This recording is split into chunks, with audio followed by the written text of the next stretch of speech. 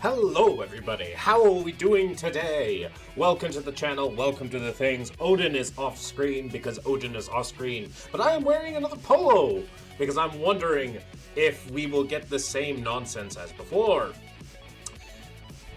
Hello YouTube, hello Twitch.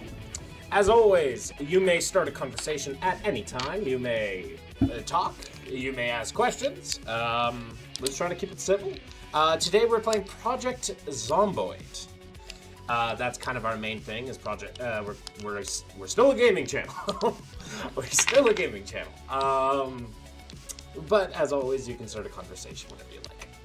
Today is a day. It is April the 1st. I have no plans to do April Fools. I find it to be a silly tradition, and I'm not a big fan of it. I wonder if that makes me neurodivergent. More so than I already am. But let us continue on and do our thing. Quiet start, quiet opening, and that's a-okay. We'll do our thing. Bleh. Alright. So, we have Natasha Pippet with help. Are you trying to say hello, or do you need help with something? I'm sorry, is something wrong? Help. Such an ominous start to the stream. It's just like, it's like you start streaming, you start doing your thing, and the person's first comment is, help. And I'm just like, what am I supposed to do with that? What do you mean? I'm just a guy on the screen. Hello, good to see you, Natasha. There is a god, or you wouldn't be here. Do you have any rational evidence to think that?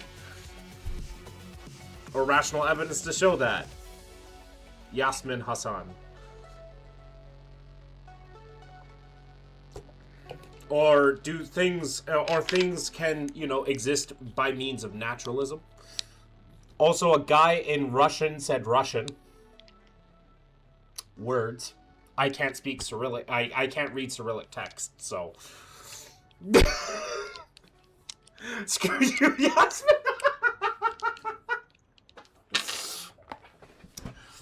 Oh, but I love that line of thinking. It's like something has to. Oh, we got Natasha for the subscription. We appreciate. He is a good streamer. Sometimes, not all the time. W in the chat. But no, I find that it's like that line of thinking is so amusing because it's like there has to be a thing or reality cannot be. It's just like, do you not have the imagination to conceive of realities that are different? Like, do you lack the imagination to be able to do that? Now, granted, just because like that exists. Ooh. God can screw non-believers. Then don't come saying that to me. God can screw non-believers? Damn. I haven't had sex in over a year. When's he coming for me?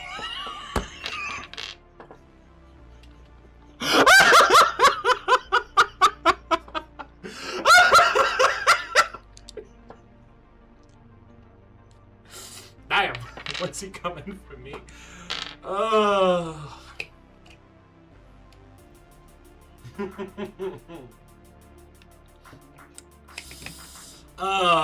Look at me doing my nonsense and saying my nonsense. I mean, who wouldn't want to, you know... Why did you leak that?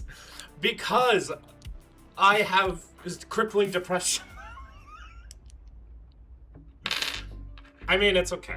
I'm also, like, I'm cis heteronormative, but I am, like, this close to being demisexual, so it's like, that thing, I've only ever been with one woman, so it's like, or two-ish, but, like, yeah, like, going around having sex is just something that I can't do. Due to A, trauma, and B, just not how I'm wired. I need that. I need a strong emotional connection for it to be enjoyable. Otherwise, it's just fantasy, and fantasy does not equate reality. Anyways, playing video games now. What a wonderful start to the YouTube chat. As always, my YouTube chat be doing YouTube chat things, and we appreciate.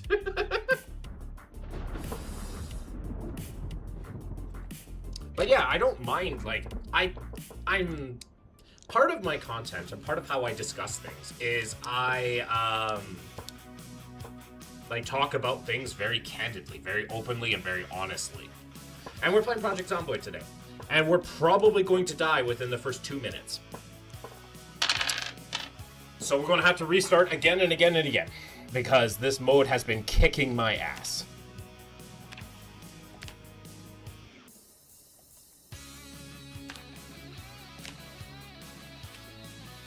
Oh, and we have been blessed by the God Cat.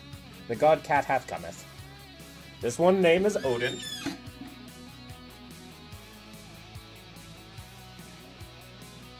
How we doing? My mom is watching. Hello, Natasha's mom. How you doing? Don't swear.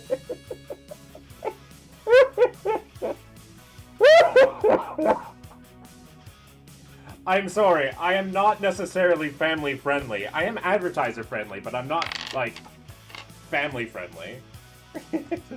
Although I typically don't swear. I'll use euphemisms rather than swearing, typically, most of the time. Can you get your ass off of my hand? I got grounded? Damn. I'm sorry to hear that, Natasha.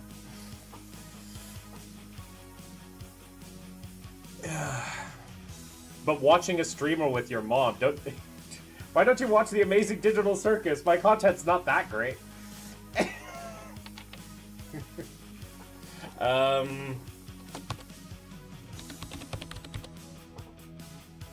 know.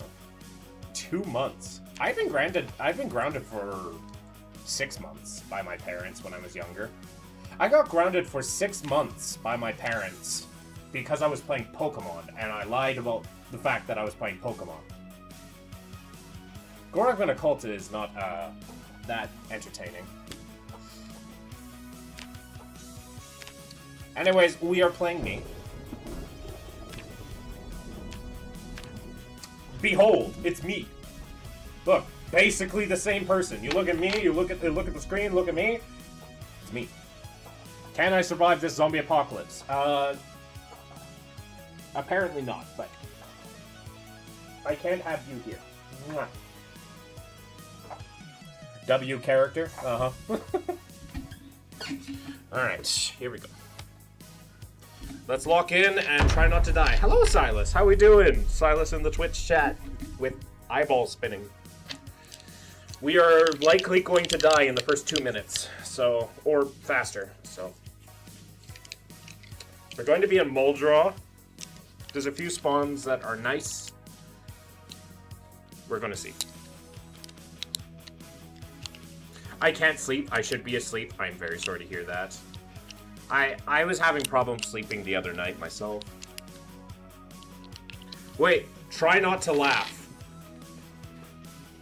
Regarding what? Is this now a try not to laugh? Try not to laugh stream? I mean, I could do that, but like, it'd be kind of boring because I could control my laughing pretty well. If I need to. Also, do you wish to see the strawberries? Chat, I've had to prune some of the strawberries. I have pruned the weakest of the strawberries. What is the JW's favorite type of joke? Knock-knock jokes. Classic. A classic. What is it? What's the shortest man in the Bible? Nehemiah? Or David, he played in Solomon's ear? How do we know Eve wasn't Chinese?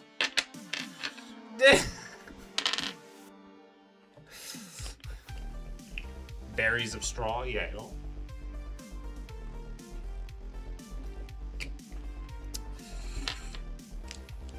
All right, lock in, chat. We're probably gonna die very quickly.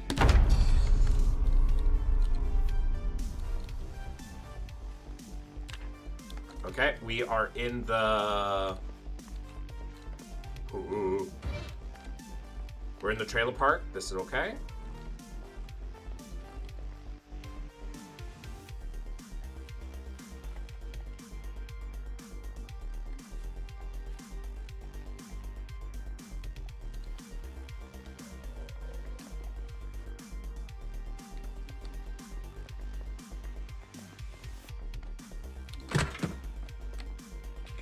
No weapons, no nothing.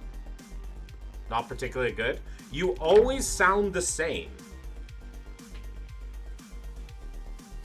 What do you mean by I always sound the same? Like, do you wish for me to enunciate? Do you want to hear my deep voice? My name is Optimus Prime. Or do you want to hear my e-girl voice? Hello, how you doing today? Hi, Flower, how are you doing?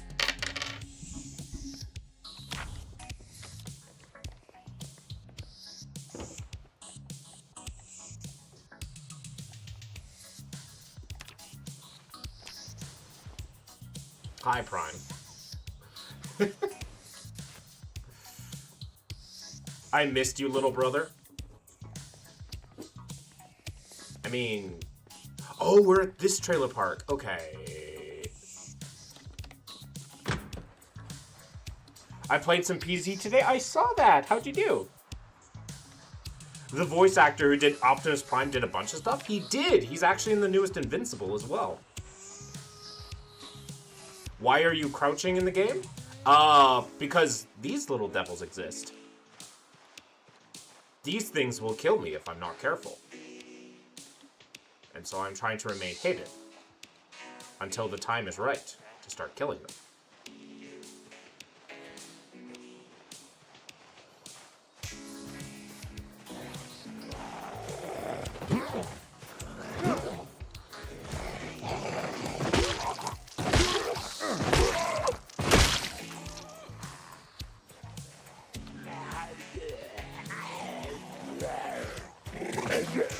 First time I played it lasted 5 minutes. Took me longer to make my character than to survive. It's been 4 months since I played, so I forgot how to play. Fair enough. Oh, Yen, what are you doing? He's got the thing. Next stream, play Roblox. Absolutely the fact not.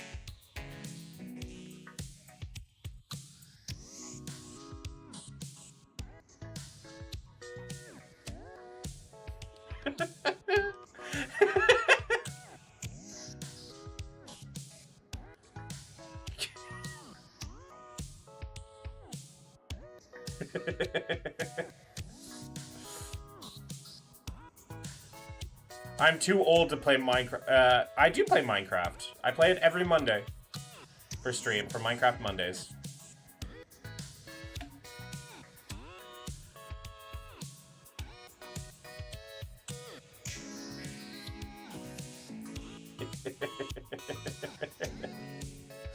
He is having fun with this.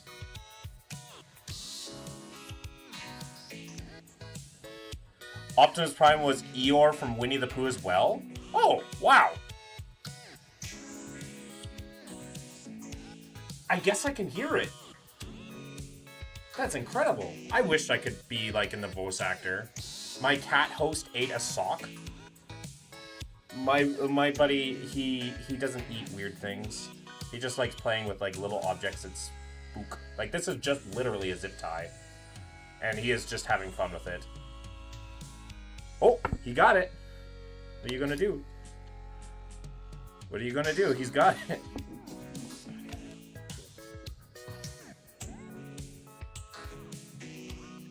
Actually, the two I've met Laura Bailey and Travis Willingham. In terms of voice actors, I've met two pretty famous ones. Laura Bailey and Travis Willingham. You got to see my clip. I got spawned in a trailer with 3 zombies. Yeah, that'll happen.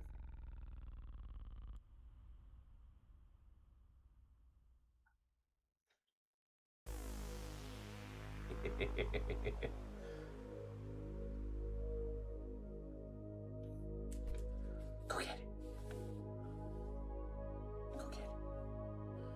Wait, is he an axolotl in the background? Yes, this little thing is an axolotl. I want to get one IRL, but I do not have one yet. I want to get one. I'm so scared for my life. Fair enough. Did you meet them at conventions? Yes, I did. I did meet them at conventions. Laura Bailey typically playing the hottest women in video games.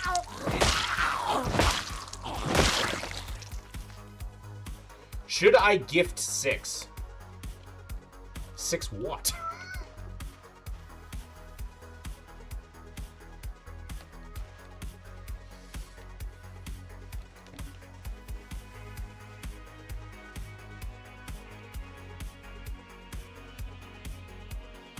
Subs. Only if you are more than capable to afford it. If you are not making, I have 2K. 2K what? Like money total? Probably should save that for rent.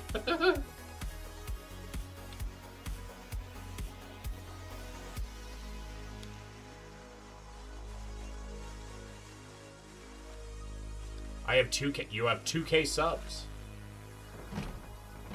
On YouTube or Twitch? I guess we're talking about,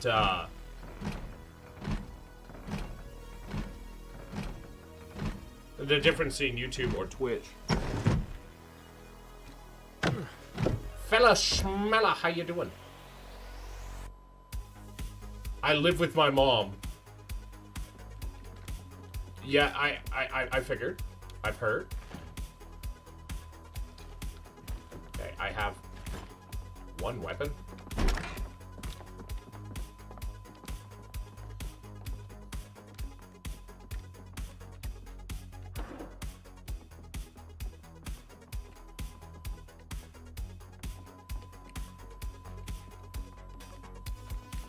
I'm gonna grab these sheets. I don't pay rent. Unfortunately, I do.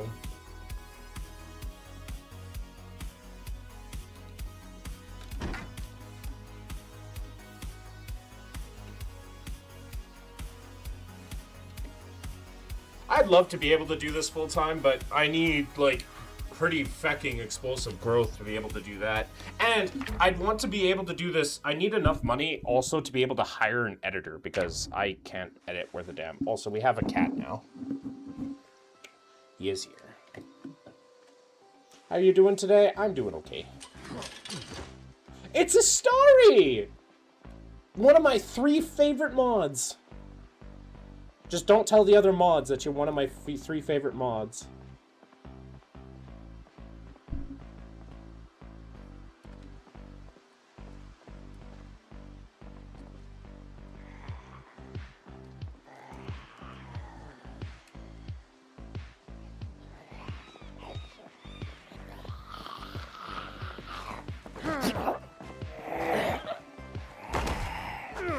Expose my hairline. I already kind of wear, like, I already, like, have my hair, like, up. Like, you already can see my hairline. You said top favorite mod wrong, but it's okay. I forgive you.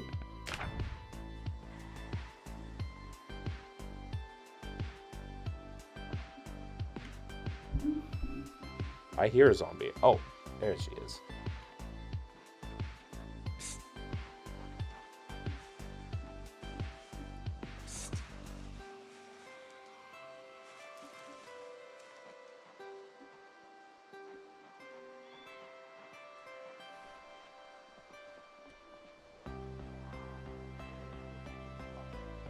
What's up, y'all? I mean, I have an Odin, I have my thing.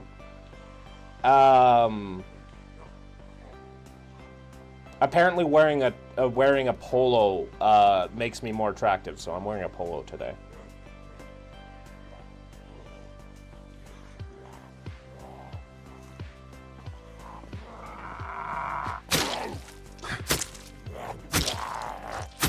Mighty Dapper? Oh, hell, yeah?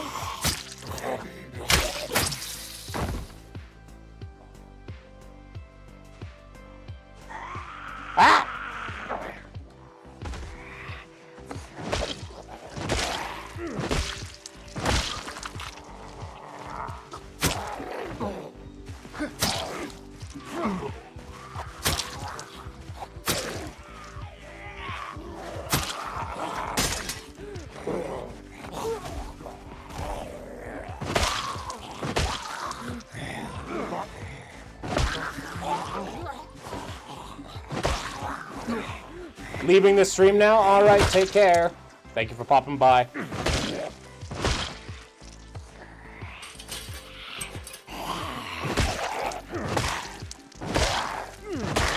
Odin having an influence? That's true. I'm here to get on pretty soon. I'm going to get back. Alright.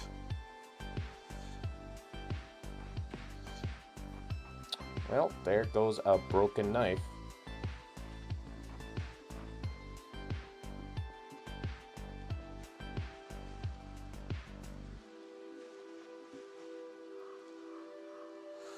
God, that's a lot of zombies.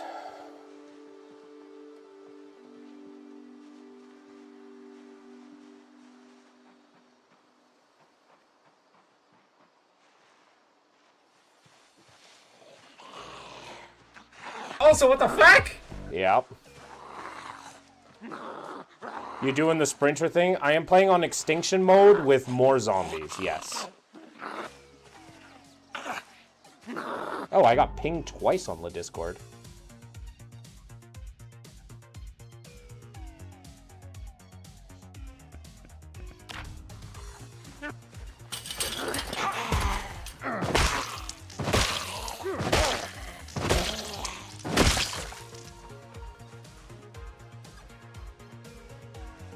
Why is there an axolotl on the camera? Because it's cute.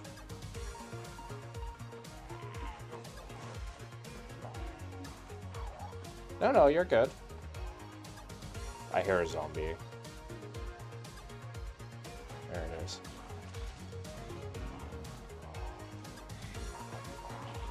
Hey, I have questions. Yusef, by all means, you can ask questions. I don't mind. Oh, come on, you didn't go through that. Okay. Well, yeah, that's fine. How did the people become zombies with their virus? So, in this game, you have the Nox events, and it's theorized as to where it comes from. We don't exactly know. We know that there's an airborne version of it, and then like a passed on people bite. And your character that you're playing is immune to the airborne pathogen, but is not immune to the other nonsense. Are you an atheist? I believe former cult member, now atheist, can always start a conversation is an admission of that, yes?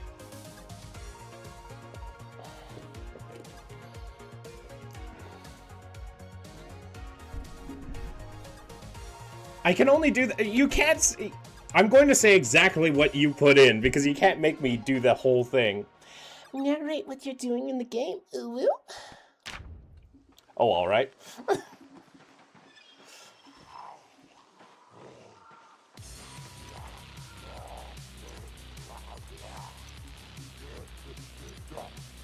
I think I would rather be immune to the airborne variant as well. Yeah, considering this is what happens to everybody that isn't. The ooze touching, though. I try my best. I create only the best content, I think.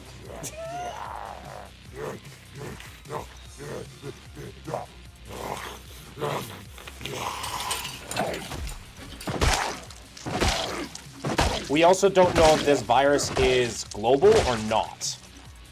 We don't know if it's stuck in just the Kentucky, because right now in this game you're in Kentucky, or if it also happens to be global.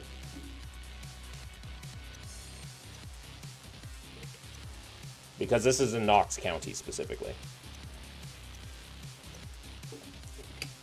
Fried chicken?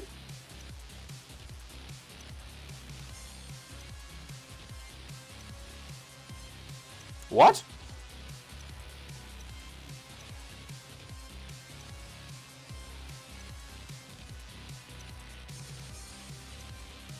Kentucky Fried Chicken. Yes, sure. The home of the Kentucky Fried Chicken. Was that your only question, Yusef?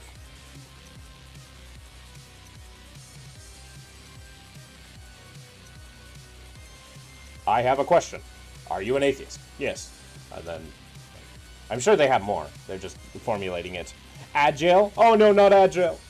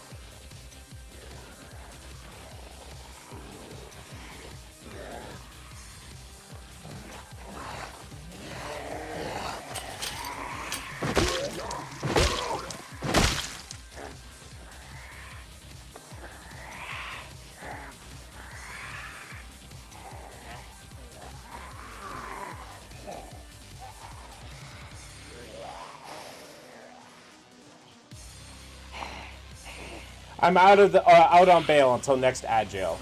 I appreciate you giving me like a single cent there, Starry.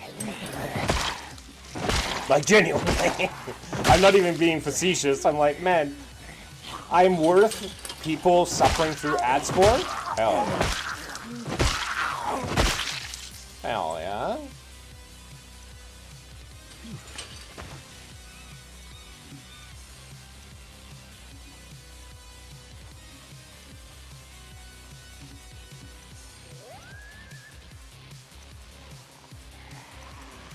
Oh, piss.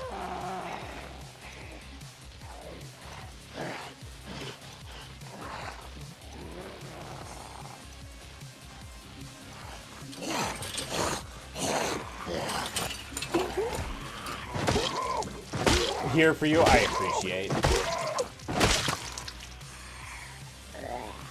I found a corset. I can wear a corset.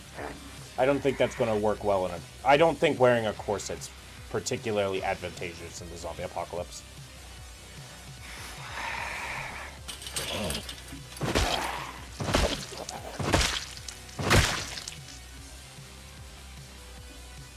Oh, I saw prescription glasses.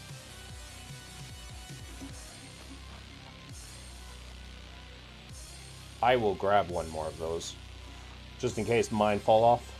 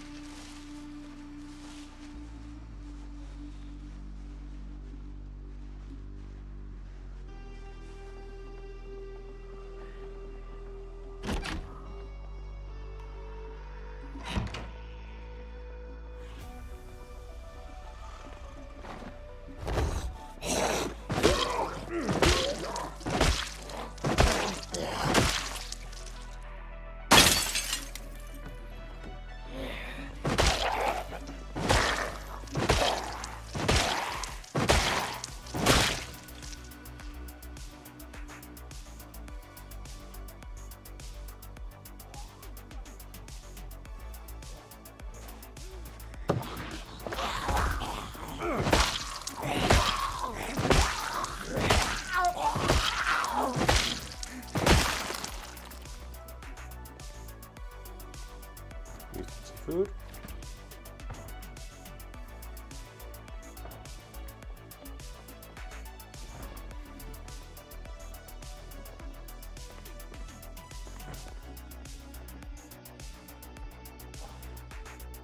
We found Dean's Guide to Stick.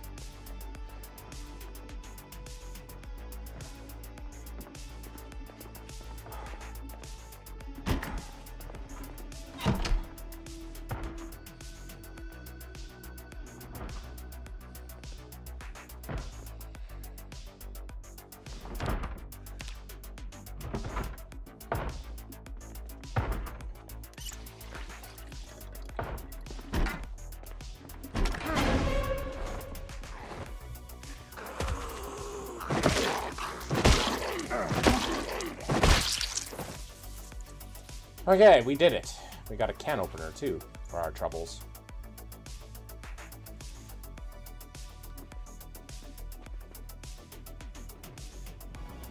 Photograph of something horrible. Fantastic. I hope I can get into that shed. And I hope that there's weapons inside of it. Any weapon, short blunt or long blunt, will do. Oh, fuck! Sprinter! Sprinter!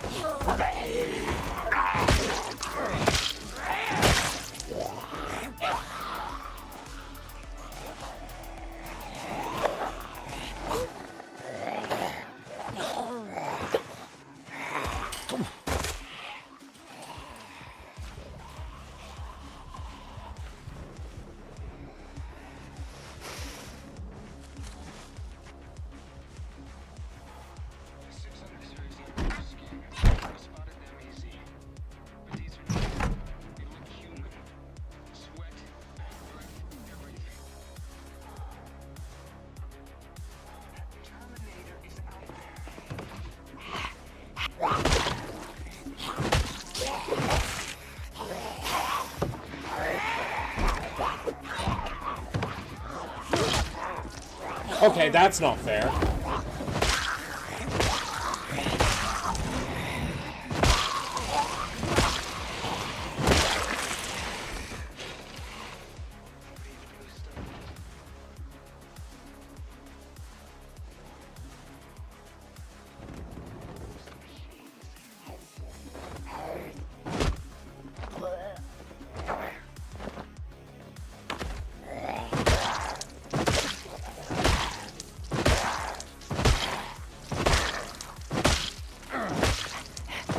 Jesus.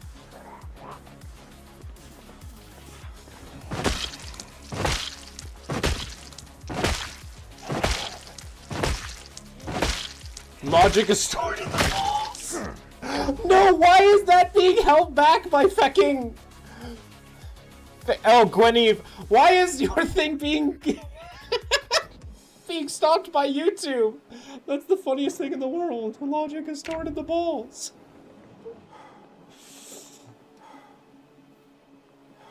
Does that make ball life? I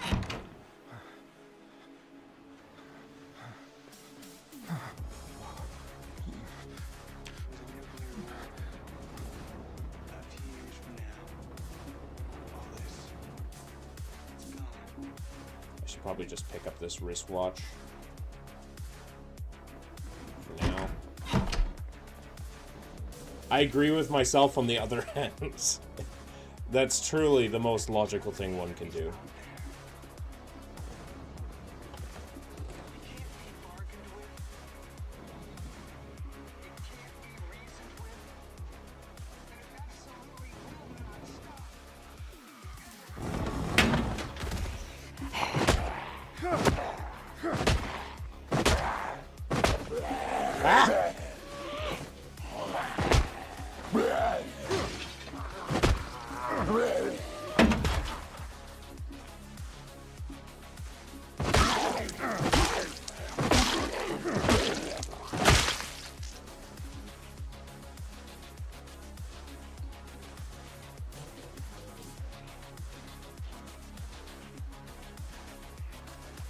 Oh, why are there two of them?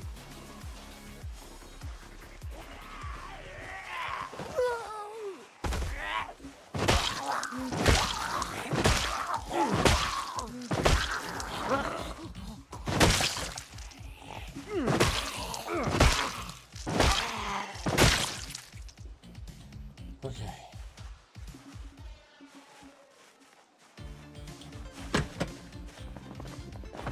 You cannot sneak up on me like that.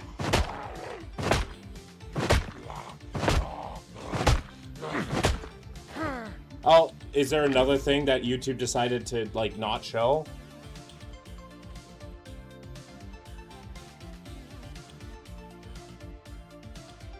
Logic is stored there? I always thought P was stored in the balls. I'm no doctor, though. What? I guess balls is just not allowed to be said in YouTube chat. Don't ask me why, but apparently.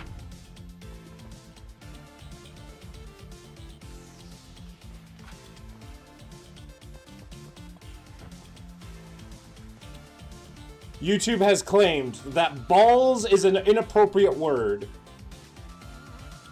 I don't understand why YouTube chat gets, like, so ridiculous sometimes.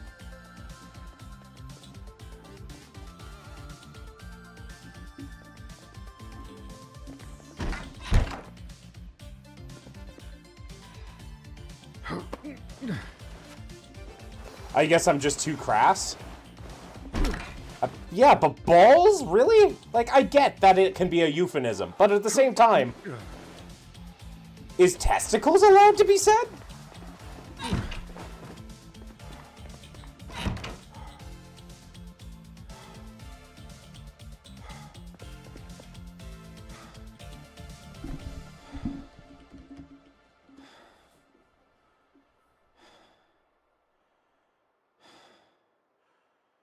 Shows up on my end.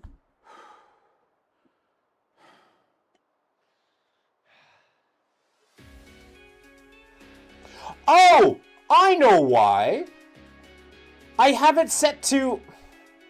I had it set to top chat.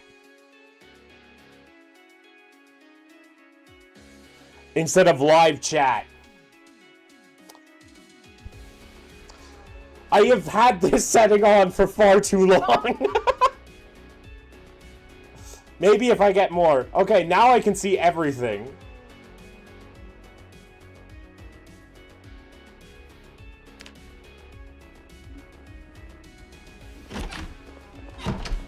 Guys, we are allowed to say balls now, and your streamer is allowed to see it now. What the feck?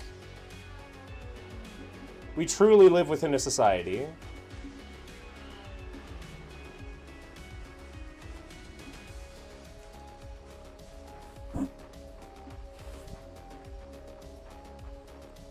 I am so glad that we live in a society where in YouTube chat I'm allowed to say balls, and I'm allowed to see it now in conversation. I am so pleased. Holy shiza, that's a lot of zombies. Finally have a weapon, though.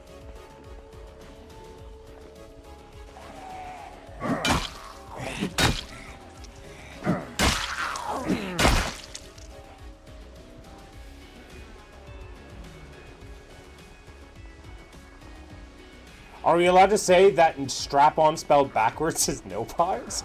Yes! Yes, you can! I can see it!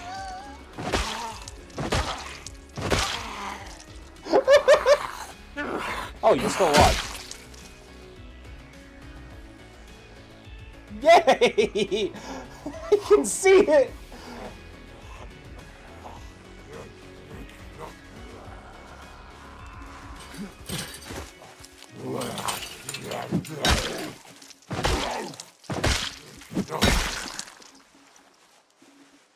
Chat, I can see it.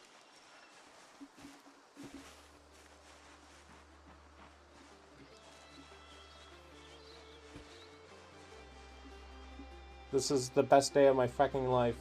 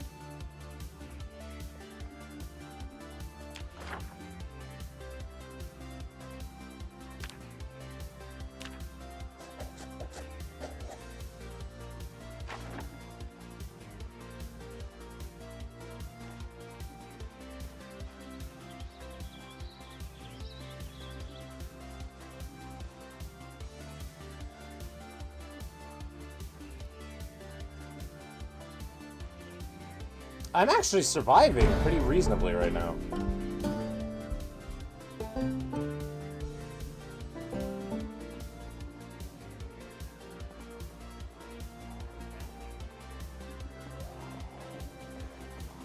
Still a lot of zombies though, Jesus.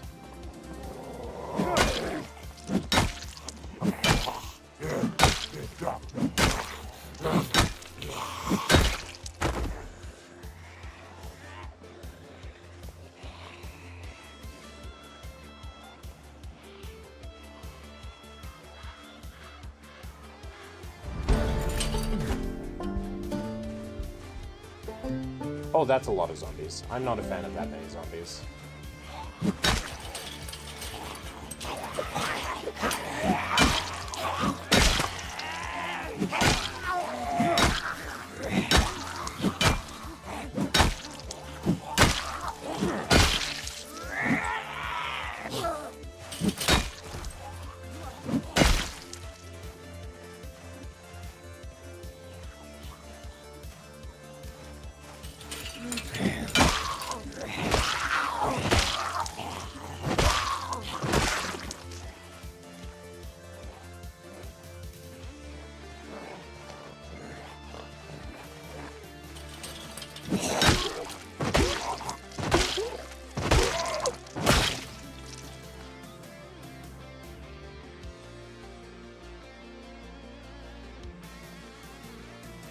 What are you beating the zombies with? A bolt cutter, actually.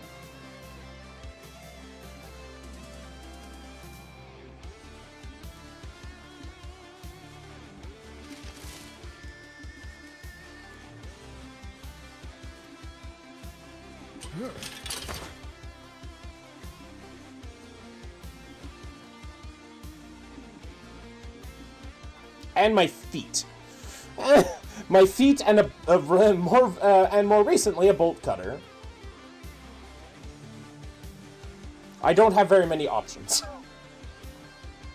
I have what are given to me.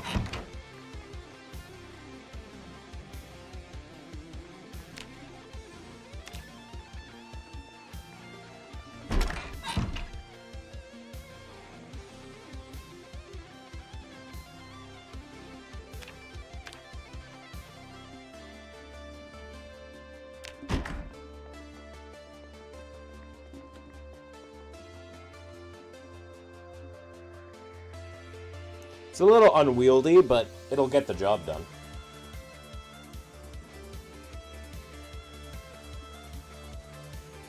Gives me a little bit of reach, too. Instead of having to push the zombies onto the ground and stomp them down.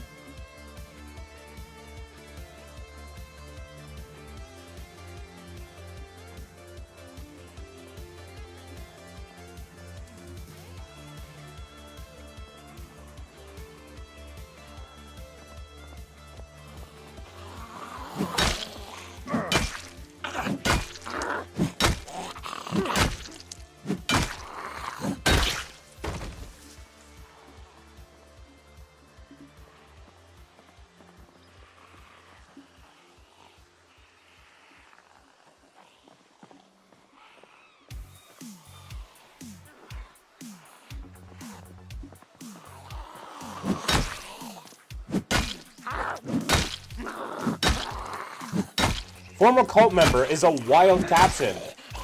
True, but I mean, it's also just true. Like, yes, it's clickbaity. However, it is also just true. I'm a former Jehovah's Witness. So, yeah. It is just simply true. Context? Yeah, I'm a former Jehovah's Witness. I've been out for 5 years. Almost 5 years. Close to it. And I like streaming, I like gaming. And I consider this part of my activism. Against that organization specifically.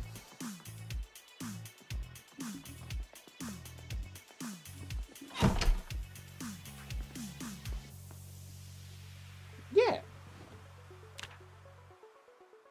I am a gamer. I'm just kidding. Or am I? And this is Odin. He is the one true god.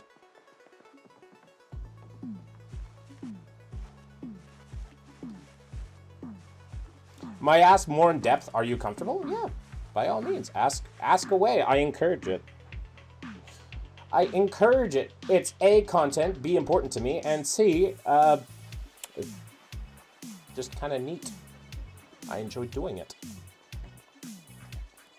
I'm pretty candid, pretty open, and pretty honest. What did you find culty? Okay, so a few things. First and more importantly, how they coerce people to stay even if they don't believe it. In fact, people that have left the organization have a word for people that know it's something they don't want to be a part of, but they can't leave. They're called PMOs, physically and mentally out. And there are plenty of them. Because to leave the organization means to be ostracized from everybody inside of it. And considering that the cult puts heavy emphasis on not making friends outside of the organization, not only do you lose your friends and families within the organization, but there's a good chance you lose your entire social network, an entire support network. Which I did. Which I have. And, so that's one. Number two, they give a lot of phrases where it's like to believe that believe these men. Granted, a lot of religions do it where they're like, they have like a head of the church or the group that's like, oh, I am speaking from God. I find any organization that makes you believe anything, even if it doesn't make any rational sense from them, to be very culty, right? Some people are like, oh, I follow the Pope up to a certain point, or like the Pope doesn't like decide my life. He is just, something important and someone like an important advisor to listen to, so to speak. Hello, Mike. I see that, Mike. I see that. I ain't gonna say out your full name. I see that. I've played these games before. I almost did. You almost got me, but not this time. But yeah, and then thirdly, the last reason why I say they're a cult is because people have died for things that don't make any sense, including their anti-blood doctrine. This sense of martyrdom to just die for... I didn't even notice the name. I have played these games before, so I have to know these games. I've been on Twitch for a long time.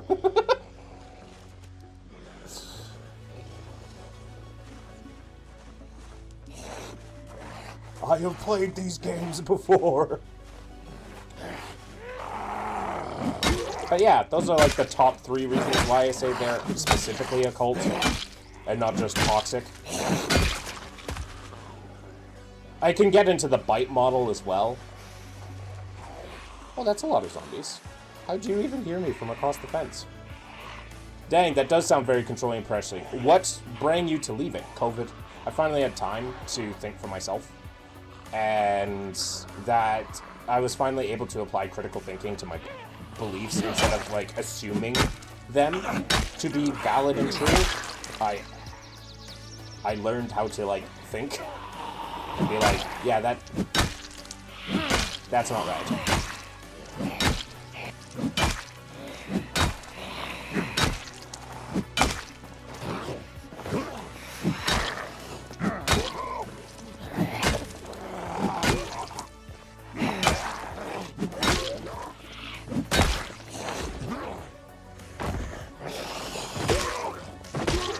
My journey specifically, I like say that it's I deconstructed the organization, then I deconstructed the Bible, and then I deconstructed God for myself. But that's the deconstruction of God came after I left.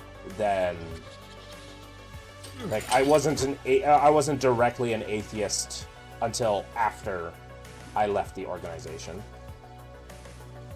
What do Jehovah's Witnesses actually believe theologically? I always wonder, because I know they hold some theological similarities to Christianity. I mean, they do.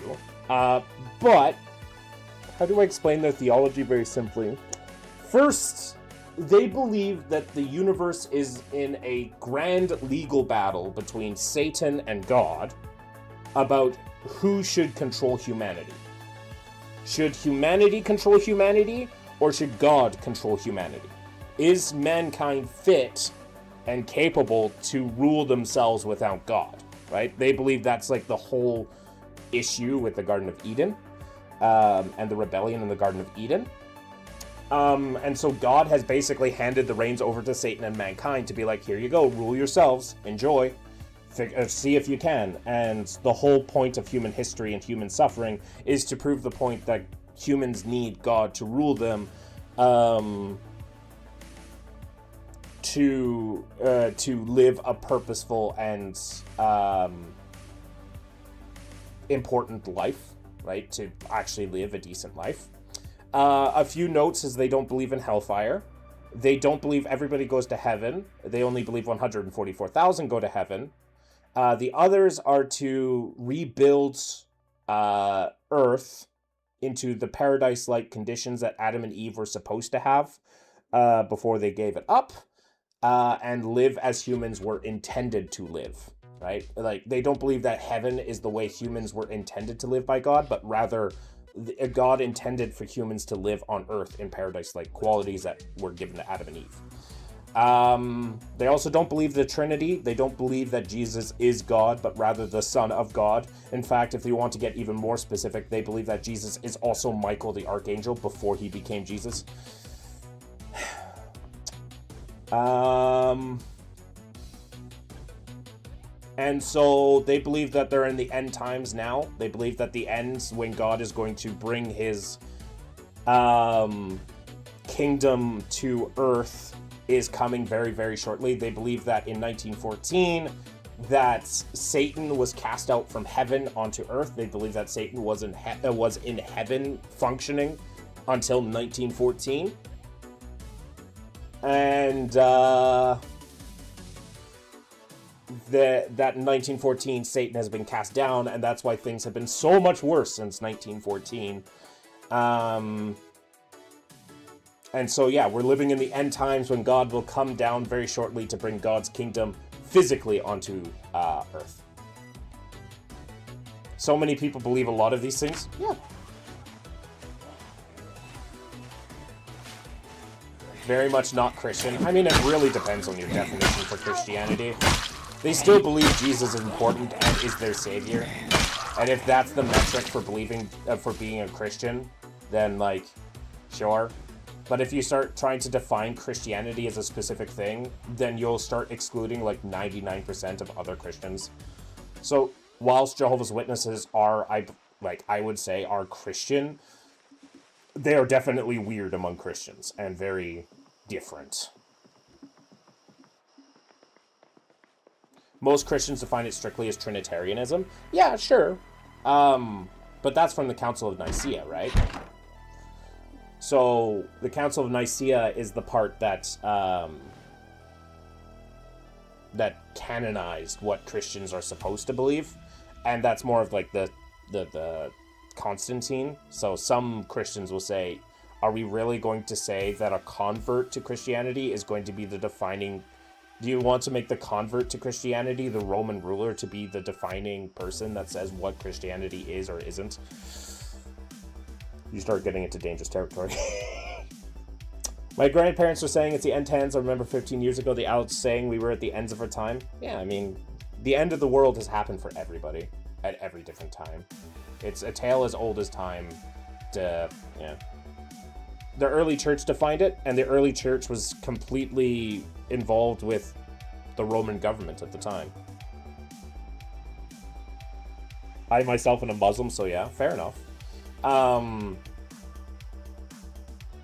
mean, Constantine made these people to define it, right? So that he can enact a state religion, right? In 300 AD for the Council of Nicaea.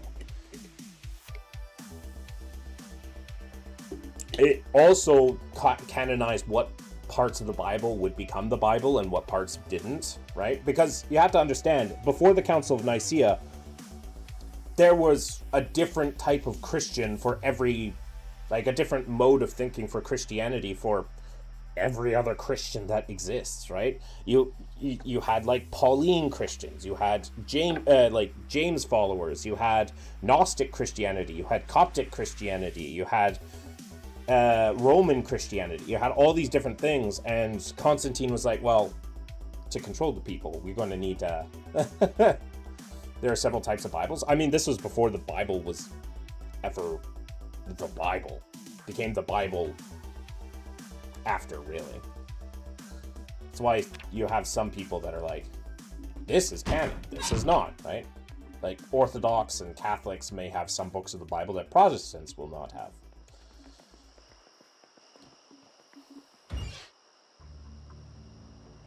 Anyways, I'm always careful to say, it's just like, oh, Jehovah's Witnesses aren't Christian. I'm like, well, you want to be so careful when you say that, because, like, you start getting into really dangerous territory, because then you turn everything either into a no true Scotsman fallacy, or you turn into a, like, you start becoming really exclusive. Like, suddenly only Catholics are Christians. Not Orthodox, not, right? So I am always careful saying who. If a person says they are Christian, I will tend to say, yeah, okay. You are Christian because you believe you follow Jesus. In part or not.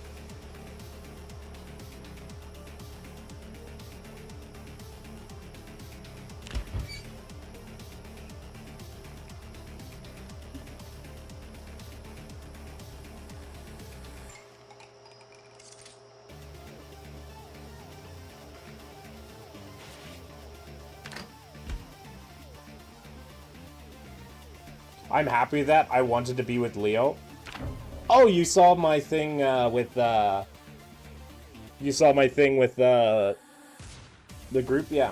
I mean, are you agnostic or atheist? I am both. They are not mutually exclusive terms.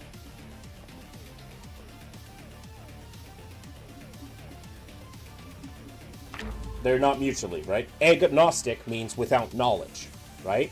You do not know. So, atheist just means without God.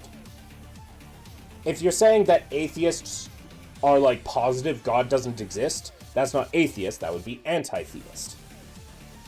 When will this start, next week or in 2 weeks? Not sure yet. I'm still working through the kinks there, Flower. So, I'm agnostic in the sense that I can't prove whether a God... Atheists, I typically define denying of God, and agnostic is not devising against, but without needing proof of. I mean... No, that's not... I mean, you can define it that way, but that's not the definition of atheism. Atheism comes from a, like without, prefix a, theist, without God, right?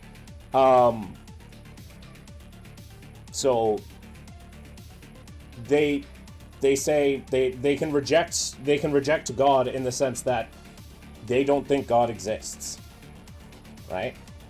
But they can also be agnostic because they're like, I can't prove whether a God exists or doesn't exist for several reasons. But that can also be the reason why they are atheist. Well, typically use it because a lot of Christians, well, not even Christians, many theists try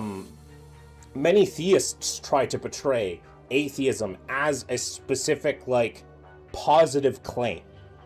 When atheism isn't a positive claim, it's a rejection of the positive claim, right? It's a rejection of theism, right? Saying, I don't think you have the rational evidence to prove your position, right? Atheism isn't the positive claim. Anti-theism is. Anti-theism is the positive claim that they say, for sure God does not exist, and here's the reasoning for that. That's a claim. Atheism isn't a claim, anti-theism is. Atheism is the rejection of a claim.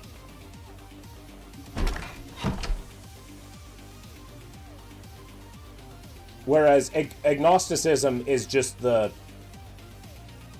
absence of knowledge, right? I can't make a claim because I don't have the knowledge to make the claim.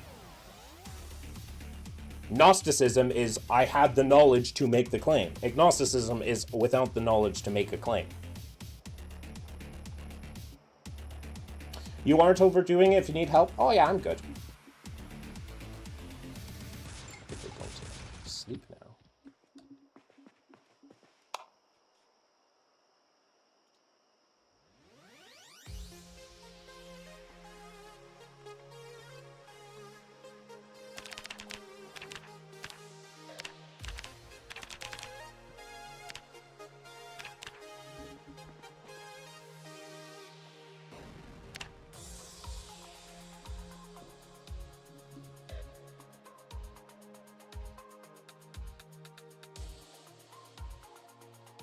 What kind of rules do Jehovah's Witnesses follow that are lesser known, such as blood things, that are known kind of well? I mean, generally they're pretty well known for not following holidays, right? They don't celebrate Christmas, Halloween, Easter, so on and so forth. They're known for going door to door.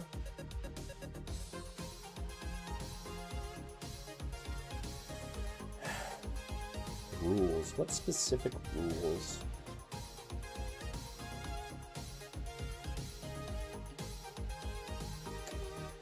The problem is like, even among Jehovah's Witnesses, like, it'll vary from place to place. Like, some places will say, oh, you need a chaperone. Even if you're, like, 40 years old, dating your girlfriend of 40, like, dating another 40-year-old. Oh, you need a chaperone so you don't do anything stupid. Like, I've had to be a chaperone for my uncle dating his girlfriend at the time. I was 16. I just had to be there so they weren't doing the hanky-panky. But if you go to other places, they don't have that same rule. So it's like... It's not... There's like... The rules will vary from place to place. And do from different things. For a long time, beards weren't allowed. JWs are just extreme Christians. I meant that are like that, in my opinion. Hell no. So like beards weren't allowed for a long time. Women wearing pants at the place of worship wasn't allowed.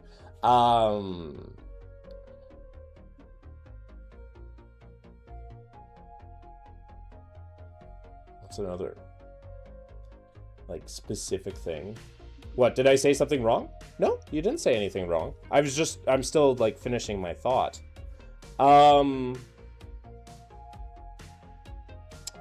What is it? For a long time, oral sex between husband and wife wasn't allowed.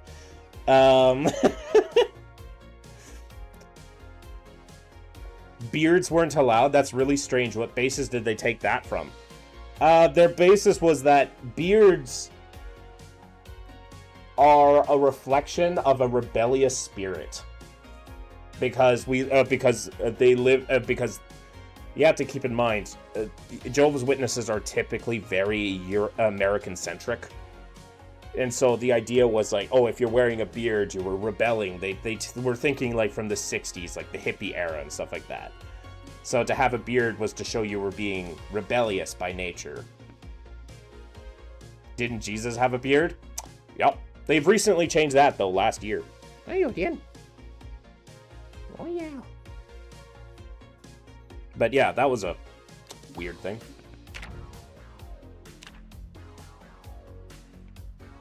Yeah, it's a crooked. Hello, crooked. Just a little guy.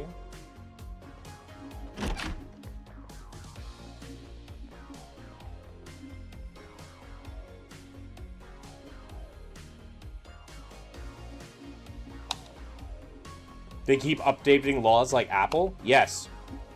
They call it new light. How go games? Surprisingly, we're surviving. Muldra, my beloved.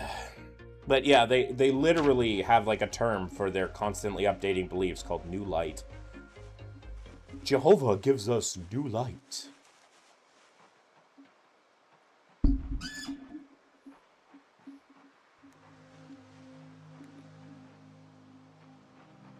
One of the things that surprises people is that you're allowed to drink. You're just not allowed to get drunk. Although, I know everybody besides me that drank with me was got drunk at one point. I've never been drunk. Or at least I've been tipsy, but never like drunk. So they do follow the Bible. Do they take any laws from that and deny any? Yeah, they believe that the Bible is the ultimate and fundamental. They are fundamentalists, so they believe that the Bible is the literal inerrant word of God. In general, they will, if they will take, like, if you asked a Jehovah's Witness, would they rather live in a secular society or under the Mosaic law from the days of old, they would go with the Mosaic law, right? They take a lot of inspiration from the Mosaic law, as well as, like, if there's a contradiction between the Mosaic law and, Christian law from the New Testament, obviously they follow Jesus' words, but they jerk off to the Mosaic law all day long. And saying, man, this was the law that God directly gave to his people. Amazing for its time. And I find that to be problematic on several reasons. Considering, you know, slavery, among other things.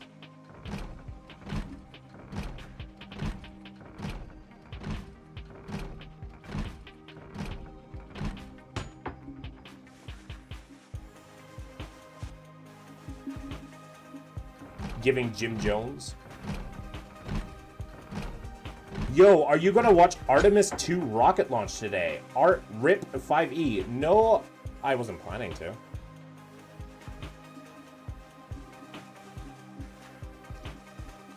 Although that's kind of cool that we're launching another rocket.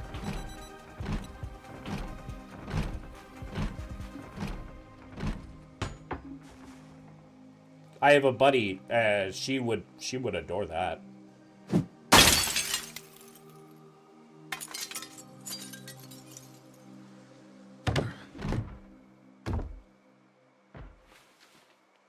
So they think the Bible is inspired by God, or they actually the words of God. Kind of strange when many books are... So they believe that the Bible is inspired by God, but it is inerrant. So they believe that men wrote it. But they believe that God inspired it to be inerrant.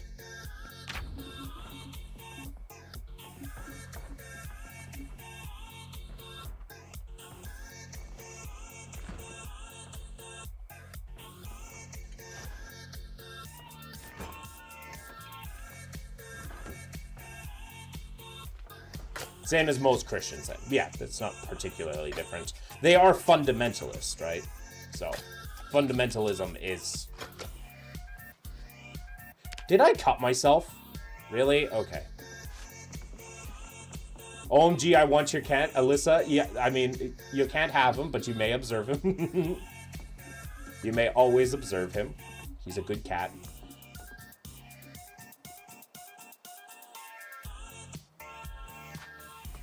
Aqua question, we doing point buy for characters? We're doing point buy, but before you guys start making your characters, I need to talk with the people that make their characters first.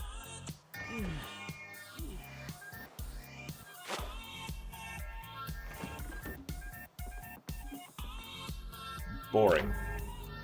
I'm not apologizing. Starfinder already goes ridiculous. I'm almost done with my first draft, fair enough.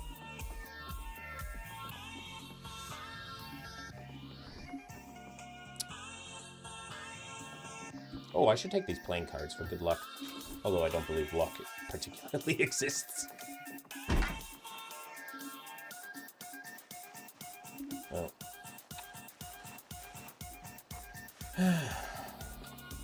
I will talk to my Ys and what they do, then go over character plan again. Yeah, fair enough. I mean, the website makes it so easy to do. Too much cat can't breathe. He's a good boy. He's a very good boy. Soul and I are making characters too. I would like, yeah, fair enough. Obviously, I'll be running through them all and explaining it, but I would like for everybody to be on relatively the same page, at least on the tables. But yeah, I'd be happy to hear them. Oh, hello.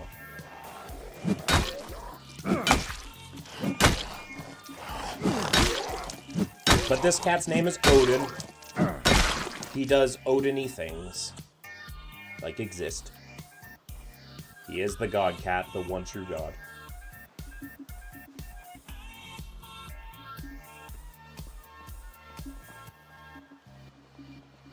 Okay. Why are there two zombies in there? Don't ignore my fun fact. Oh, I did not, sorry. I did not mean to. Did you know he tried to say he was reincarnated? He also preached a lot of the Bible. Once he got married, his wife found out he wasn't even Christian. She wasn't happy, but back then she didn't want a divorce, so she tried to... Then one day he was a Christian and decided to be a preacher. Interesting. Jim Jones. I've never really heard about him.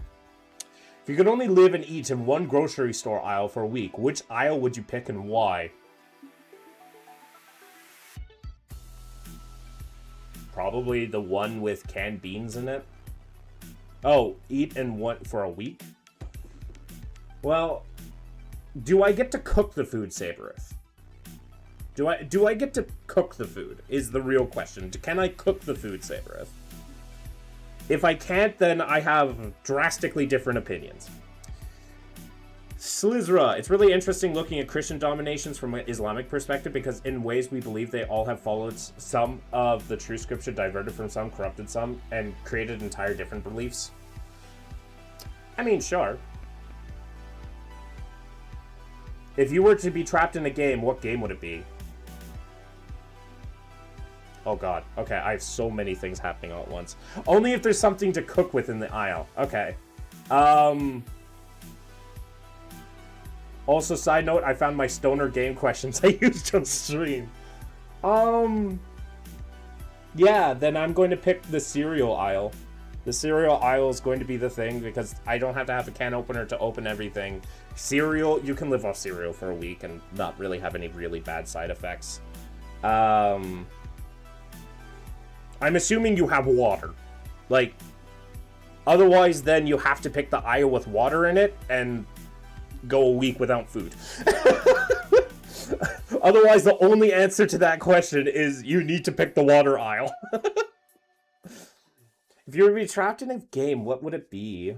I mean, yeah, I saw it. The cereal is the only thing that makes the most sense because there's different types of cereal. You don't have to eat sugar cereal specifically.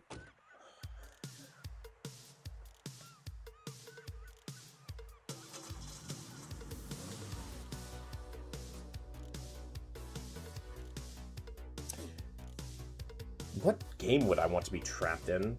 You could pick the dairy aisle. That is also another option. Dairy aisle also exists. Some cereals have protein and fiber, so that will help. Exactly. I mean, granted, you only have to survive a week. Like, theoretically, you could just pick an aisle with liquids in it. As long as it's water, you'll be fine. Like, it won't be pleasant. You'll starve. But your body can go a month without food. If you're in a relative... my body can go a month without food. Any aisle that has Span, you can drink the juices. I would rather just live off water for the week. Absolutely the fact. What game would I want to be trapped in? My first thought is like Skyrim.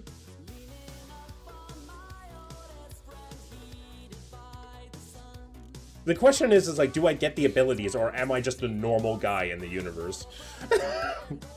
Have you looked at other religions? I've looked at plenty. I mean, I'm trying to read the Quran right now. It's not particularly pleasant, but it's like reading the Bible, but I have. I mean, I am a Nord, so I'd be fine. Seth Rogen? The amount of people that think I look like Seth Rogen or talk like Seth Rogen is insane. I'm not Seth Rogen.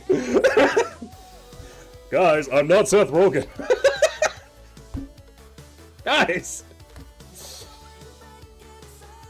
It's a rabbit hole, so Jim Jones is an American cult leader who convinced many people... Oh yes, I have heard about Jim Jones. Jonestown. Yeah, it's Jonestown. I know. I knew Jonestown. I just didn't recognize the name. I don't know why. All the abilities are the main character, forever trapped. I mean, if that's the case, I could break Skyrim and become a living deity for a long time and be kind of cool. And then I can go to Tamriel. Bro, stop pretending like you aren't. Brother.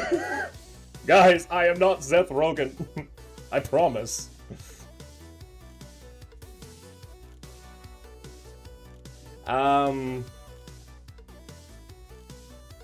What's another game I could play? Definitely not RimWorld. You are preparing for the next movie role, aren't you? No. Absolutely not. I could maybe do Stellaris. I could be Stellaris. How far through the Quran are you? Mainly, I'm not very far. I'm working through, like, the original, like, things that Muhammad wrote. Supposedly.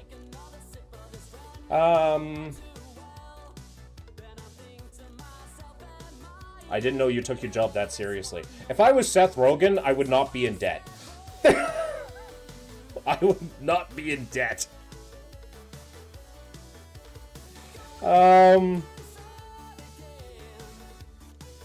Oh, you know what? I'll take Marvel Spider-Man.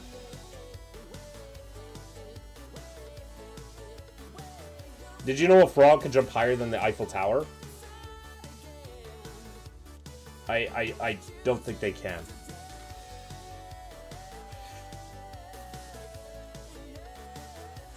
The Eiffel Tower can't jump. Yeah, that's... Yeah. Anyways, I'd probably pick Marvel Spider-Man Remastered, because then I get to be Spider-Man. And I'm okay with that. I'm okay with that. Skyrim's also a close second.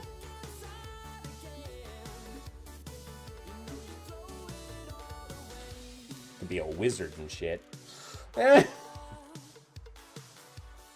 You've earned our respect, the sheer dedication to your new movie.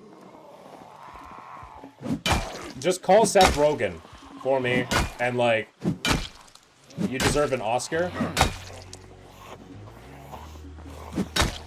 Well, first we have to give it to the guy that can't date someone that's... Oh god! Oh fuck! Oh fuck!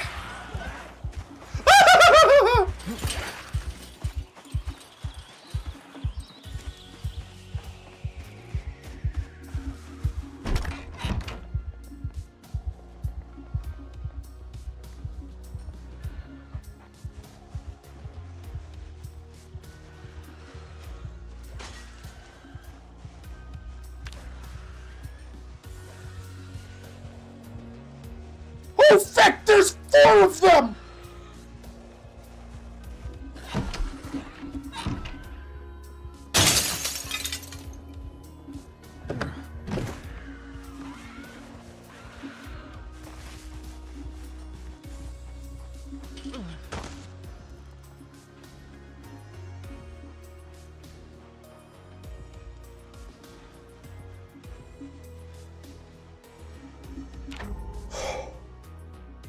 Holy shit.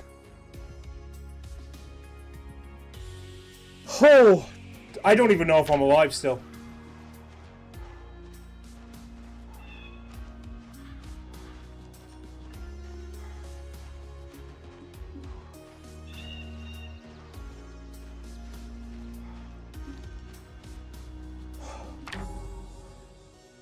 Oh, I think I may be alive.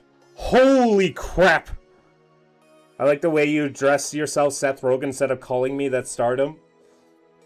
I wish Seth Rogen could call me and put me in a movie role. Then I might get money or recognition to make money. Goddamn. Money solves all my problems right now. It solves all my immediate problems. I goddamn wished.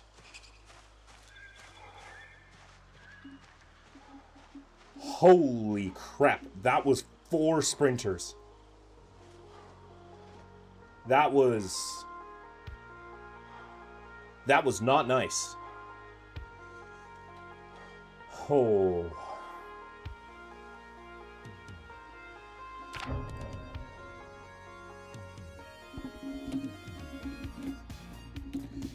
Ooh, give me a second.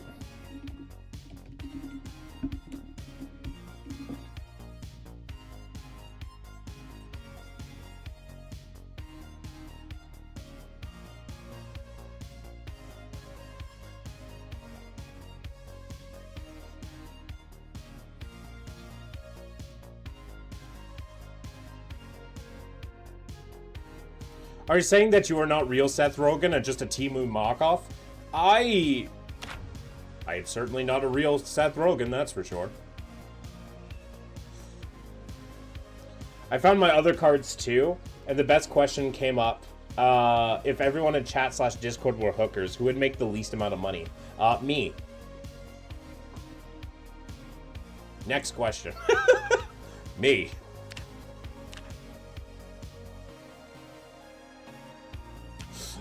Next question. Like, that's pretty fucking simple. Me. I'm not making much money from OnlyFans. /Discord. Or, like, any sort of money. Why do you have to ruin it for both of us and not just enjoy your stardom? Because I don't lie.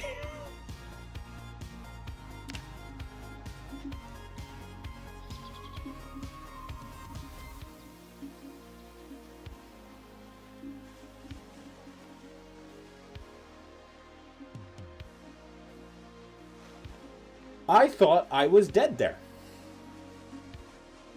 I was so sure I was dead in that moment.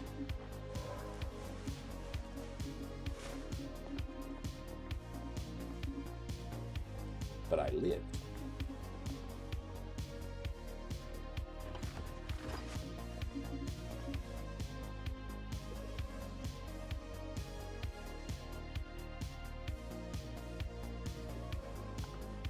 Lies are the foundation of every relationship. What relationships have you been a part of?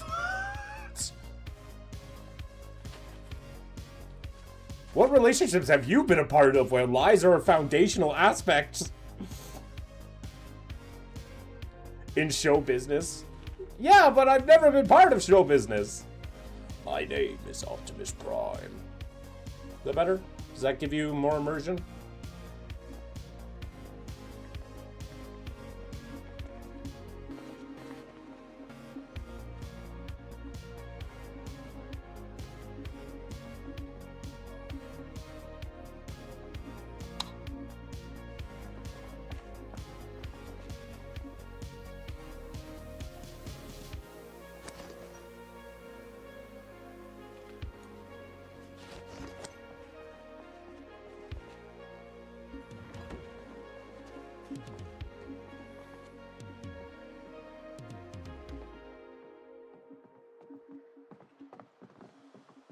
You are putting a show on YouTube. You're already in showbiz. You just don't know it yet. I mean, true, I am an entertainer, but I'm not showbiz. I found a gun. Does that have bullets in it? No, it does not.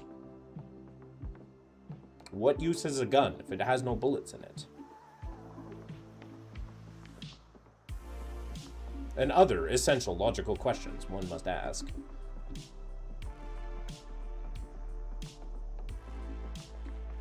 This is America.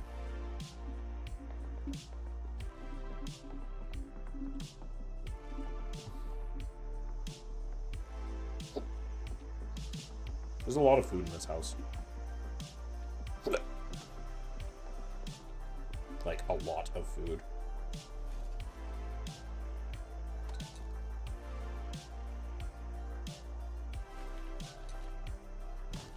It can still be used as melee. What?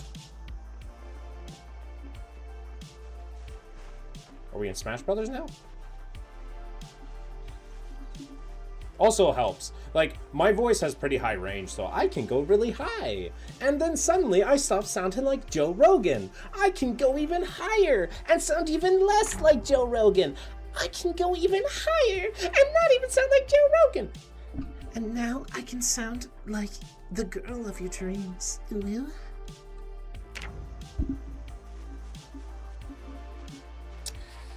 Anyways.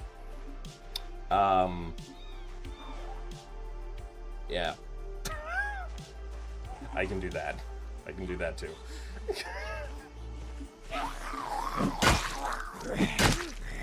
Seth, you aren't Joe. Oh yeah, there's a difference. I'd much rather be Seth Rogen than Joe Rogan. If I had to choose, I think that's a pretty simple one.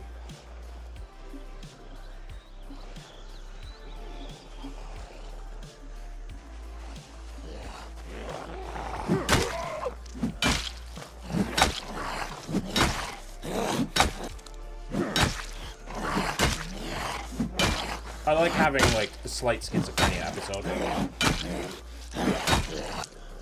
Have a good one. I don't know how to say your name, so I won't even attempt. Have a good one, sir. That thinks I am Seth Rogen.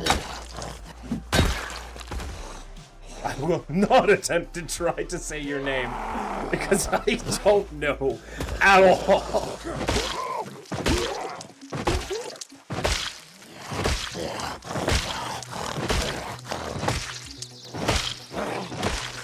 If you want money on YouTube, you gotta play a popular game.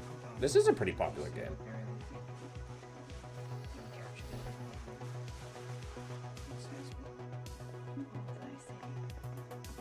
Just because you haven't heard of it doesn't mean that it's not popular.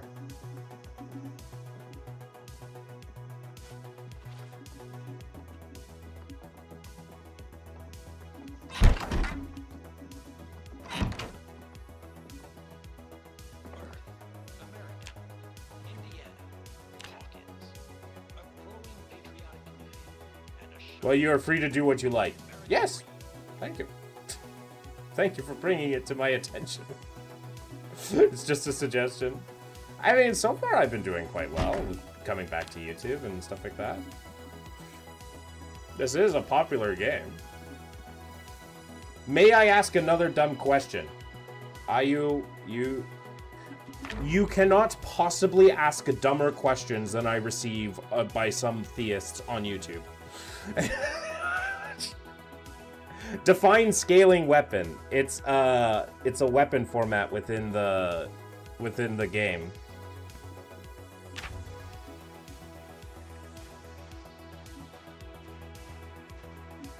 It's on the Archives of Nethys scaling weapon.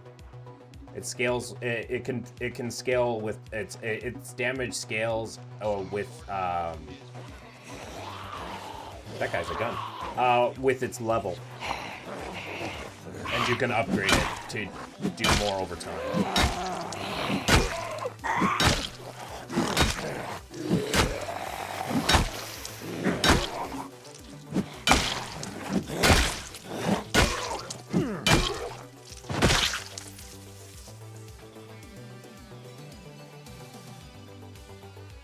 You only have 3 viewers. That's why I figured you aren't playing a popular game.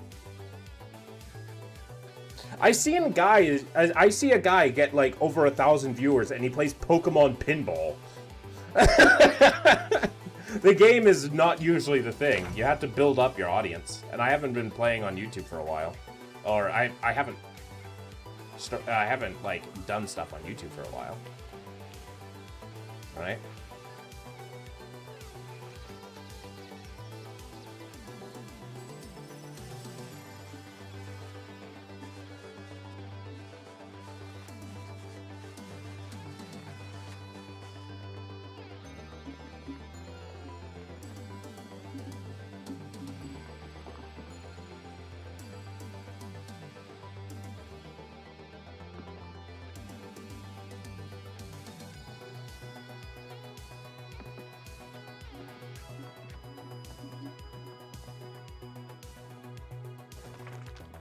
Bye-bye. Have a good one.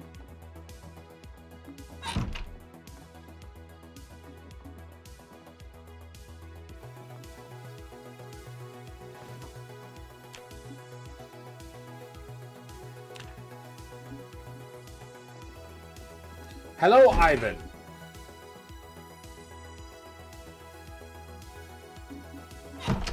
How are you?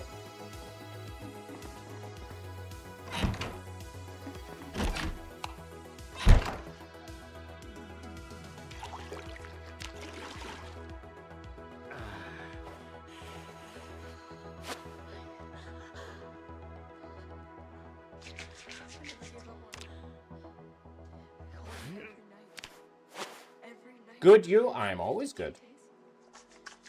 For the most part.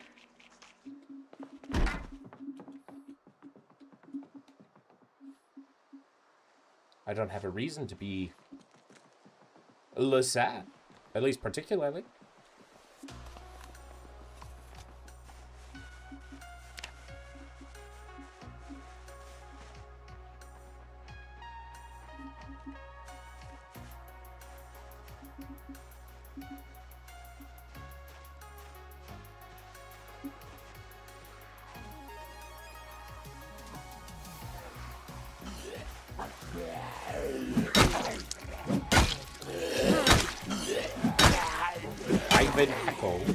What a name. Nice cat you have? Yes, his name is Odin. He is the true god.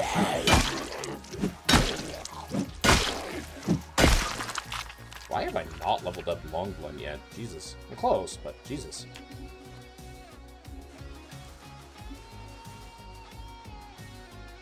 His name is Odin, and I love him, and I adore him.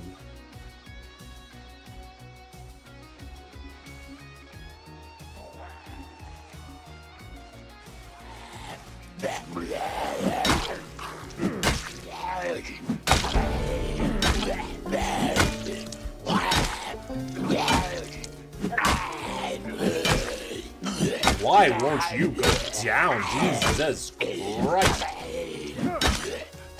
Die!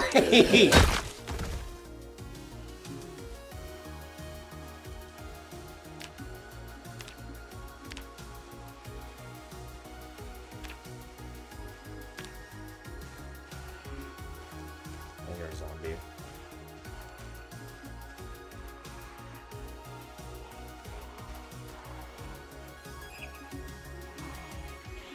Oh, there you are.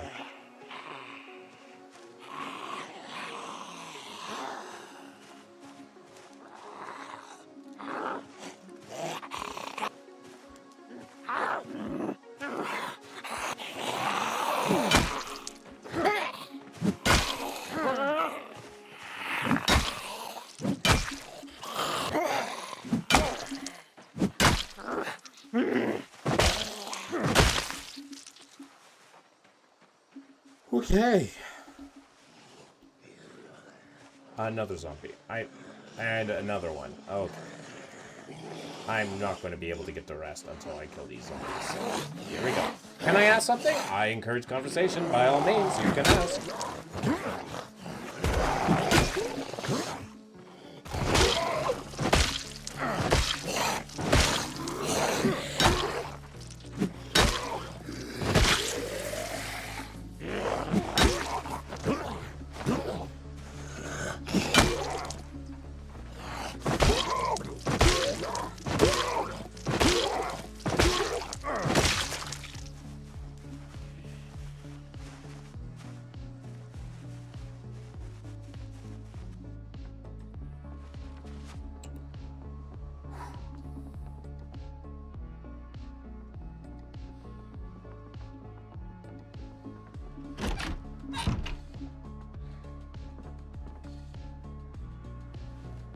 Ugh. Odin. So shaggy.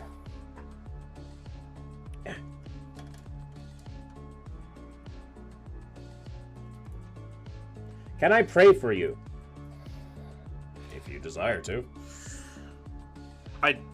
I don't think it's necessary, but if you feel it's necessary, you're not harming me and you're not harming someone else. Go for it. That's entirely up to you. I don't think it's necessary. Sims meets the beta residential evil. True. That's Project Zomboid. Welcome to Project Zomboid, Danford. No, Odin, don't go. He is hunger. He has decided to go eat something.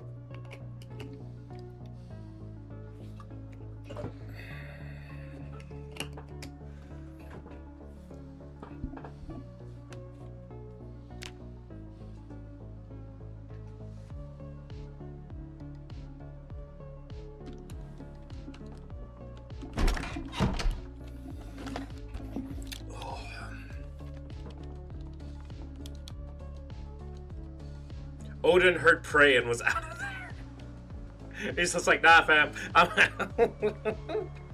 I mean, like, when people say, like, I'm not, like, one of those I mean, I am a Reddit atheist, but I'm not, like, one of those Reddit atheists that get, like, super offended when people say, I want to pray for you. I mean, granted, it can be a little bit demeaning, because sometimes they're trying to pray for something that, A, you have perfectly rational reasons for believing or thinking is true, or B, are praying for something that you were born to be or born with, like, for example, being gay. So that can be demeaning.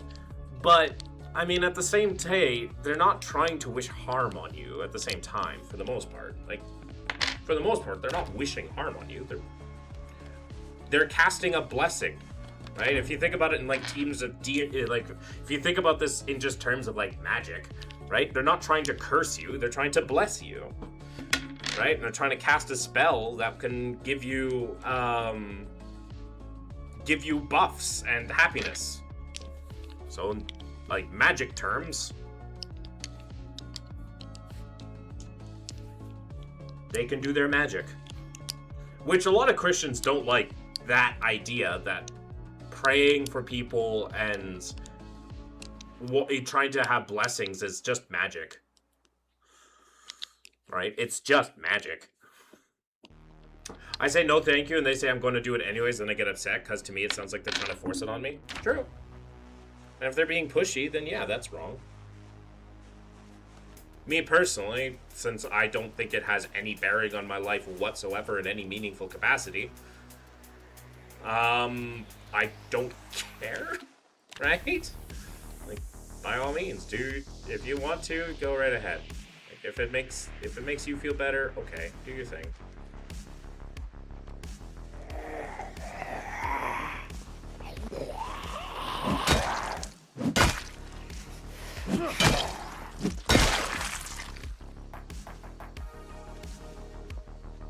Wow, the condition of this thing never drops. Just say you're a Satanist, then they can pray, but they'll need a goat. What are you choosing between? Getting eaten by a bear or $1 million?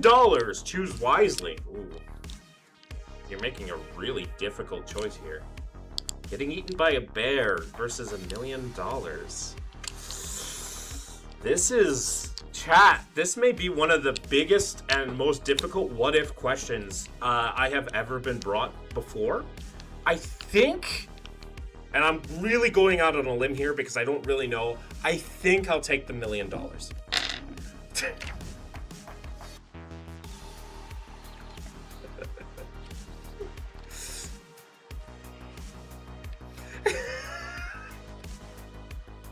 It's a bear, though. You also get to fight back. Ooh!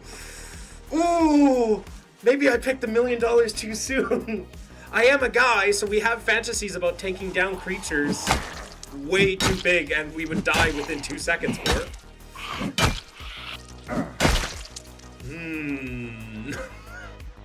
Damn! How do you... Damn, I still think the $1 million is... our best bet here. Love you, brother. I still gotta take the $1 million. I know it may not be the most best answer, but I think based on my current needs and desires, $1 million will serve me better than trying to fight a bear.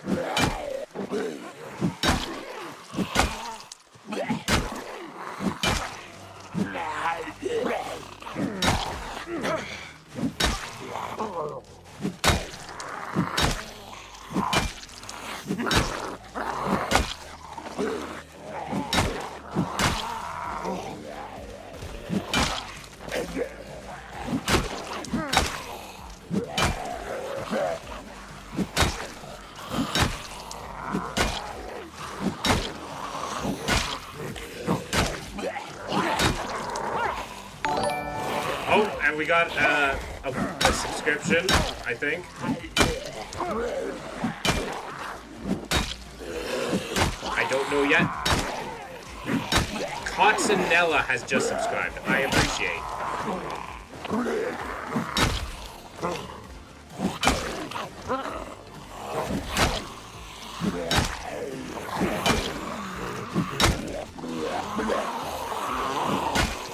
You're fighting a war alone versus 100 zombies. Oh, I have to kill these zombies before I can answer questions.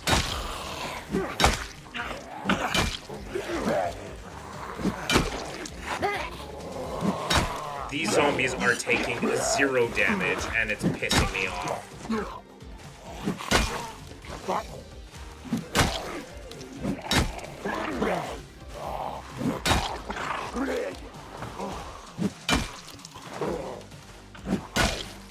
Like, they literally refuse to die.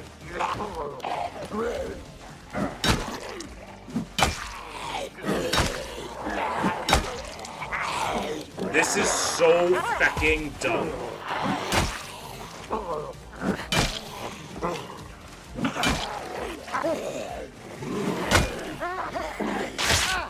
Oh, great.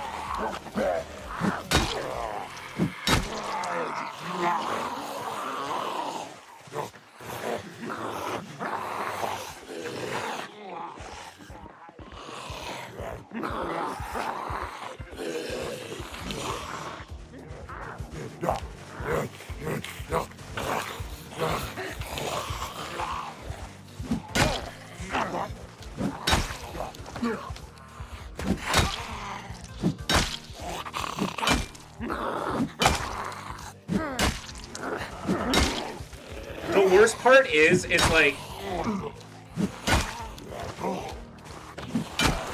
This is so unbelievably dumb.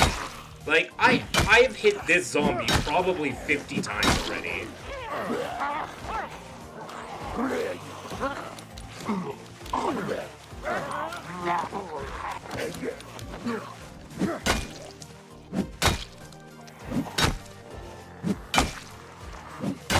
Can one of you die? Just one of you. One.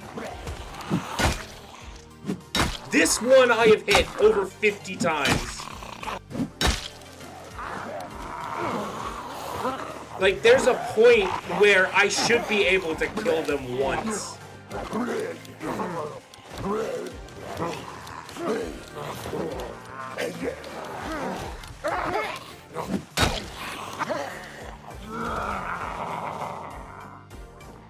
Ref, are they cheating? Kind of.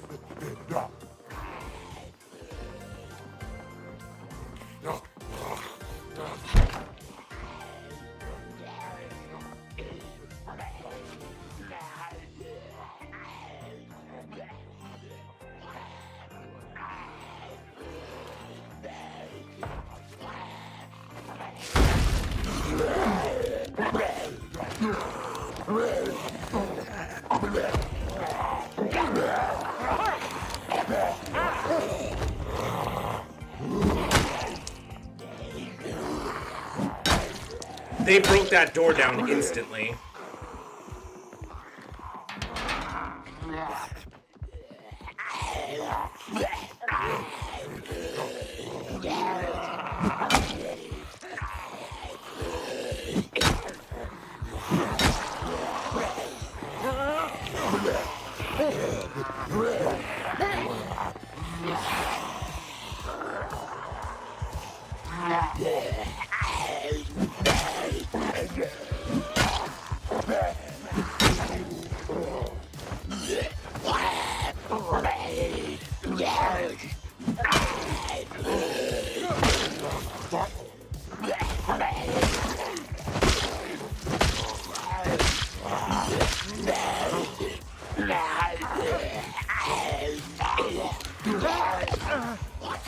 Did I get bit? Yeah, I'm dead.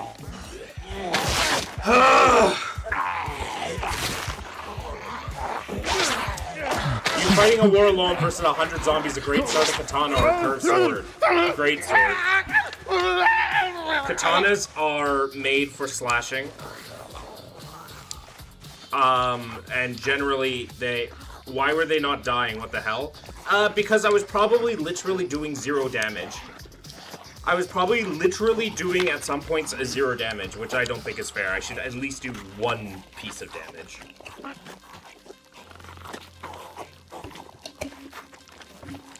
And the fact that I did it so fast, like, 50 times, eventually should knock something down. But yeah, curved sword is a lot to maintain. Great swords are going to be a little bit more similar to maintain.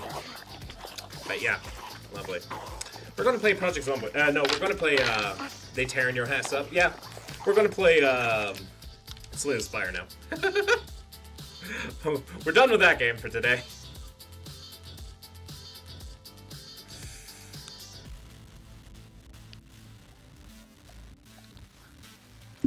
That was frustrating. Like, I got... Several unlucky events happened. The first time I opened a can with a knife, I fucking cut my hand, which reduces my damage. I got tired killing 1 zombie with bolt cutters.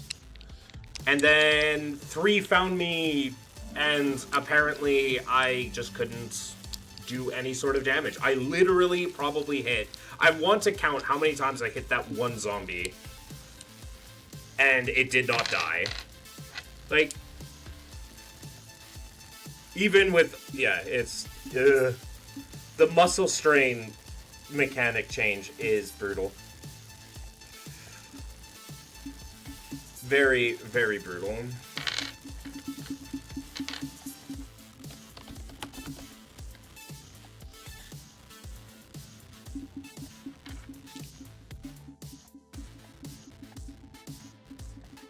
Alright, let's do this.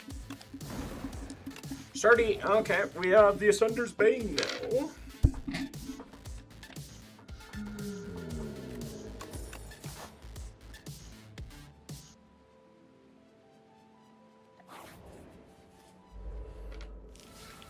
Really? I have to fight you?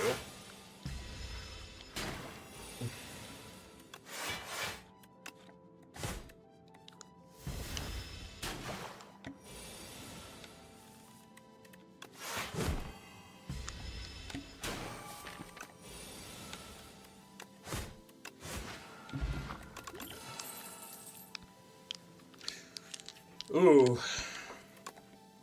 I mean, I can't say no to an upgraded Shrug It Off. It's pretty fucking good.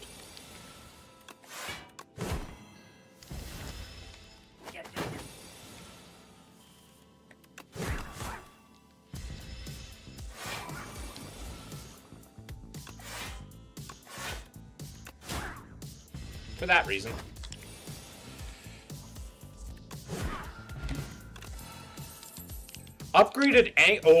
Upgraded Pommel Strike though. Hell yeah.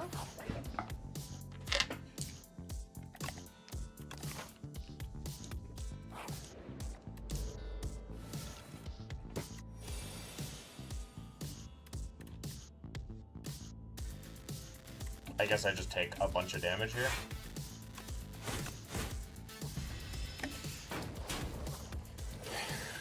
Wrecking slugs.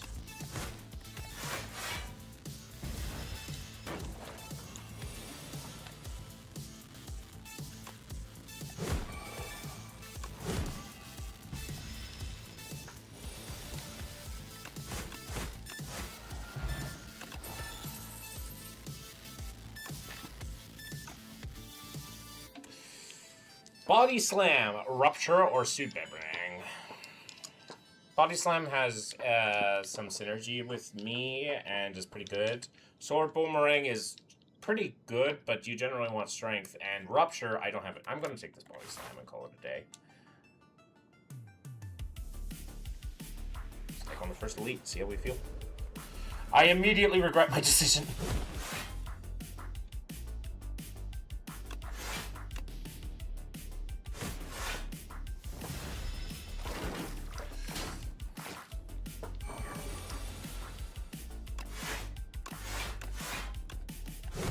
I no longer immediately regret my decision.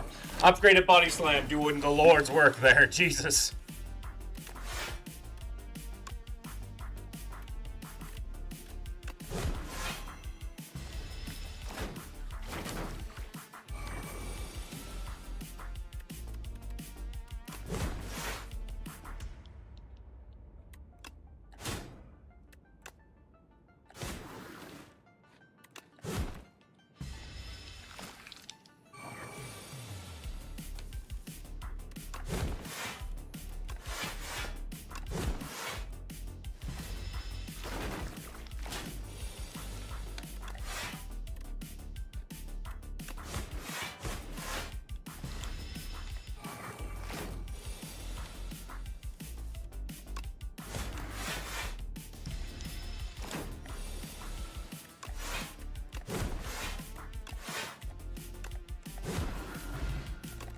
White Star offering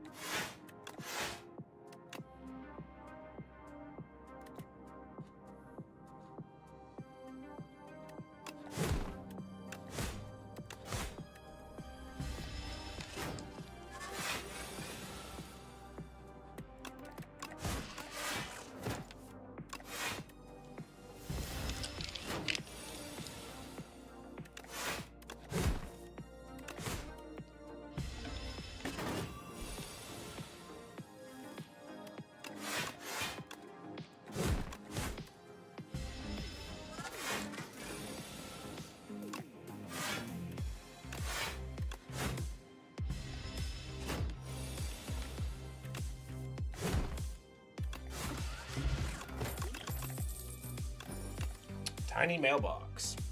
Spite or setup strike or cinder.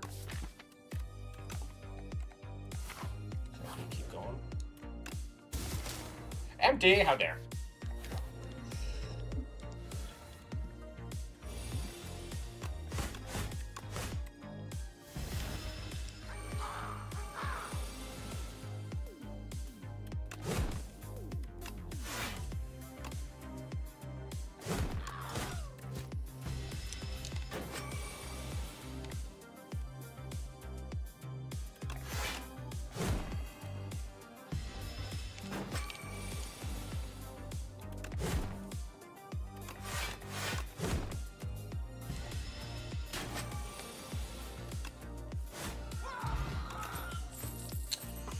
Fight me!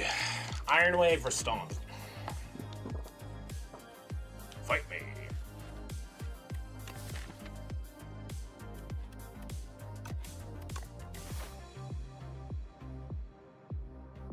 This is a very dangerous path.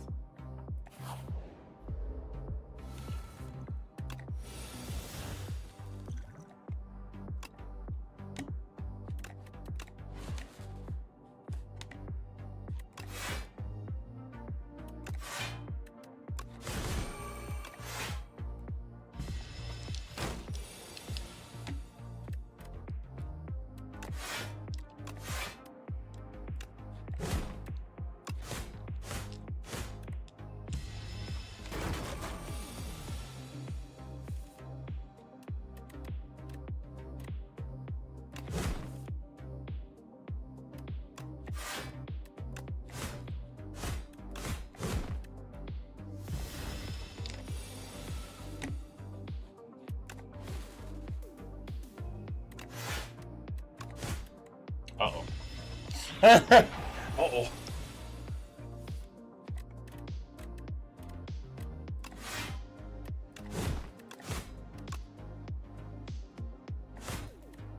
Damn it. Ow.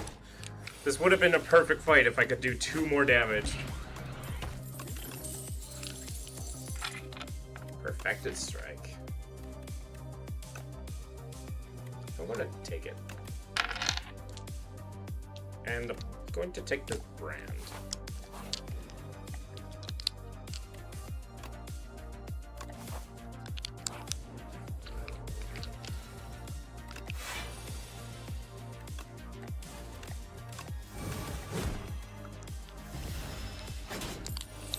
Money, money.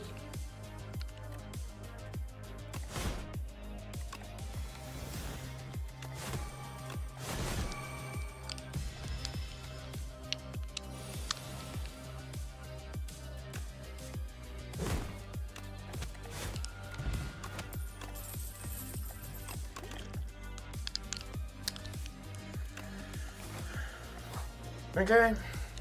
Oh, it's you. I think I'm good against you. I have, like, good defense.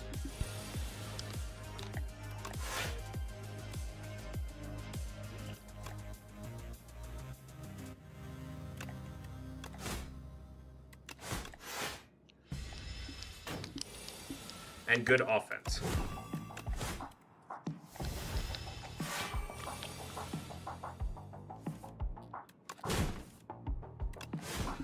Yeah, that went well. Hellraiser is amazing here. Hellraiser is amazing. Hello, Flex. How you doing? Drum a battle. I don't care.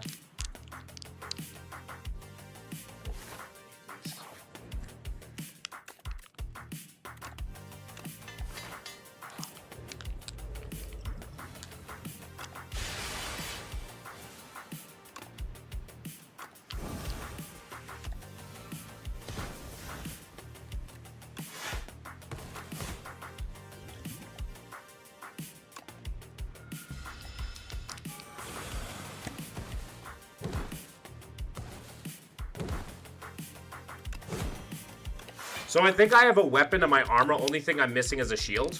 You have to buy that. Do you smoke? No, never have in my life.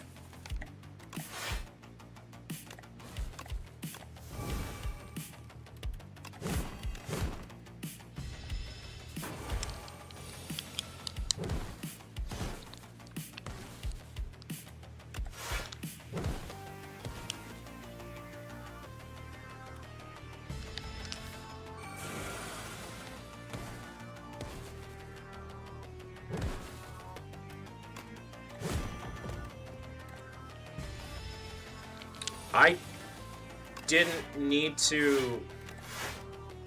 I don't think I even needed the blood potion there. It's okay. Stoke. Do I take 1-2 punch? Tear asunder. Deal 5 damage. Hits in addition time for each time you've lost HP this combat. I think we take 1-2 punch. Because then we can play it and then draw and then play our strikes more times. And then whatever we want. I think we take it. If we get clone here, this is going to be fun. Nope. We did not, unfortunately. I am concerned. I don't like any of these options. I think, though, I take these ones, and I say I remove this one, this one, this one. Try to survive for 5 turns with Hellraiser. This one.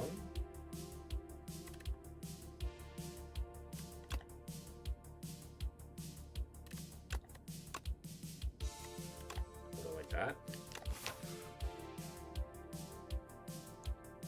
And try to play it safe until we get some more cards into our deck.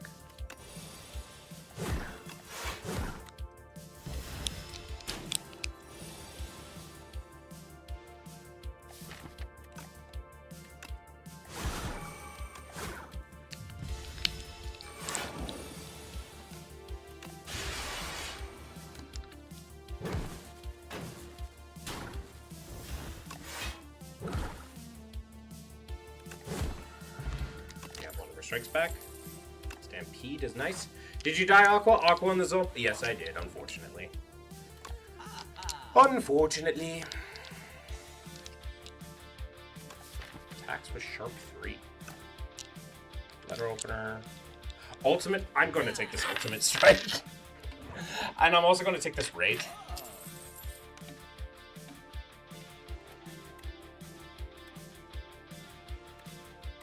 I'm going to remove a bad strike.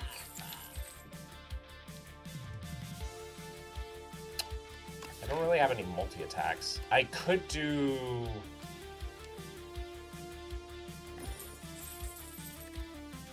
One, 2,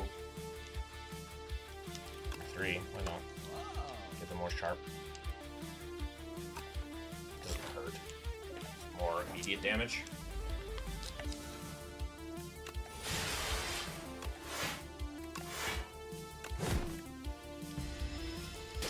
Should have used thigh highs for protection.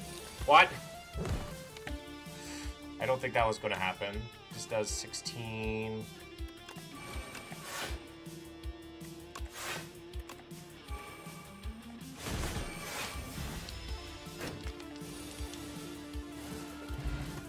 We have our perfected strike back. That's very nice. I think we take pillage. Oh, with pillage and 2 pommel strikes. That's an infinite. Good to know. Take Mr. Struggles.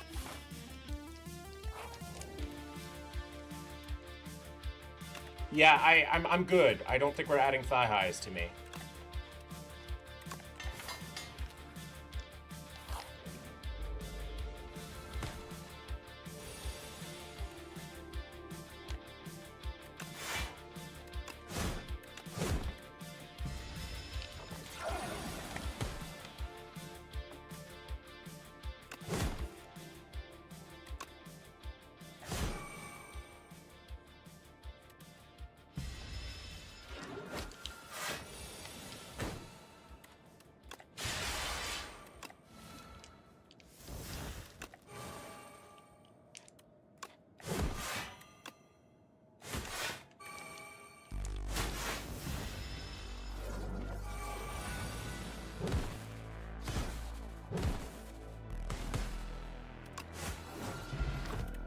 Brand back.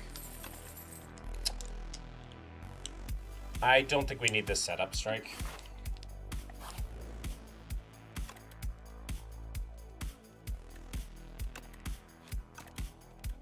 I'm gonna upgrade this pommel strike though. And we're going to get money! So we moved to Kursk and got a lot of money, and... from here. It's Mr. Bees! Help us all. Oh God, help us all.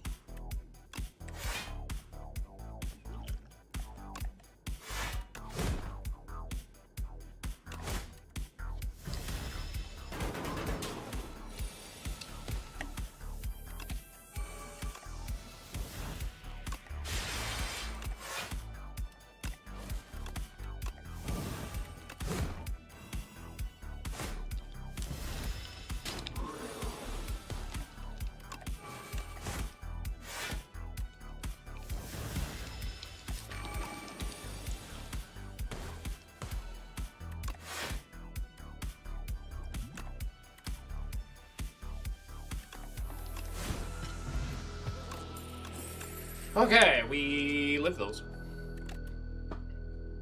I might take this pyre. I think I'm taking this pyre. Also, what came back to me? My strength.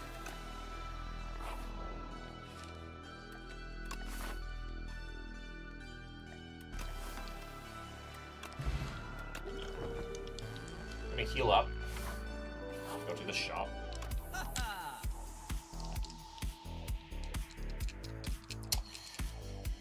Prowess exists.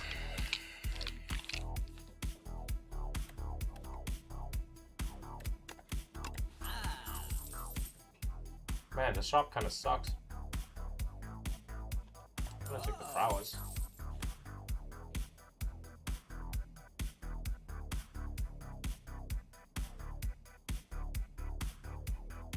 I'm gonna take the Colossus.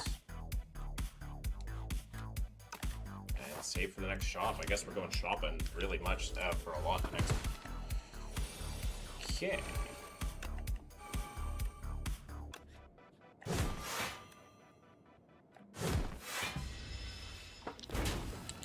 Take a little bit of damage here.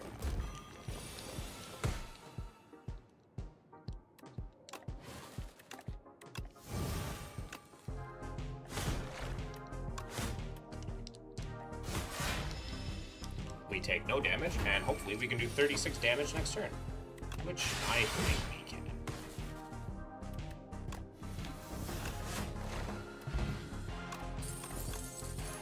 Another pommel strike, hell yeah. Cruelty, vulnerability, enemy is taking additional. I guess we'll take it. We'll take cruelty. I'm trying to add more vulnerable options to this deck.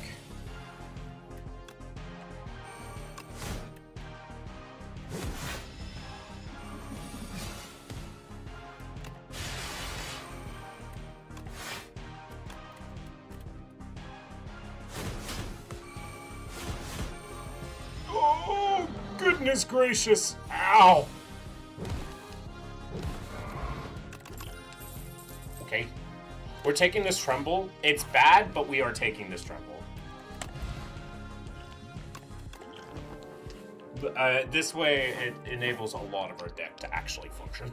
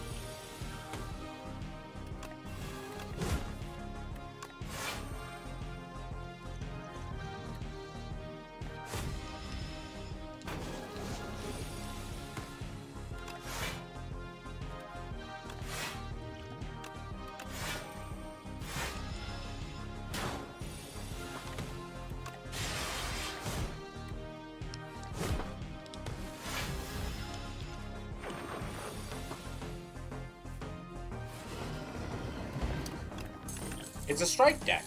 What do? I strike things!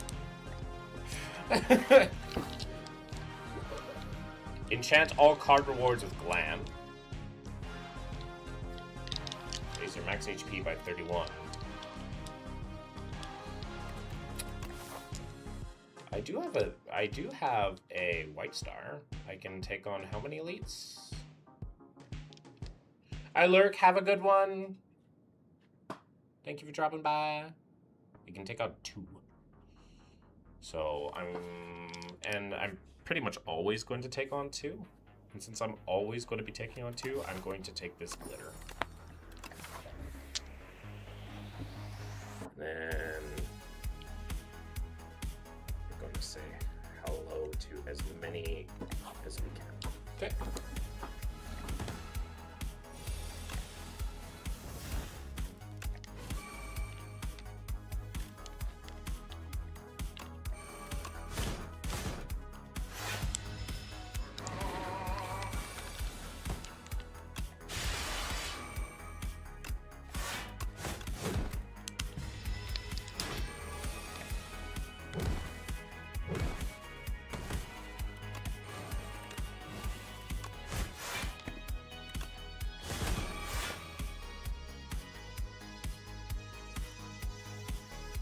I messed up royally. Flame barrier is amazing.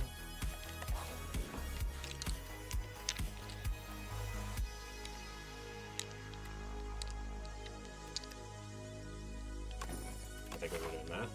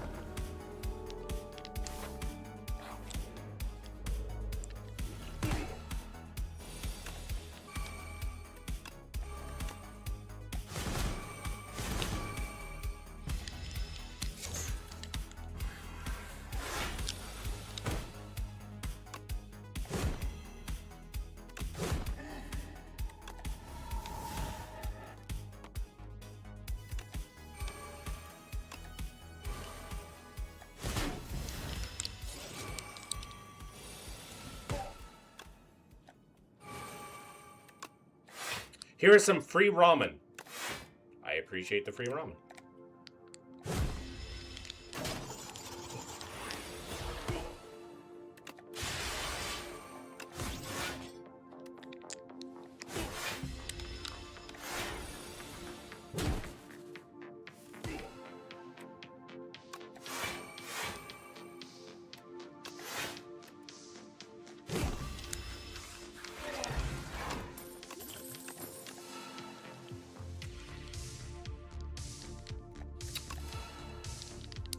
Imperviousness is a lot.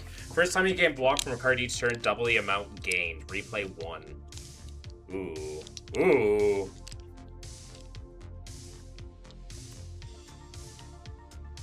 Deal 50 enemies, lose 10 strength this round. So I deal 30 damage. Ooh. Ooh. I don't think I need Impervious because I don't need 60 block in one round.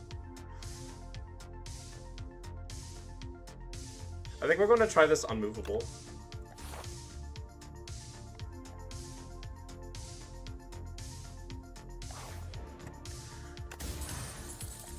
Strawberry.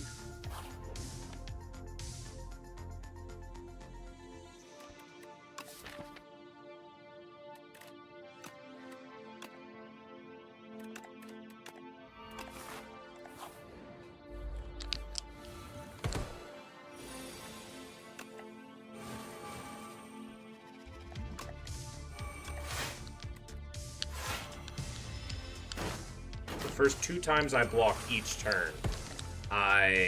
Okay, that sounds fun.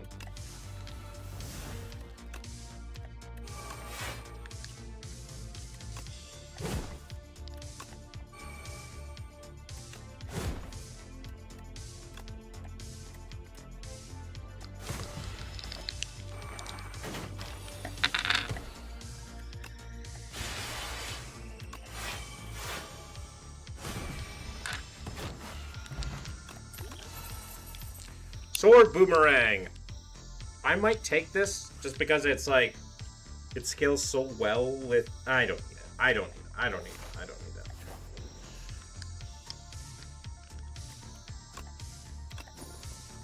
Ornamental fan is particularly good here. Hello, Mecha Knight.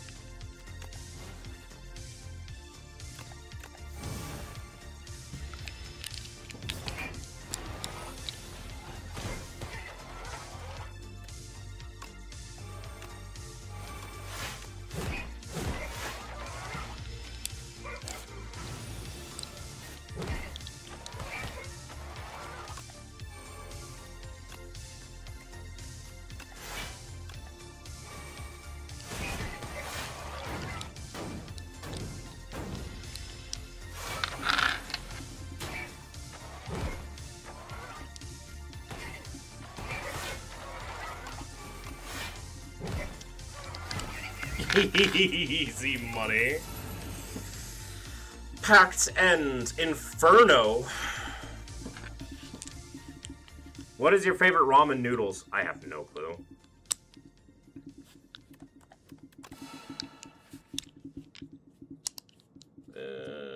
I don't like any of these cards. Ew. That sucks. I picked Glam. I should have just taken the,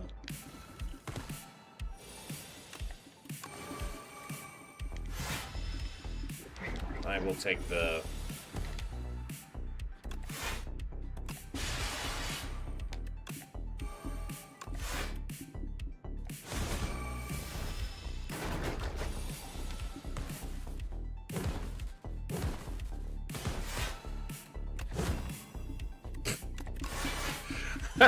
Hello.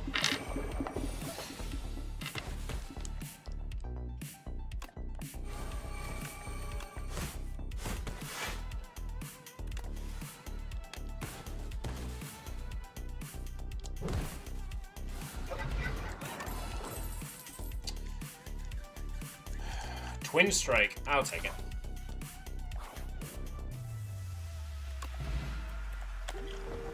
Alright, let's go fight the door.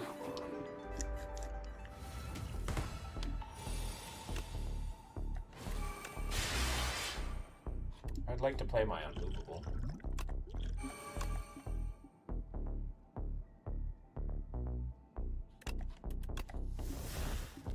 Hey, it's a strike! Chat, it's a strike!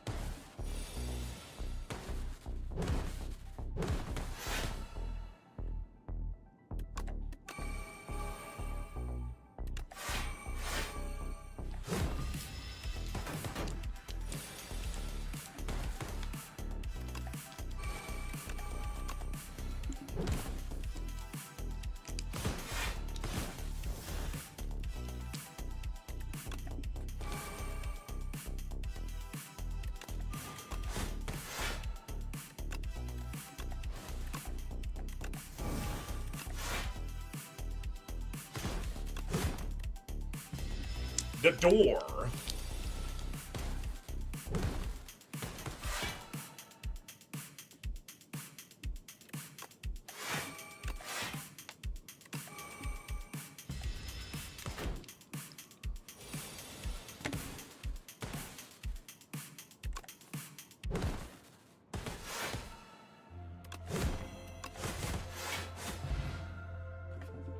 Easiest money of my life.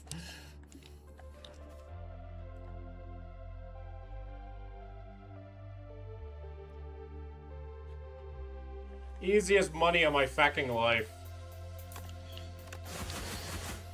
Yo, I'm back. Hello, Slizra. How you doing?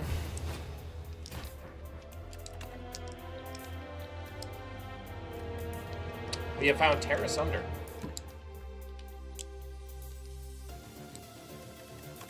All right, we're 1 for 1 for now.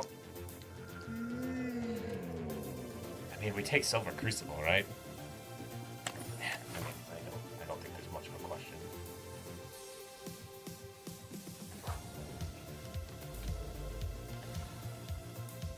Sick? I am sorry to hear that you're sick.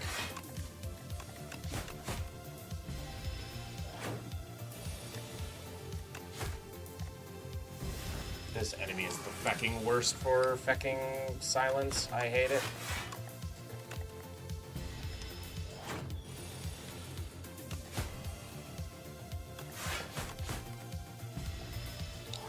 What game are we playing? We're playing Slay the Spire 2. Blade Dance, Follow Through, or Dagger Throw. Can I have all of them, please? Oh, man. I'll take the Follow Through. Follow Through is a pretty fucking good card.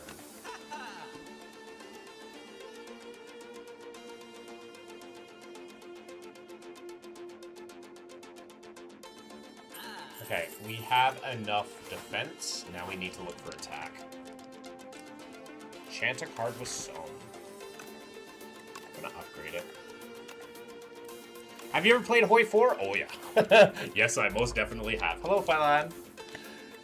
I 100 have played Hoi 4.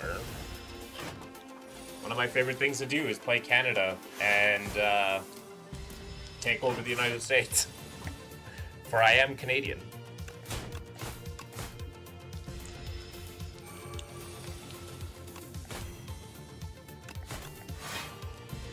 Okay, we have a lot of weak already, so we have a lot of defense. We need damage. We still have an option to get 2 flechettes. What mods do you use? I only ever have really used Road to 56, and that's it. Do I take a flechettes? I need damage.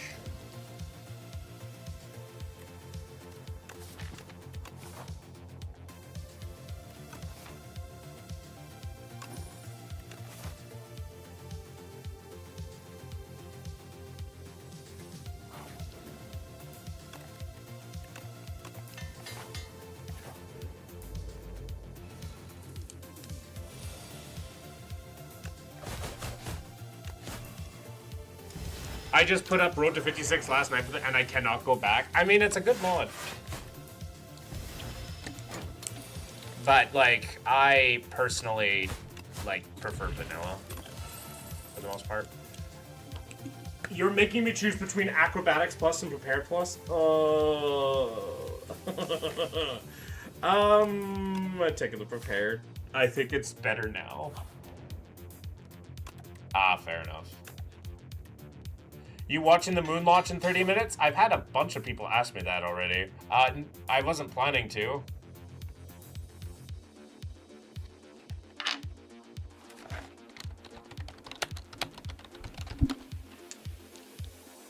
To orbit the moon. Yeah, that's neat. The Artemis 2.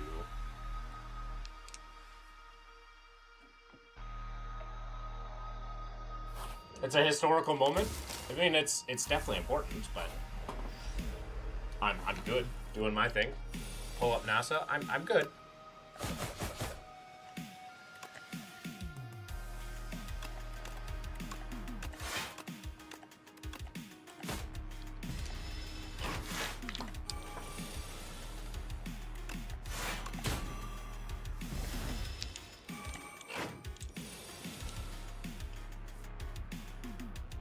Second, not 30 minutes.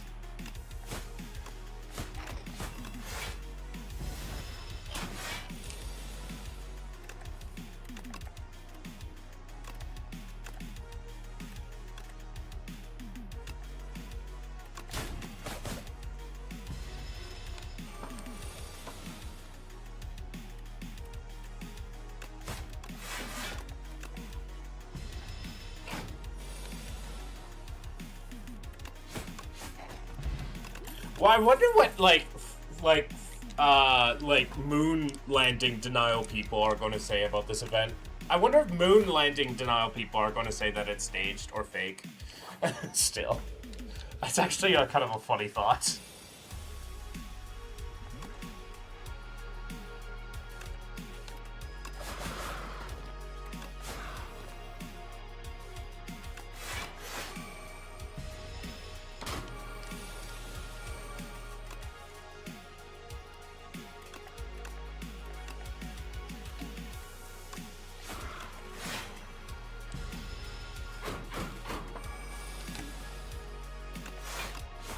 I tried playing the Ottoman Empire, but I got crapped on the Civil War because the original nation are all the factories. I think there's ways to mess around with it, but... The Ottoman Empire is also one of those nations that are, like, one of the strongest miners in the game. Verdonus is fucking going to kill me.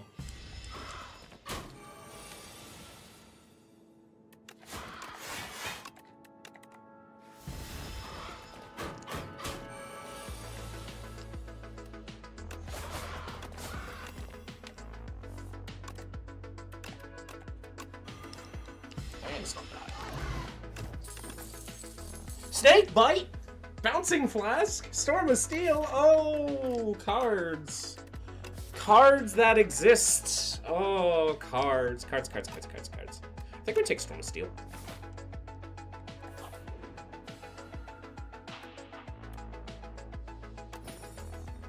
Echo back.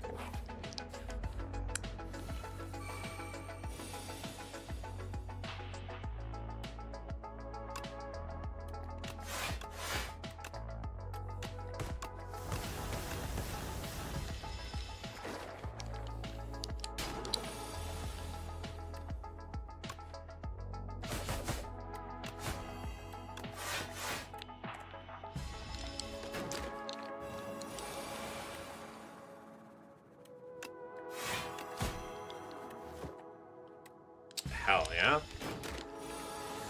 This is actually the first time I've done this fight without taking 1 billion damage.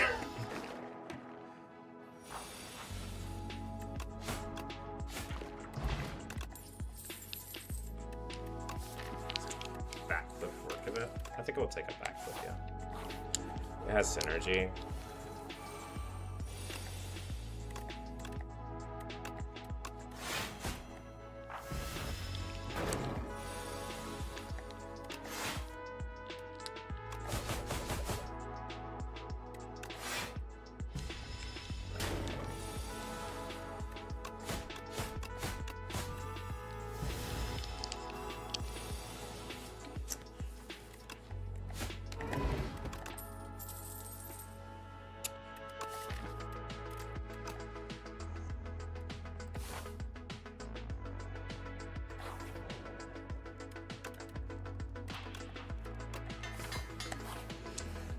Okay, let's do this.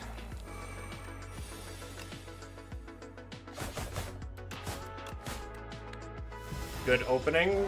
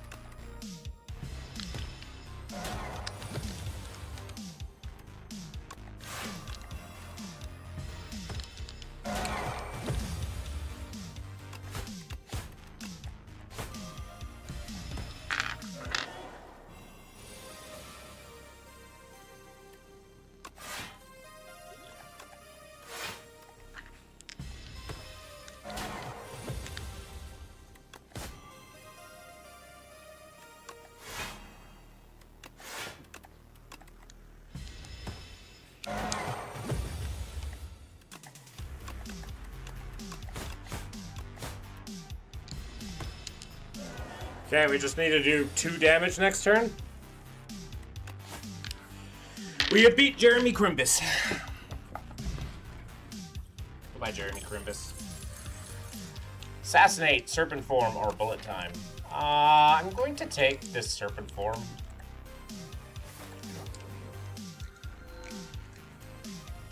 Not contagious, very dying. Architect help you? I don't need this card.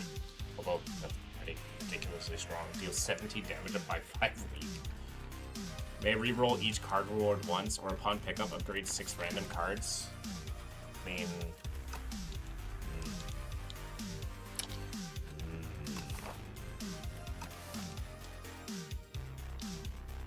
I need better cards, so this feels good. But surviving may be difficult, so this is good. But also, this is, like... It's a 0 mana, 17 damage card. And 5 weak. Are there cards that interact with weak? For Silent?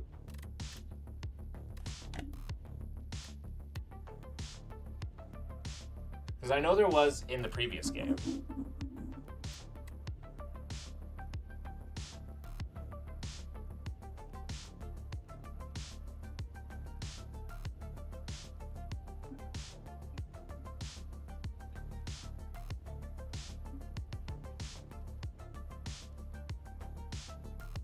There's tracking, but I already have enough weak. Okay, so I don't think we need Archaic Tooth.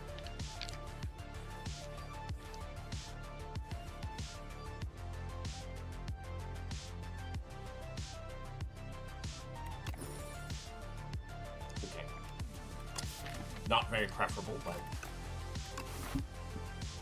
could be worse.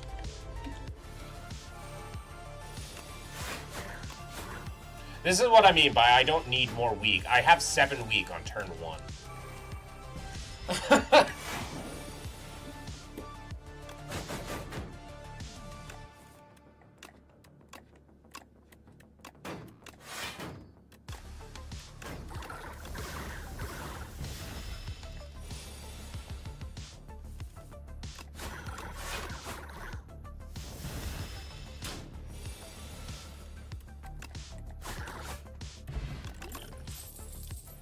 Haze. Haze is a card. We just need more discard.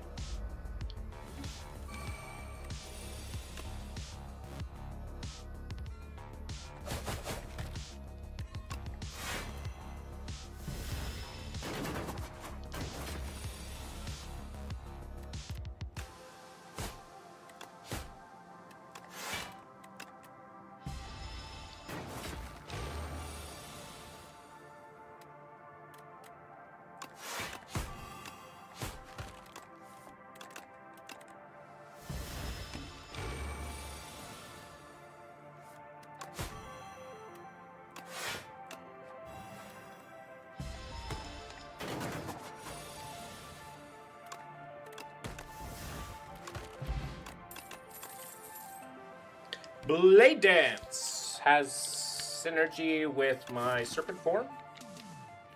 Is a skill, so it has synergies with Flechettes. And the more shivs I add to my deck, the more Knife Trap feels stronger. I'm going to take the Squash.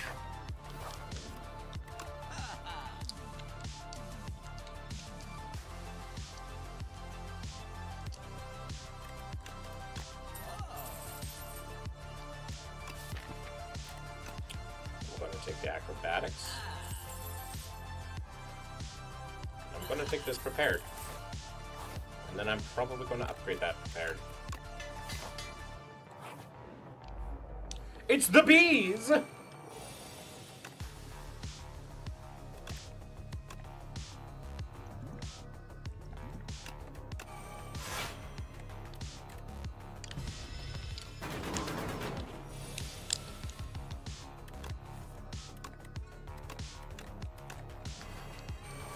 I guess we take 15 here because of reasons.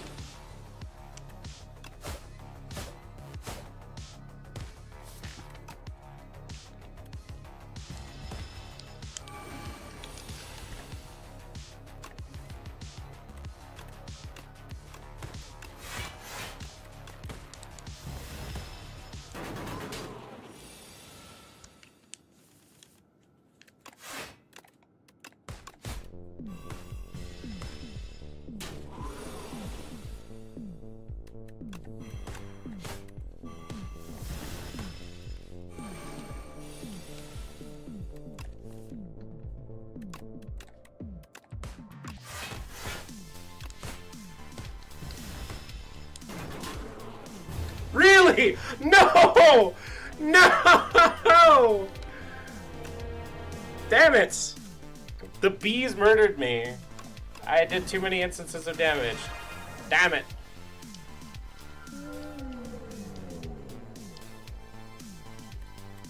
Whenever I rest. 1, 2, 3. 1,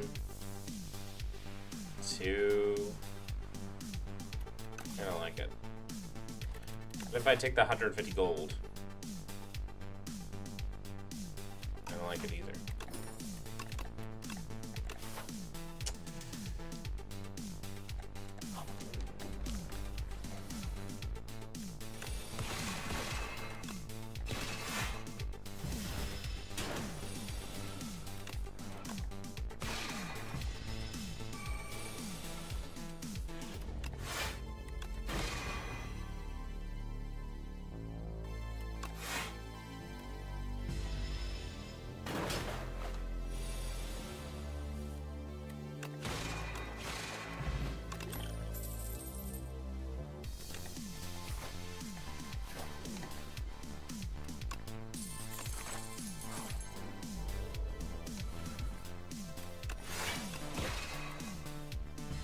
What a good turn one.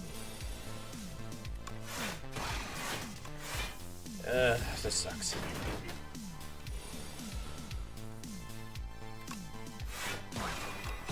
Might I ask, what cult is your old cult? I was a Jehovah's Witness guy. Hence why the XJWs. Hello, Sky. How are you? Good to see ya. I'm currently getting my ass kicked to this. MacGuffin. But yeah, I am a former Jehovah's Witness.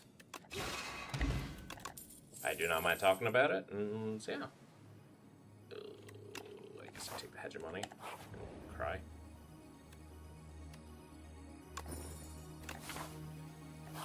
What makes that a cult? I thought that was a religion, though. So. Okay. So. We're going on a rant. So. I can give my personal reasons why they're the cults, for how controlling they are, but I like to also refer to the research of a guy named Stephen Hassan. He has done a lot of research on cults, being part of a cult himself.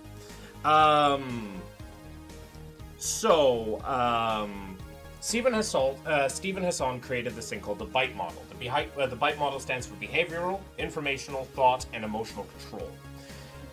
Many organizations and many different types of peoples and faiths and political groups and even business groups will control some aspects of your life. That's to be expected, right?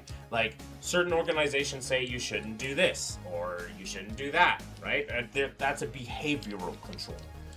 But a cult takes it one step further. They control your behavior. They control the information you're allowed to procure for yourself. They do thought crime and thought control, and they do emotional control. And Jehovah's Witnesses do this in a few different ways. So they do behavior control, where, and then also they control this behavior through some mode of thinking, or by the community. So Jehovah's Witnesses do behavior control. They do many types of behavioral control. They insist that you go door-to-door preaching. They insist that you constantly put yourself out there to make sure that you're doing stuff and constantly volunteering. They control your behavior to say that you shouldn't do things, including taking blood transfusions, which can and will and have killed people, including children. In terms of information control, they will tell you point blank that you should not look at our religion, with regards only through approved channels, aka only through them. You're only allowed to research their religion through them. To do so would put you into apostate reasoning, and apostate reasoning is like the anathema boogeyman for the JW faith, to try to scare people that Satan is out to get them. I feel like the difference is blurry. It always is. Thought control. You're literally told to not think about certain outcomes. For example, one of the things that I remember is Jehovah's Witnesses aren't allowed to get involved in politics. And they take it a step further. They say you shouldn't even think. You shouldn't even think about which person you'd like to have win. There's a lot of shame and guilt control, right? You're taught that you're like, oh, that guilt, to constantly examine yourself and make sure like you're doing something, right? There's always this idea that you're never doing enough. And then there's the emotional control. They do that in a lot of different ways. They control your emotions through access to your family. If you ever decide to leave, you can be cut off from your family. You can be, in which case I am. I have not been able to talk to my family for 5 years.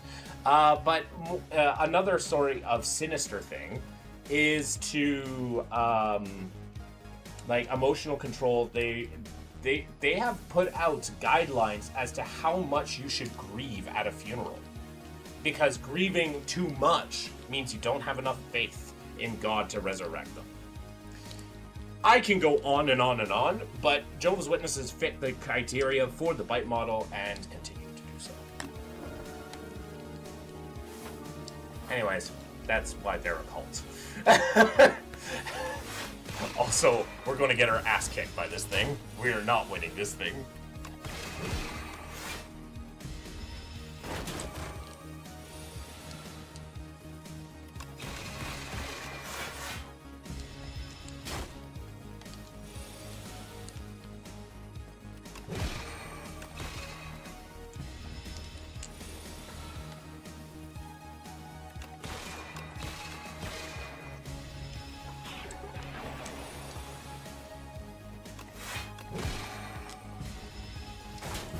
Well, we'll try that again.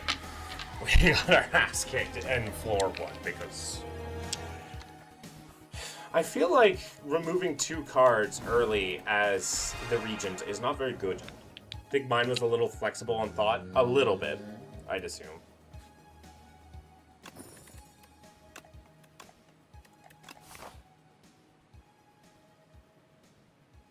Because I would also consider Mormonism to be a cult. Maybe not to the same degree, but I would say they are.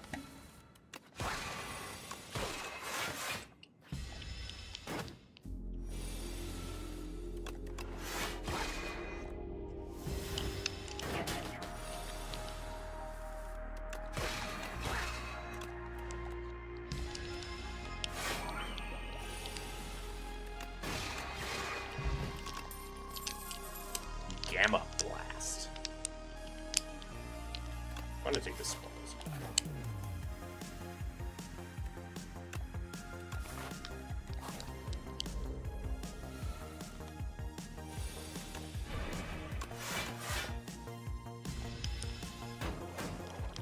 I looked more into religion today, and it led me down a rabbit hole on Reddit. And I saw this one post of someone saying that they made their own religion. The comments were cooking them alive. What's your view on making your own religion? Aren't all religions made up?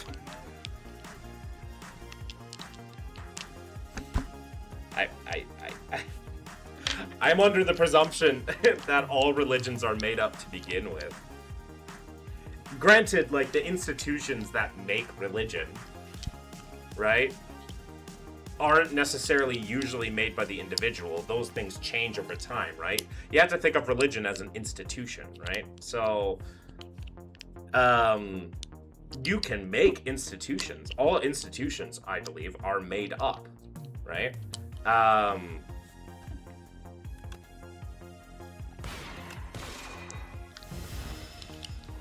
So you can try to make one. That doesn't mean that, I mean, you will get very far. But you can try.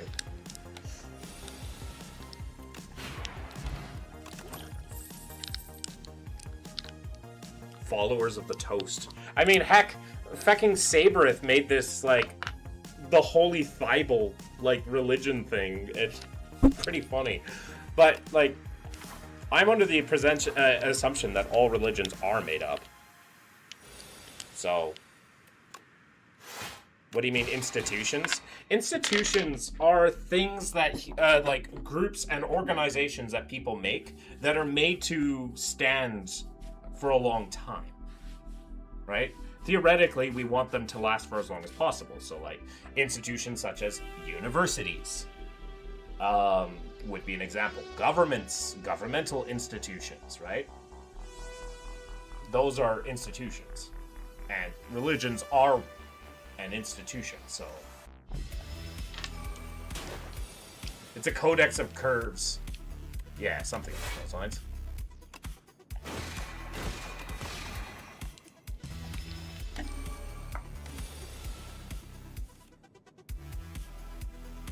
Bitch. Oh, I thought I'd... Okay, well, I could have taken 2 damage instead of 7. I will also be right back. Don't keep asking your questions. I just gotta go to the washroom.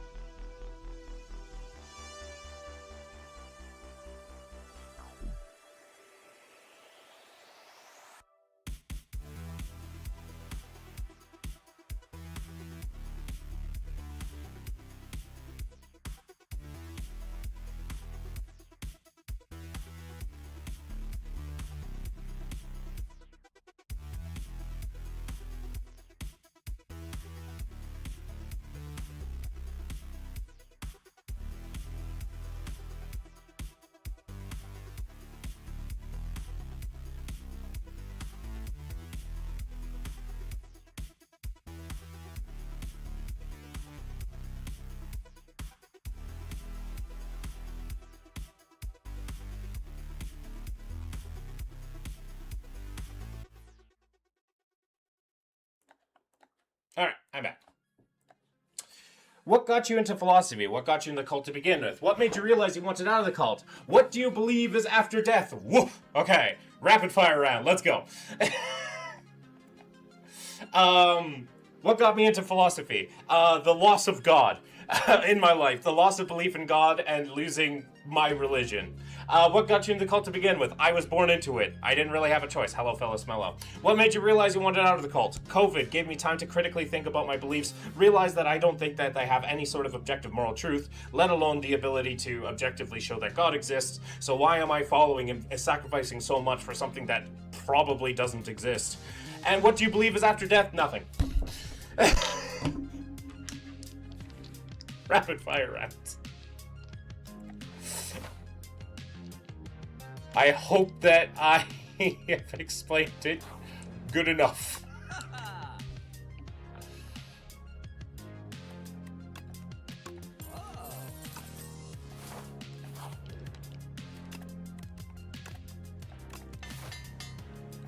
Nothing, but that's a question, isn't it? What is nothing? I might quit. Might quit what? What is nothing? The absence of something. Like, what is nothing? It's the absence of something, right? So,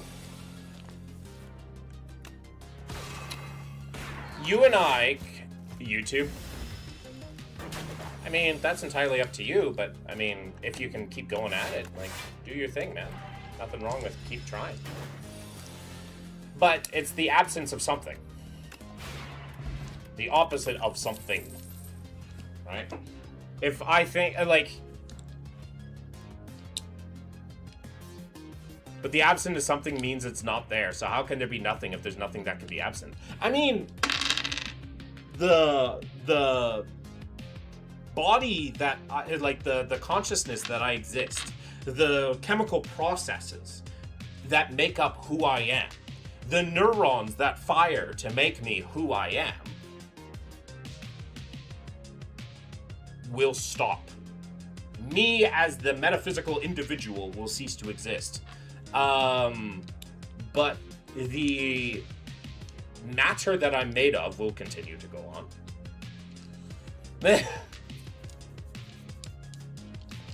What the flip is going on here? I've been asked what do I believe is coming after death? I mean, there would still be something. I guess in the strictest sense, yeah, but only my matter. But if I think of anything beyond the if I'm thinking if there's anything beyond that, I have no reason to believe that.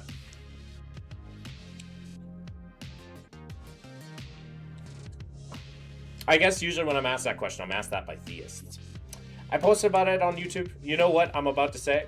I have no idea what you're about to say, Phyllis Mello. I mean, if you feel like you need to quit, that's entirely up to you. But, I mean, you can, it's entirely up, and once again, it's up to you. And I hope you the best wherever you go. Heaven! Yeah, but I don't think heaven exists, so... In my opinion, fair enough.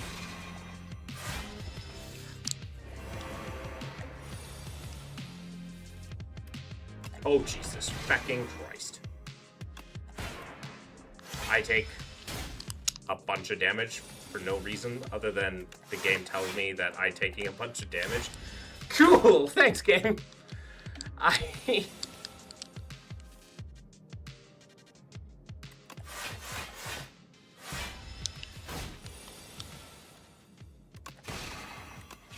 Can I quick fire some of my philosophy questions at you? Yeah, you can. By all means, have fun.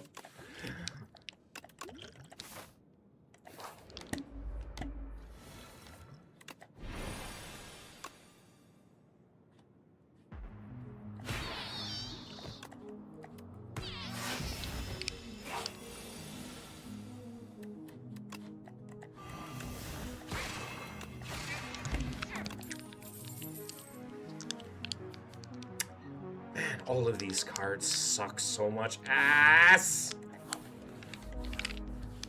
Oh god, you're the worst. Okay. Chat, I think we're cooked. I think we are so boned.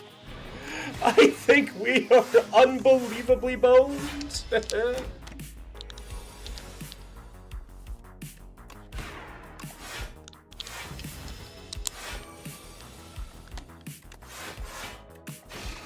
I should have saved that for one blog. Oops, my bad.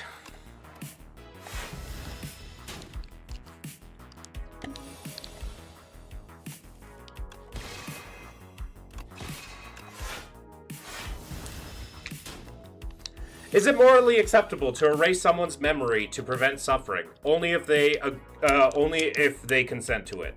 Is it ethical to prioritize humans over other forms of life? That is incredibly contextual. I don't think that humans should prioritize humans to the detriment of life to the extreme. There's a limit. It is natural for life to prioritize itself over others, but there is a limit.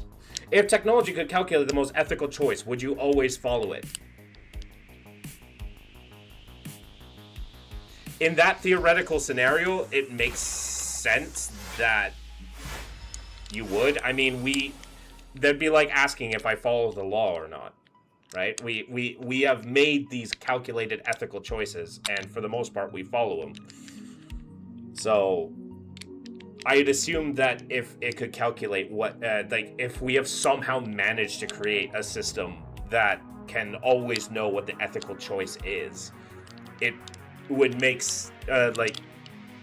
then we have mastered the ability to make ethical choices. So in that scenario, yeah, I guess that's also kind of like an absurd scenario, because that means we have figured out ethics to perfection, essentially, which I don't think it's possible to do. If someone harms you unintentionally, is it immoral to retaliate? Yes, but it's understandable. Is it worse to harm many intentionally or one intentionally? Depends. Sometimes it is okay to harm someone intentionally to protect others, right? That is also context dependent, right? Sometimes it's okay to harm one intentionally. But if we're talking like pure malice, I'm not a utilitarian, so it's so context dependent. Anyways, we've lost. We're going to play Necromancer now.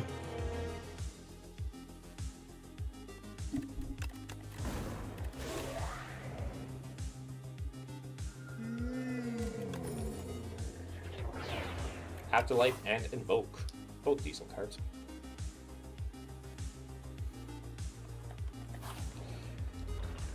Marine Life 1, Aqua 0. I mean, I've won earlier today. I've won with the fucking, with, what's his face? The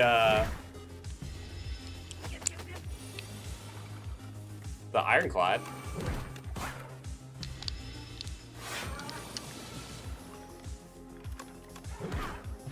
Do we grow, or do we just replace old versions of ourselves with new ones? I mean, once again, that really, like, if you're trying to get us, like, are we the ships of Theseus?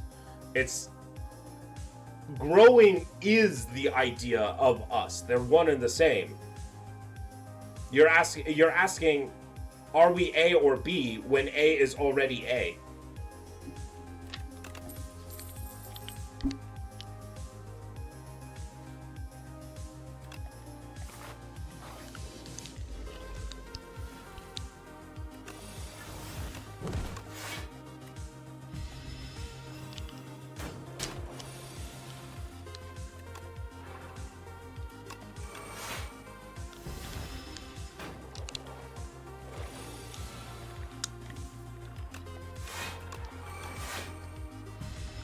Gosh, I'm so confused, but I love this. I'm glad you do.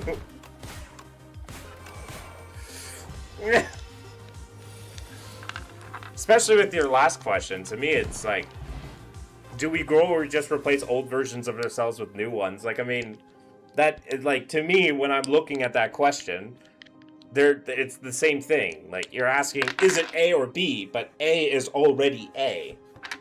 They're the same question. They're the same thing.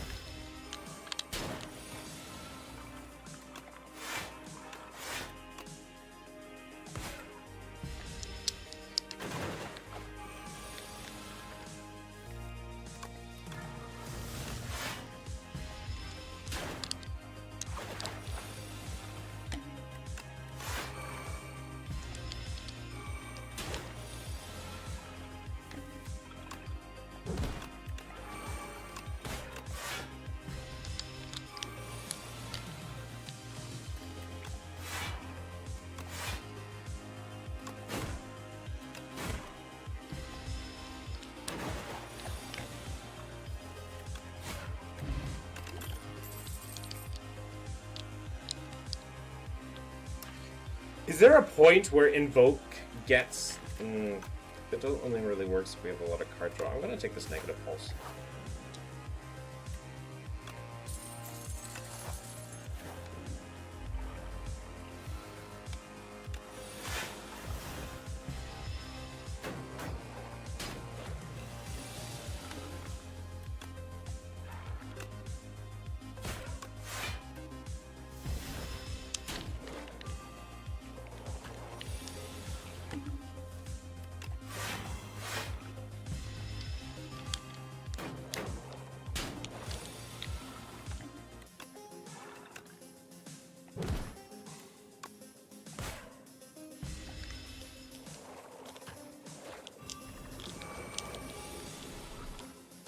Okay, can I give you some of my opinions on life and you say you agree or not?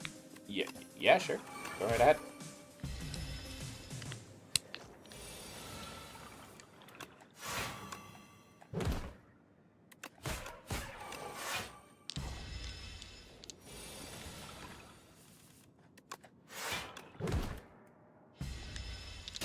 A lot of people don't actually want to understand each other. They just want to feel understood without having to do the same work back. If you, as long as a caveat, a lot of people, yeah, I could agree with that.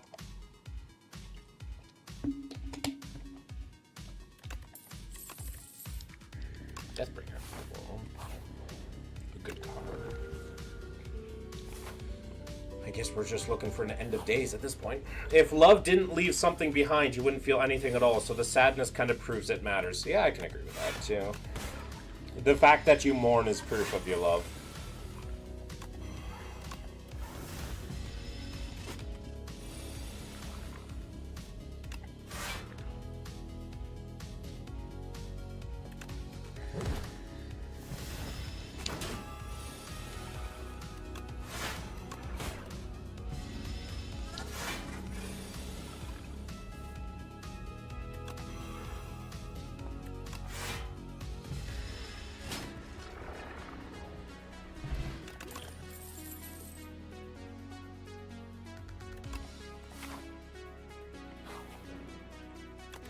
Okay, I have an opinion on something. People keep telling me I'm wrong, so I'm very interested. Alright, let's hear it.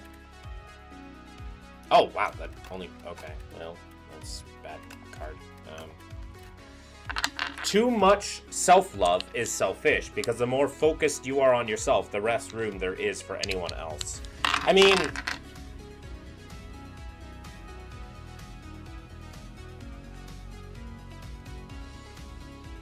Too much anything, in general, is going to be bad. Too much anything will cause issues.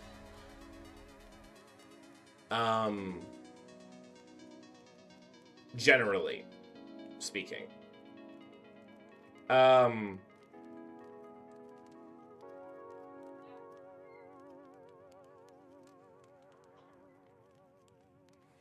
But I think the problem why people say you're wrong is just the vagueness of it. Like, it doesn't tackle the core problem, right? Like, it reminds me very much of Stoicism. Like Marcus Aurelius, where, like, Stoics will, like, say something like that, right? Too much self-love is selfish. Because the more focused you are on yourself, the less room there is for anyone else. Okay, that's great. I think a lot of people can, like, kind of agree to that. But the problem is how do you know when it's too much self-love? But, oh, too much self-love. I feel like there's also something wrong with that. Because there's a difference between self-love and narcissism. The ability to accept who you are and who, like, I don't think you can be too much. You can be narcissistic, but I don't think it's possible to be too much, to have too much self-love. Because there's a difference between those two.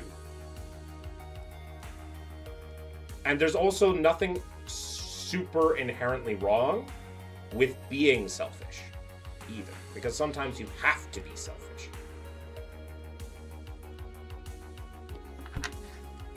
Artemis II has officially left the atmosphere and is on track for lunar passing. Woo! Clap. Narcissism is also selfish. Yes, it is. However, selfishness is not inherently something wrong.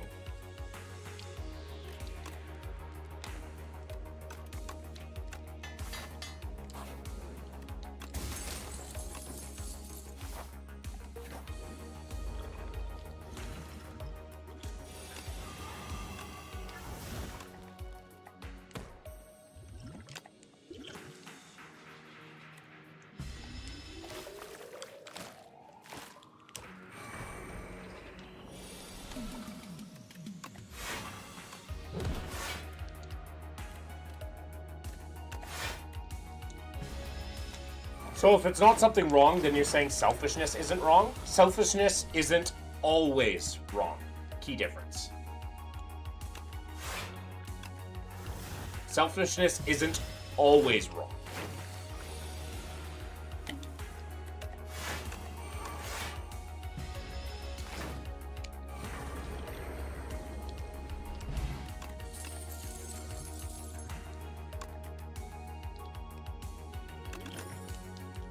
Can I have an example where being selfish is right?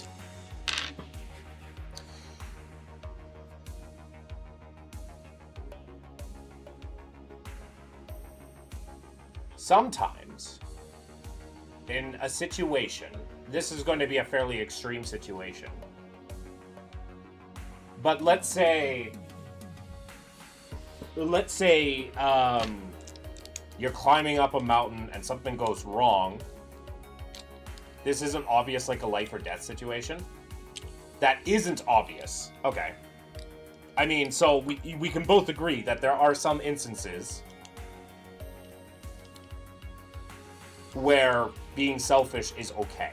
But even in non-life or death situations, if you have to prioritize helping someone, but hurting yourself to a degree that you can't help others again, versus not helping that person, then yeah, you take the selfish option and you choose not to help that person.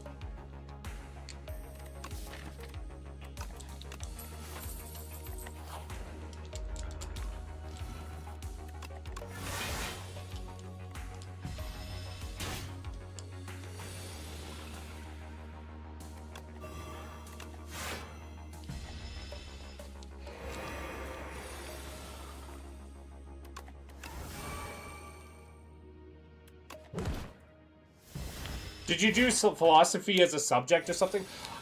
No. No, I have not. I haven't even gone to school. I just am pretty okay with understanding, like logic, rationality, and stuff like that, and I just kind of do that for everything, and I just kind of cut it down to its most simple. What I try to do is I cut things down to its very simple understanding, and so I just basically cut it up and try to like understand it small, and then apply logic and rationale to it. But then I get hit with questions like, where is logic? What is logic, and where does logic come from? And all of a sudden, I'm just like, whoop! I've gotten better with those questions, though. But yeah, I am an uneducated swine. I just think it's neat.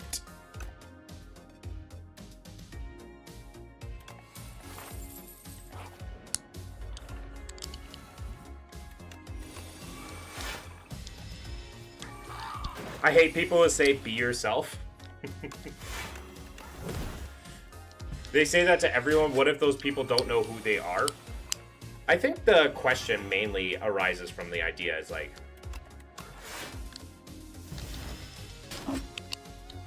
and that's what I think a lot of people get wrong about philosophy, because it's like, when you get down to its very minute details, it can be very difficult to figure out anything. Card games retained. Do I get Deathbringer?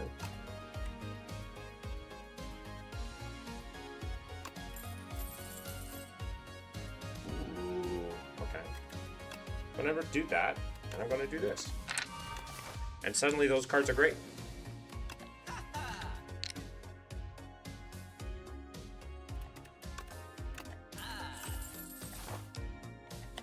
Hello, like a balloon. I think most, if not all, relationships are built on mutual dependency, not genuine connection. I mean,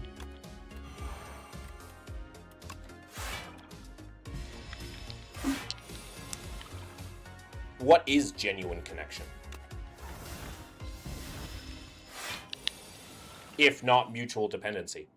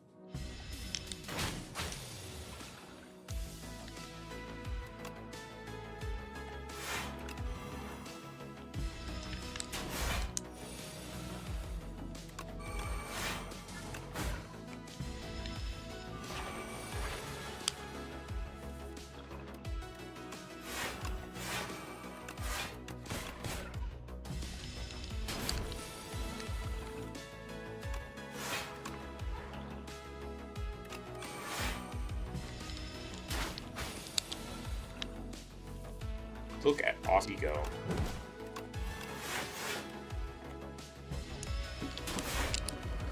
Damn! It's dead! Necromastery. Genuine connection being when two individuals recognize each other and realize the flaws and still go with it. Okay, but can't mutual dependency also be a part of that equation?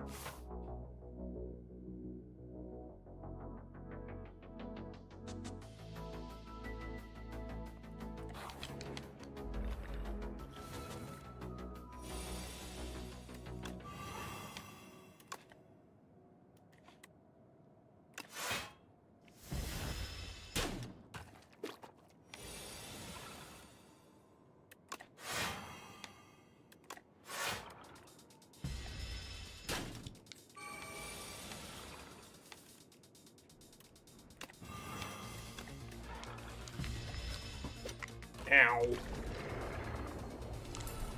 Really, we get our defend back first? Not necessarily. Some relationships are only for profit and safe and foreign. Some relationships are forced, whether that to be do. I do revoke the most, if not all. I change it to some. Yeah. Sure. Relationships can exist without connection. Sure. But, like,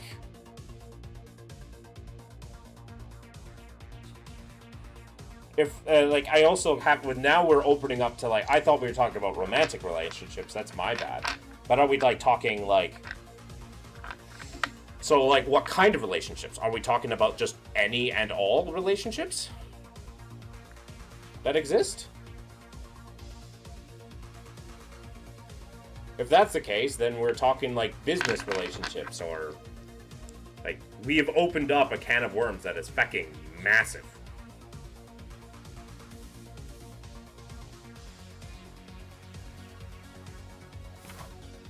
Aiming for relationships? I mean, yeah. I would say that, and that shouldn't be unexpected. I don't think that would be unexpected.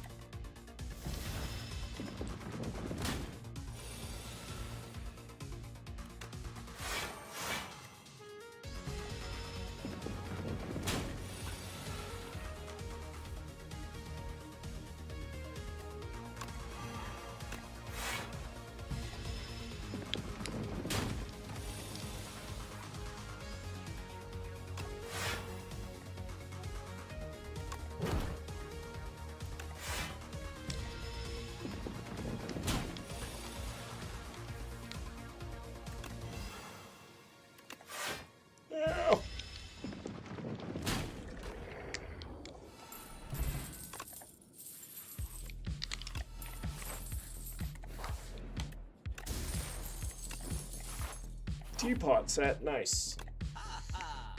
Okay.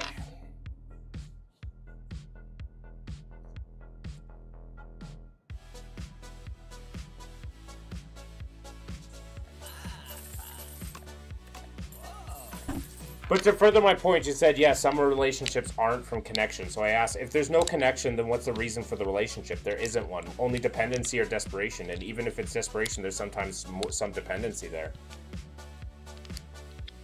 Business relationships. You scratch my back, I scratch yours. Pretty much the oldest form of relationship in the history of relationships. Because we're talking about a relationship that's so broadly defined, right? Like, fuck. We can talk about the relationships between, like, symbiotic creatures rather than just humans at that point. Or the relationship between, like, living creatures and the inanimate environment they live in. Because we're dealing with a relationship definition that's so broad. Yes, business relationships, but most times in business, you're depending on it. For example, your boss, you need a relationship with them, because if you don't have a good relationship with them, you're screwed because they can just fire you or treat you badly. Sure, but what if it's between two companies of, hey, I want you to do this, and then I'll focus on this, and then we have a mutualistic goal, right? It's not desperation. It's, hey, it benefits both of us to do the idea. It's not from a position of power. It's from a position of mutualism.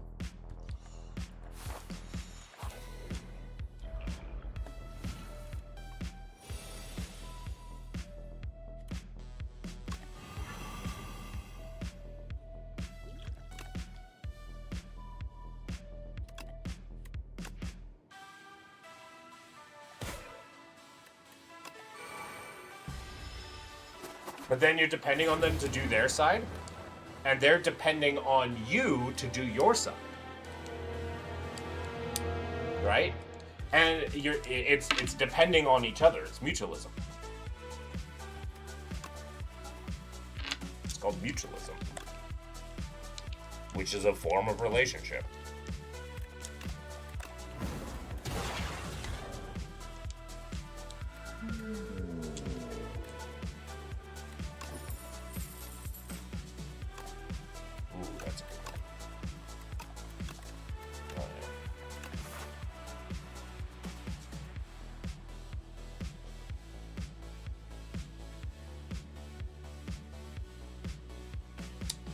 This act probably wants to just kill me, right?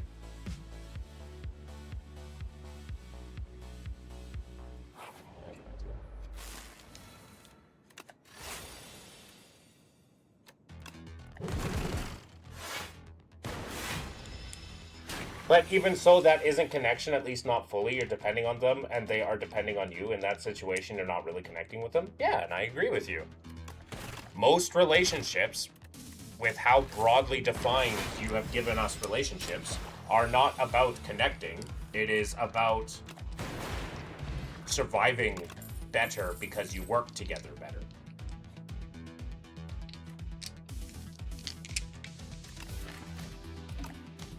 It's because like most like the majority of relationships even like just out, if we're talking about every single relationship that ever exists, yeah, the majority of them are, we survive better because we work because we're together, or I survive better because I can take advantage of you, in the case of like parasites.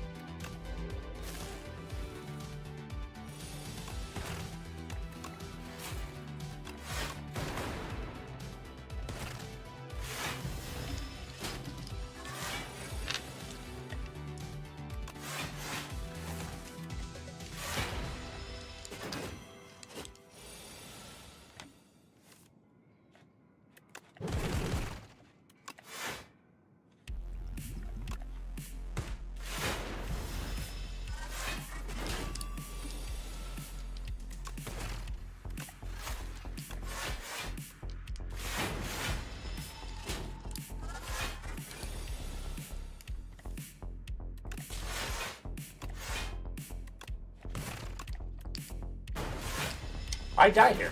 That's a shame. That's a graphical bug. Family relationships. As a younger person, you're depending on having good relationships with your family. A job, you're depending on having good relationships. Friends, you're connecting. But again, to socialize, you're depending on your relationship. Boyfriend, girlfriend, you're depending on that relationship for I feel those I can disagree with. Yeah, because it seems that you seem to take it from the point of view as being the weaker person in the relationship, which I think says a lot about you specifically. And I'm not here to like psychoanalyze or say that's necessarily wrong, but I feel like the way you're describing relationships, a lot of them seems like you feel very weak in relationships. You don't have a lot of power or autonomy within relationships. You feel that you're kind of at the whims of another person when it comes to relationships, which can sometimes feel that way, 100%, especially in things that we can't control, especially in cases like a job. But part of living life, I think, is to understand that some relationships you don't depend on. Like, if you notice that they're being toxic or making you entirely dependent on them, you have to walk away. Right? You don't want to be codependent, necessarily. Those are going to be signs of toxic relationships.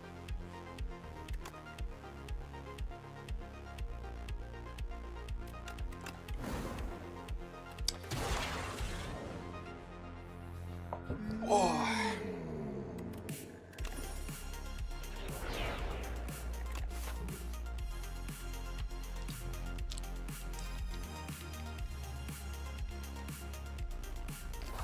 Damn, that got deep.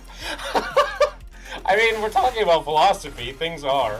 Like, I mean, there's a point where, like, yeah, thinking about the physical is important.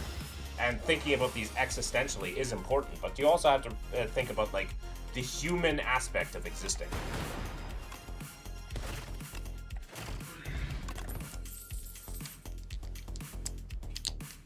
I really appreciate that, though. No problem. Right?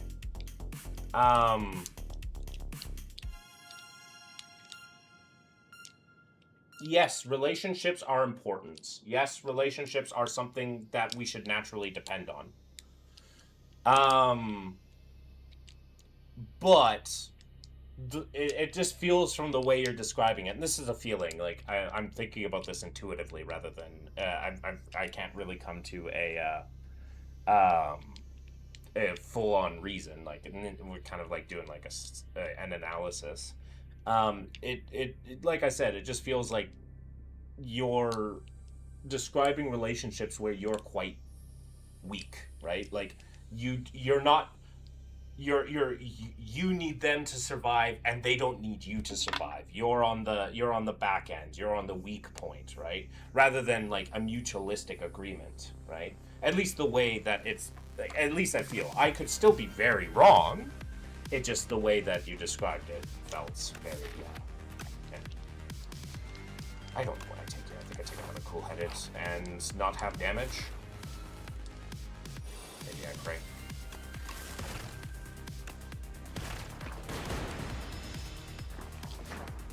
Is that common to be like that?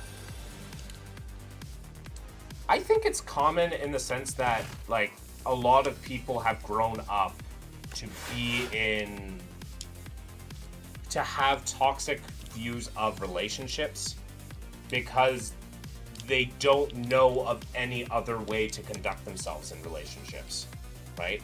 They develop systems to protect themselves in the toxic relationships they have grown up in, and then then they apply those coping mechanisms to other healthier relationships, and it harms those relationships or the view of those relationships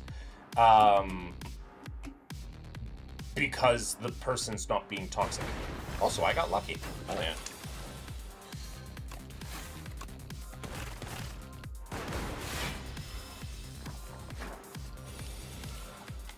So it's not unusual, I guess, is the answer to that question. What is this part of? This is psychology. That specifically is psychology.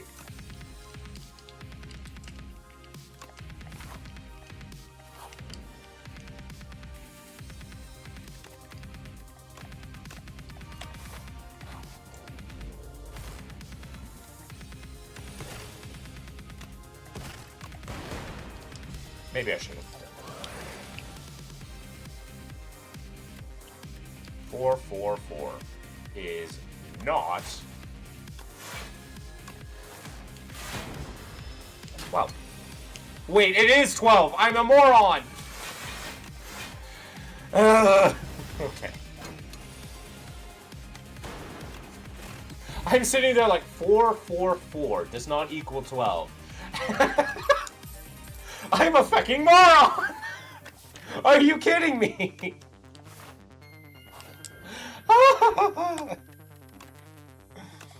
Oh, okay. Hello, Perdonis.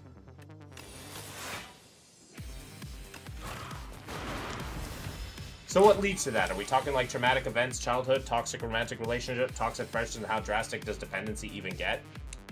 All of the above and vary. All of the above and vary.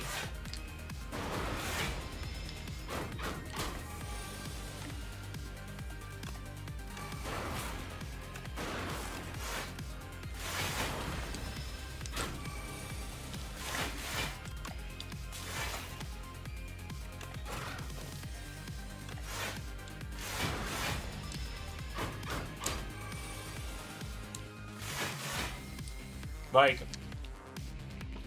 there are some people that have been so disillusioned with, like, their, like, childhood and the relationships they have with their parents, that when they get into a romantic relationship with someone, the simple act of them being given attention to them makes them feel they are unworthy of it. So then they become so dependent on that attention, they will do anything for that person and for the tiniest little bit of attention to be able to get it, because, well, that's what they want.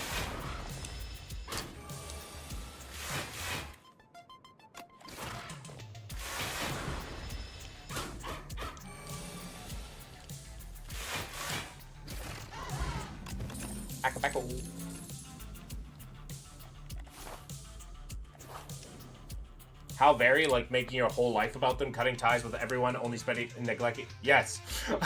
All of the above. Very much so. Those are all examples. I'm gonna die here. There's no way I'll win this, but that's okay.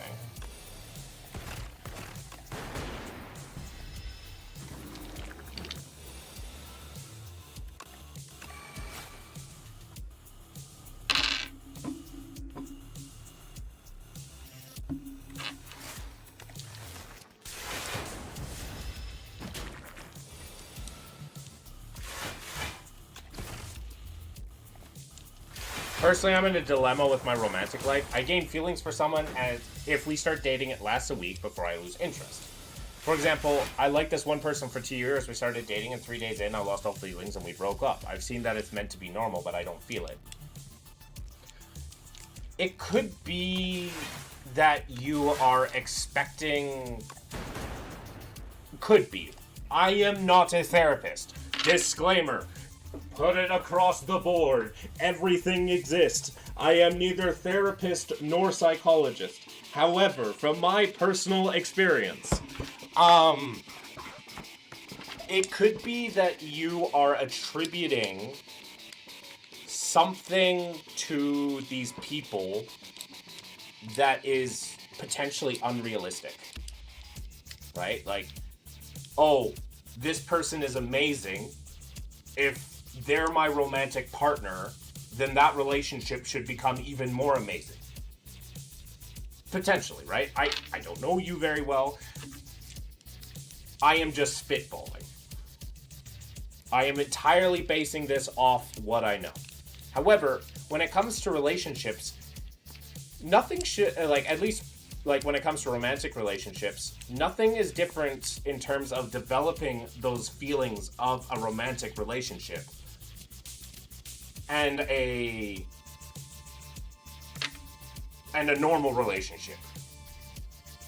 Right? They're going to grow the same way. Those feelings you have for someone. When you make friends with someone, you're not going to die for them when you first meet them. However, as time goes on, you die for your best friend. The same should be the same for, like, romantic relationships. The only difference really being lovey-dovey and pretense of perhaps sex. Right? Like,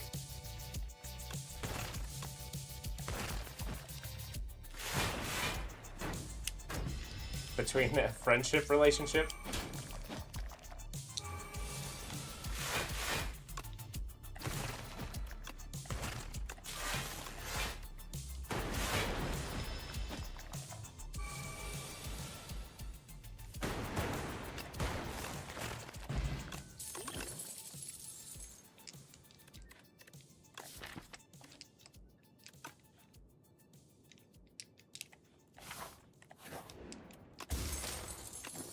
Walking into this fight with 1 HP. Do you believe the mind remembers things as they happened or as you felt during those moments? No. Our minds are notoriously bad at remembering things. The longer you are from a situation, the longer those memories are away from you, the less you will be able to recall both how you felt and you do that. The fact that nostalgia exists should be evident of that. Oh. These, like... That doesn't mean that memories are useless, it's just... You know...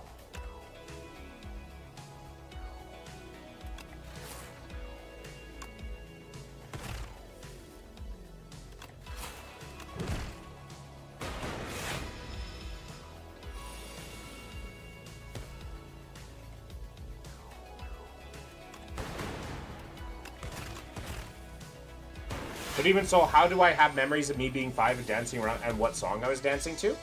You can remember those details. However,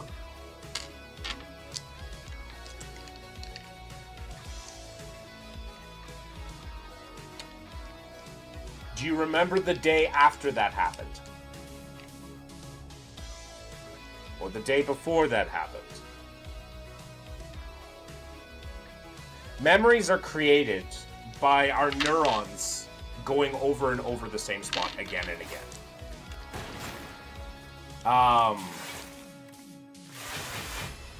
If you don't have, so your neurons will keep track of memories that feel meaningful or like that feel big, but will leave track of plenty of details that are irrelevant. Heck, your eyes don't even capture all the details of the scene. Your eyes will block out tons of information. But that begs a question, what's the purpose for such a relevant memory such as 5 and being danced around? Right? These feel relevant, right? Your eyes don't even capture all the information. Like, for instance, I'm going to cast a spell on you, Sky.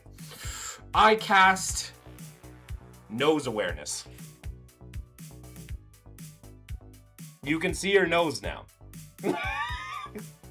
For the most part, your eyes block that out. You also, like, not even minding out the blind spot. I cast tongue awareness. Now you're like, blah, blah, right? Now you're having to... I hate you.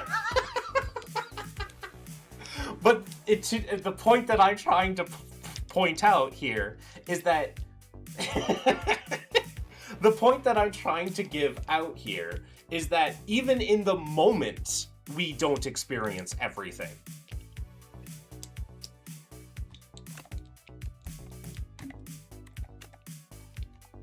So memories are like the copy of a copy.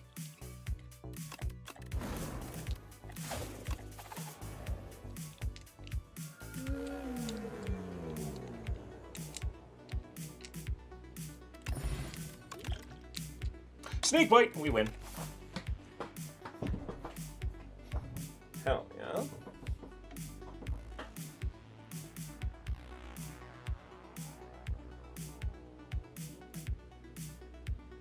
That feels like suicide. Let's go.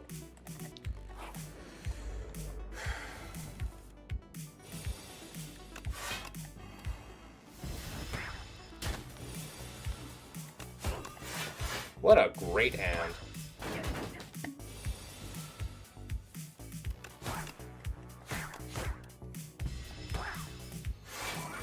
Agree or disagree? Avoidance doesn't solve anything. It teaches your brain that the thing you avoided was dangerous. So the more you run from something, the more your mind can... Yeah, I can agree with that for the most part. Sometimes there are reasons to avoid something because it's not something that can be solved. Right?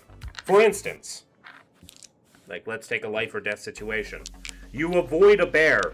You don't confront it.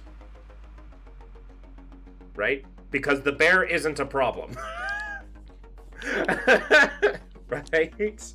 So there are times where avoiding a situation is the proper thing to do because it's not a problem. Or engaging with it is just going to kill you more. I'm going to take a second snake bite. Fuck you. I've got 2 snake bites. I'm going to win this fucking game now. I've got 2 snake bites. But in those situations, the brain is very much aware that it was okay to do, right? Not all the time. Sometimes we deal with social situations that I affectionately love to call Schrodinger's social situations, where we don't know what the right action is until we take the action.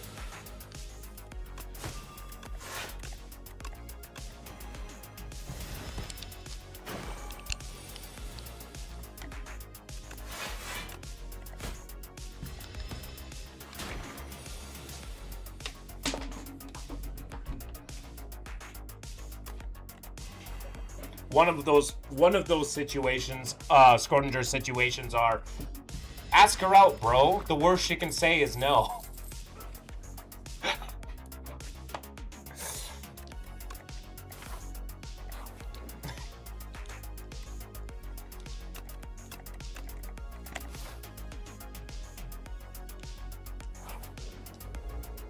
Do you have any hot takes on life? Ooh. Ooh. Hot takes, you say?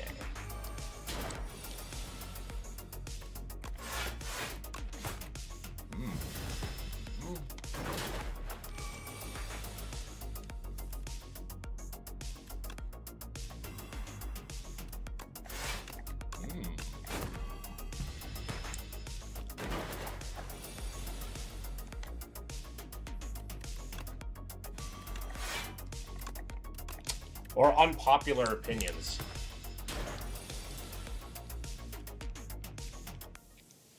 I'm a pretty chill guy for the most part. I don't know.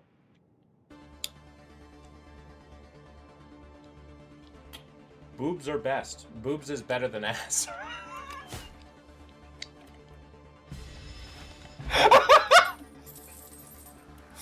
Something I can think of right now.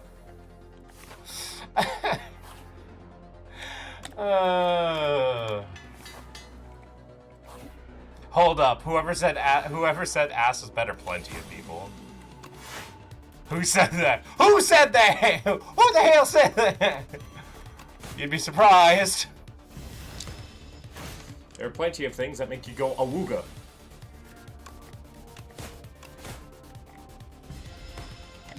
Most of the people that I grew up with felt that way.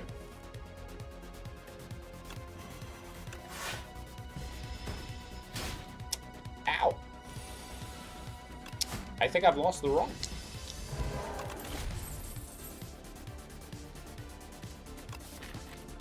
I'm going to take this Hidden Daggers because I need discard. Oh yeah, I'm so fucking dead. Oh yeah, I am very dead. I am very, very, very, very, very, very dead.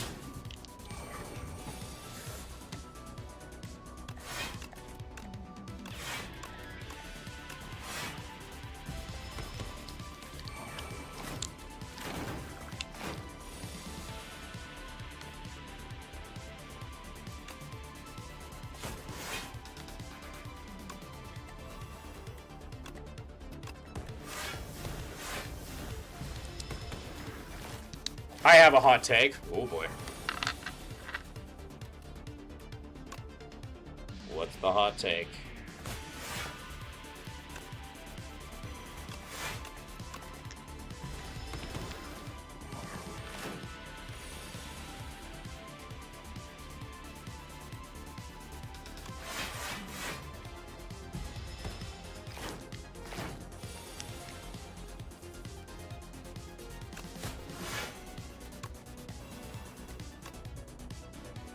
Oh, I'm still dead.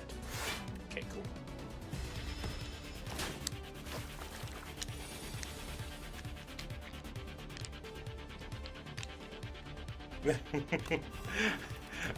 Whenever everybody says I got a hot take, I'm always like, okay, well, let's get ready to rumble.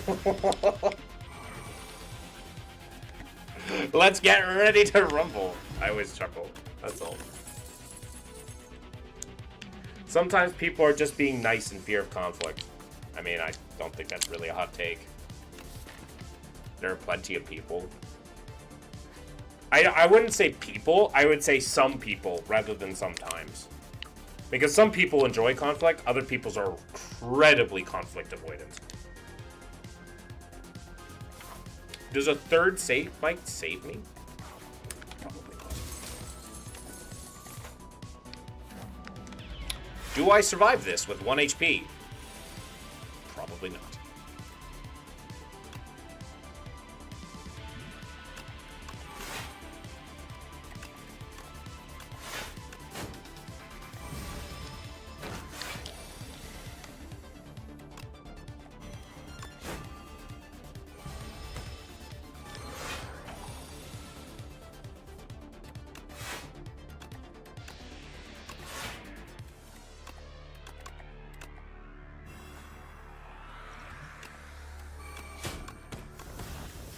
I tried.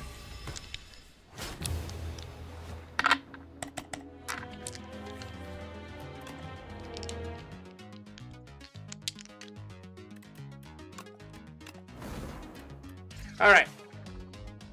I got one last game in me. How long have I been streaming? Almost 4 hours. Yeah. I got one last game. We'll go play our favorite boy. Come on, Meow, give us something cool. Come on, Meow, give me something cool. Oh, hell yeah. We got ourselves a claw deck, ladies and gentlemen. Start your engines. A claw deck has been born. I repeat, a claw deck has been born.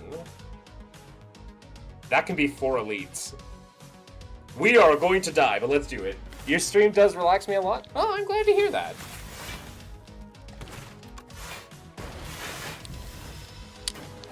I'm generally pretty high energy.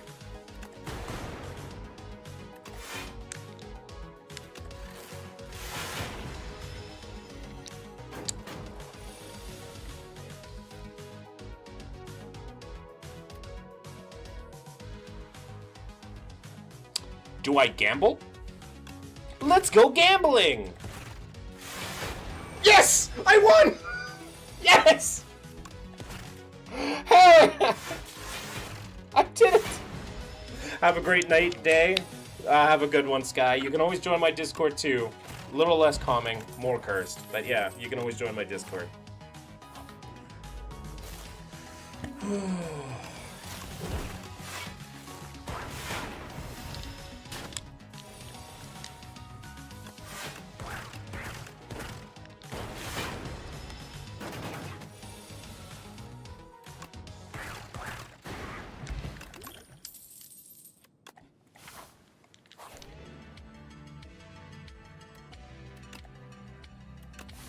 Remind me tomorrow?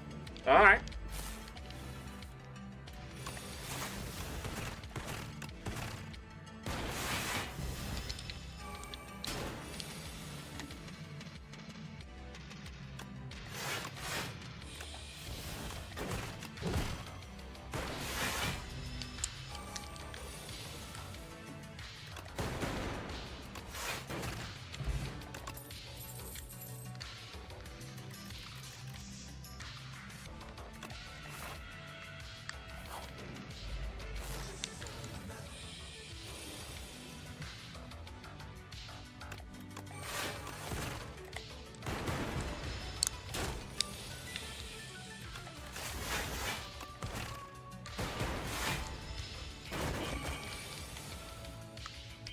Hello, fella smeller.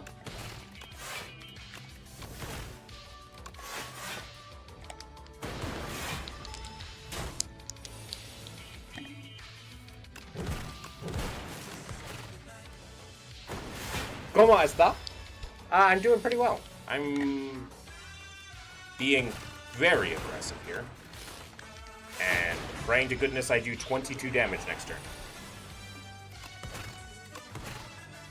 I do 22 damage next turn.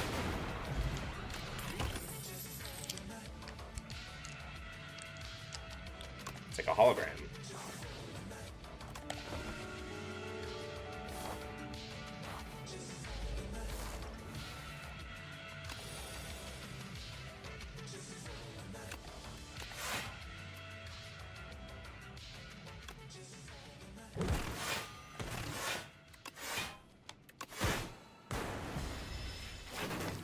Alright, I have litter opener.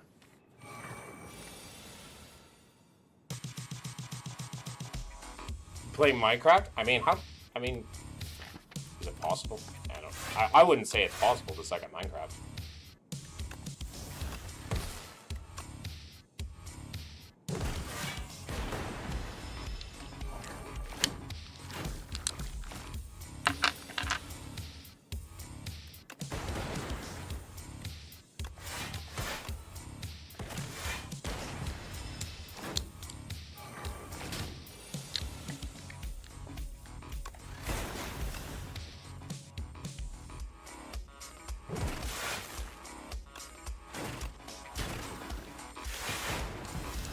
I kept on finding different color sheep. I mean, as one should. Alright. Phantasmal Garden is dead. I'm taking this white noise because we got a permafrost.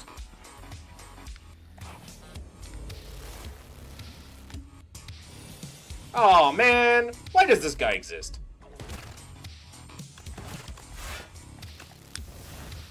What is this game? This is Slay the Spire 2. A very good game.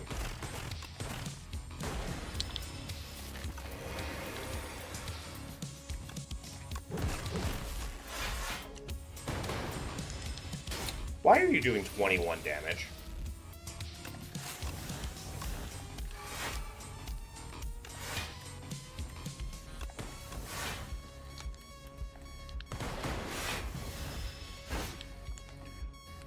We did it, boys. We survived.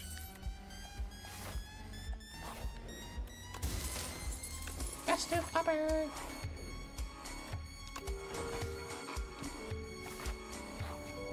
Also, we have yet to be offered a rare.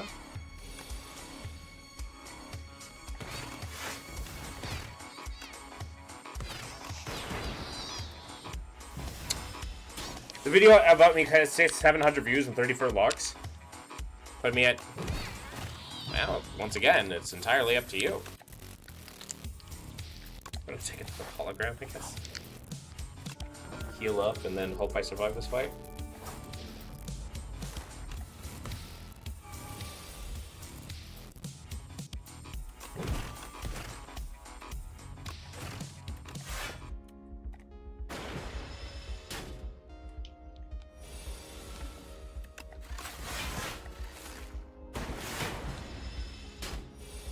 I'm good. I am not quitting. All right.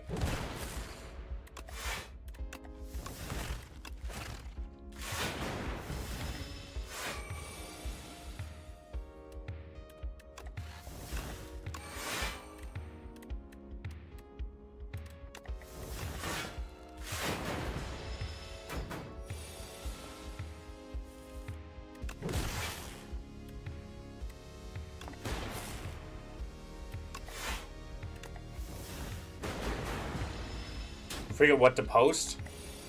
I mean, what do you like to watch? Post stuff that you like to watch. Machine learning. I guess I'll take a machine learning.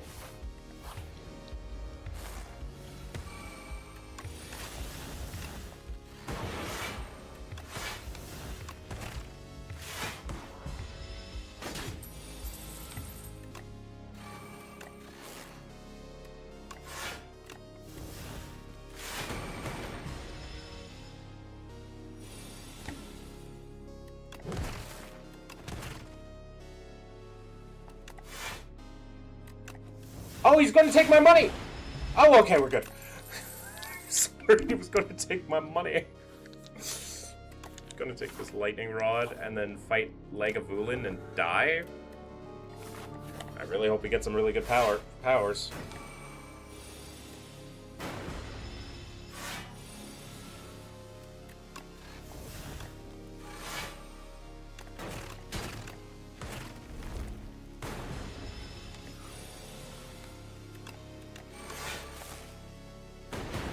The tax collector, don't let him pee. The tax collector Matt. What?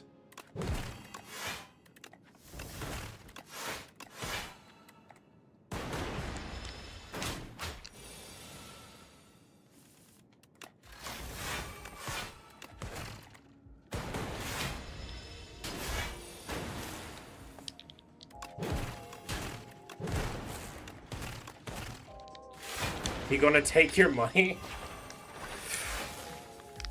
Damn.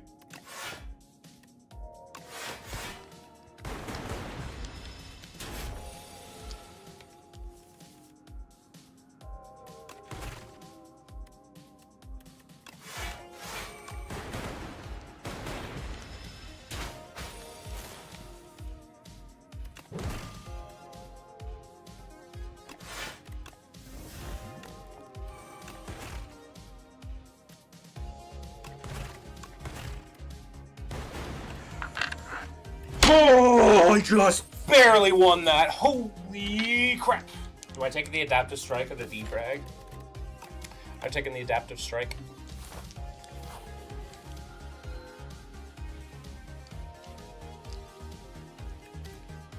And I'm going to take the card draw.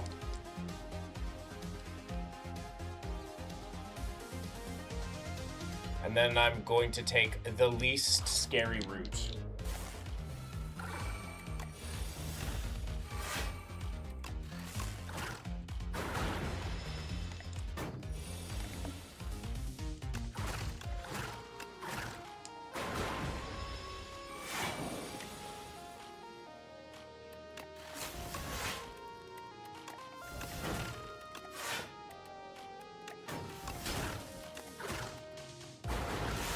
Okay, so I need a scrape now.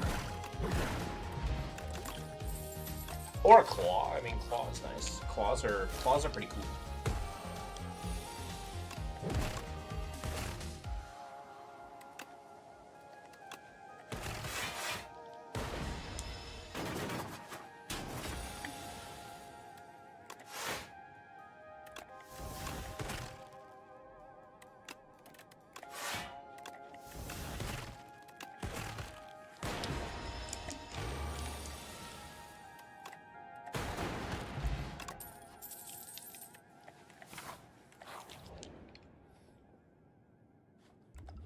We take the procure 3 foul potions.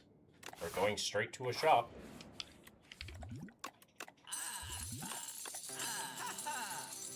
Another claw? Holy crap.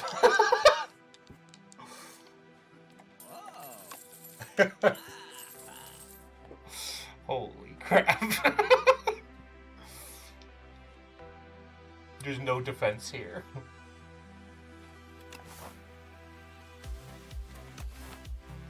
I'm gonna take this cloak clasp.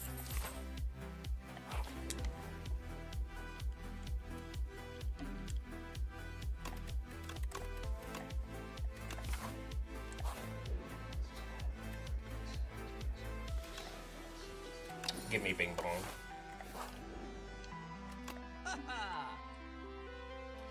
I don't have money to buy this. God damn it.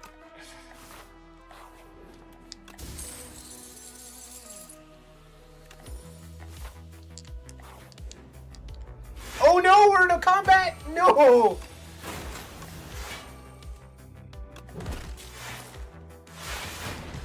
Okay, we're okay. We're okay. I think we'll be okay.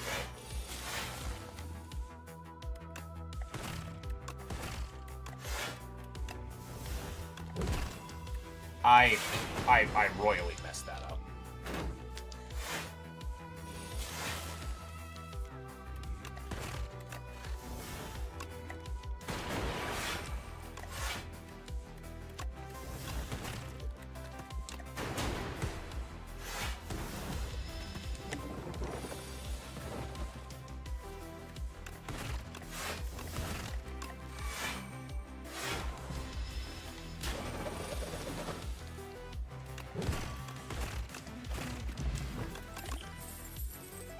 going to take a compact. Move normality.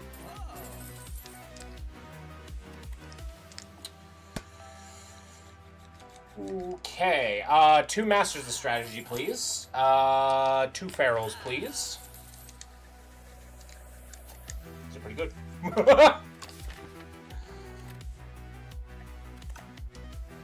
I'll take 2 boosts away, please.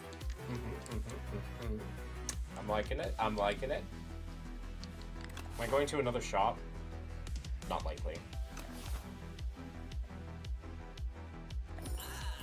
So I'm going to take that and walk on out of here. Heal up. Fight this. It's the bees! God damn it.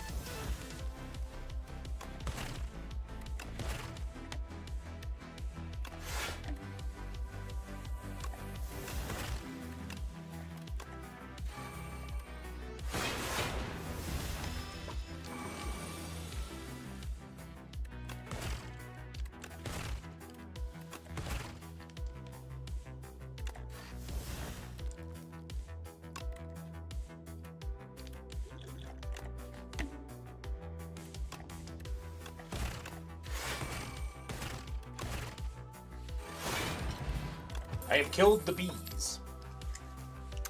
I'd like 2 reboots. 2 reboots are pretty good.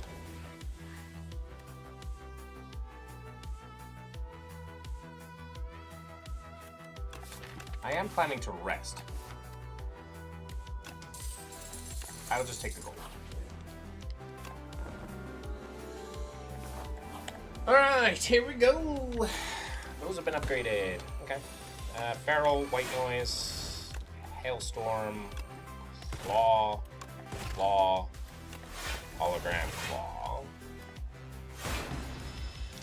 We have played Claw 3 times on turn 1. Very nice. We're going to play it 5 times now.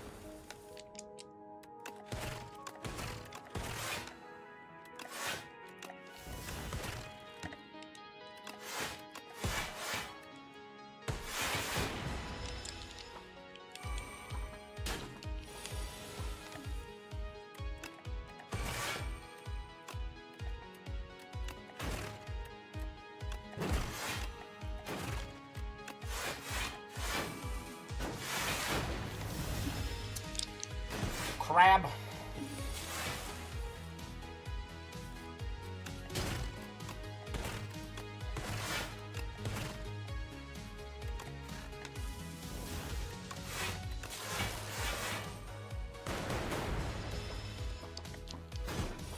This is a fun deck. It's a claw deck. We got all for one. We got 2 all for ones. Give me Apotheosis. 1 time. Okay, those are okay. This is also probably okay. Gain energy at the start of each turn. I have a few draw cards. Having extra energy is nice, and I have ways to deal with the dazes. Ooh. Alternatively, I can just add more card draw to the deck. And considering I'm playing a lot of 0-cost cards, it might be better. 1, 2, 3. Sure.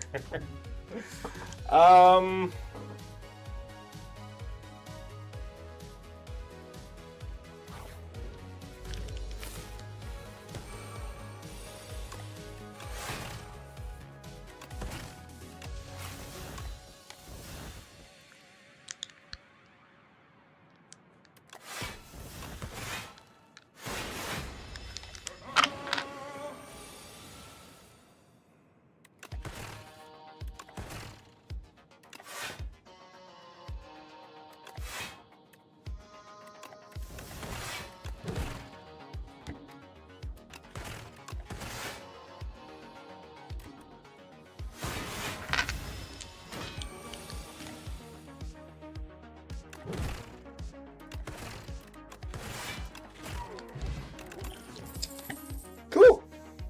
I'll take the cool-headed. 2 cool-headeds are fine.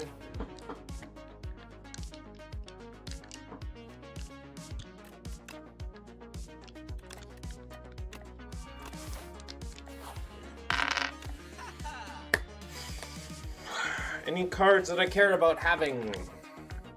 Overclocks feel good. 2 overclocks feel good. I'm gonna remove the last strike from my deck. 2 more holograms. Holograms allow me to pull claws and more alpha ones. Sweet.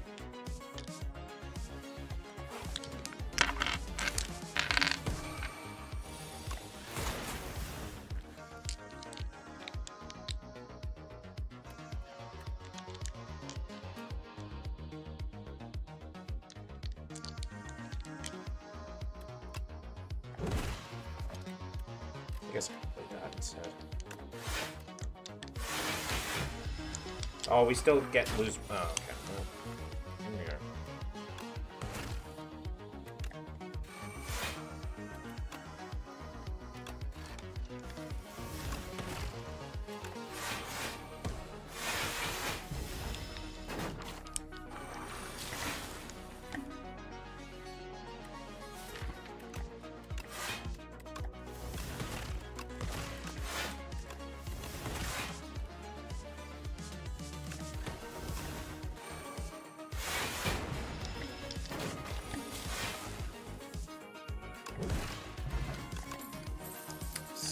Two skims feel good. If I can get a bit more energy, that'd be nice.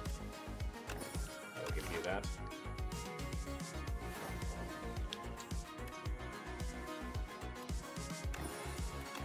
Ooh, I forgot that I had 2 clumsies. I'm an idiot. Okay. Here we go.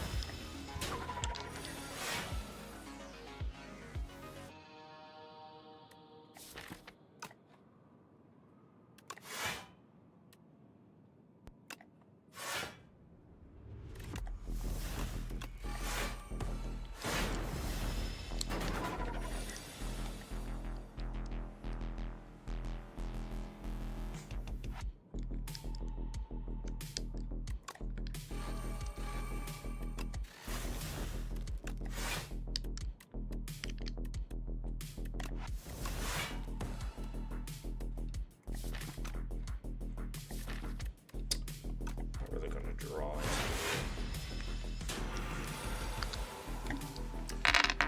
All right.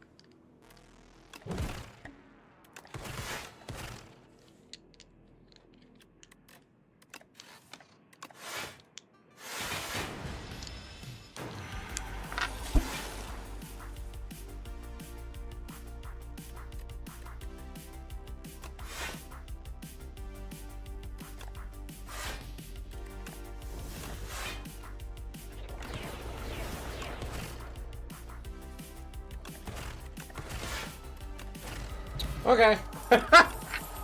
That was. I'll take another few holograms. Heal up and let's take on 2 more elites to get stronger.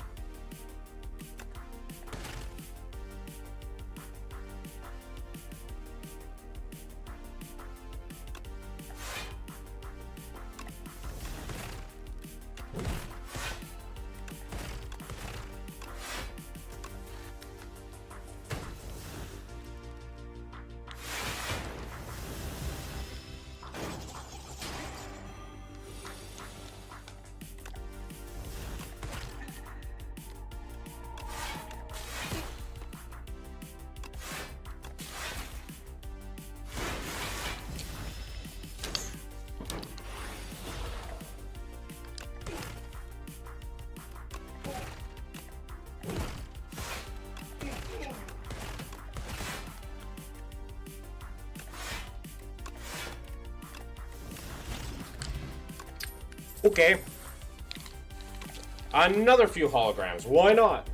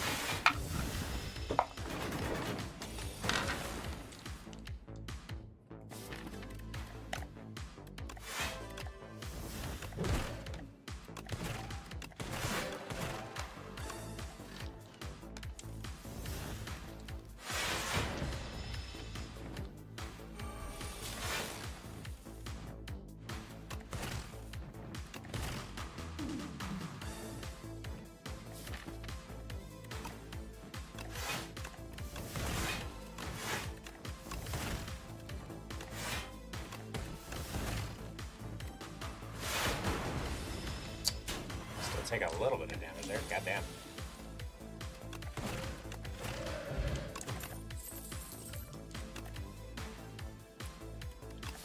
Another compact? I don't think we need another compact. Maybe I should have taken another compact.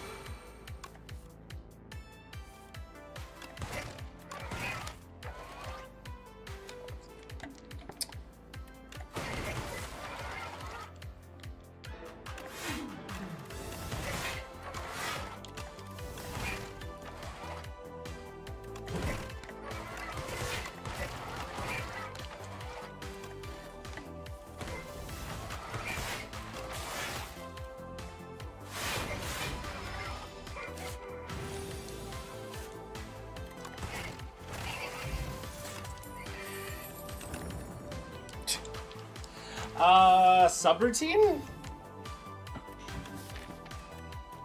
We have 1, 2, 3. I mean, it's also upgraded, so it's free. And if I add any other powers to my hand, the subroutine is really only good if you have creative AI. I only have 1 power. I only have like 3 powers. 1, 2, 3. You can only play them once, so it's. I guess I get energy also 4.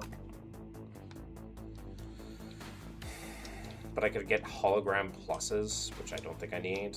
Iteration. I'll take it and maybe regret it later. We will see.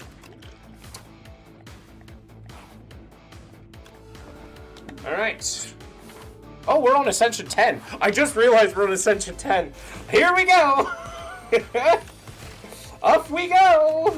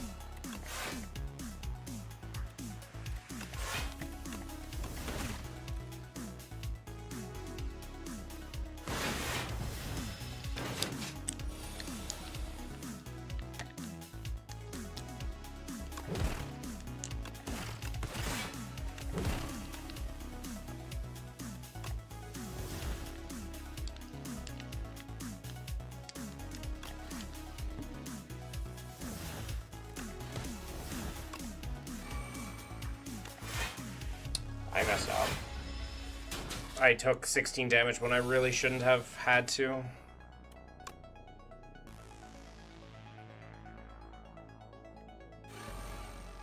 Wait.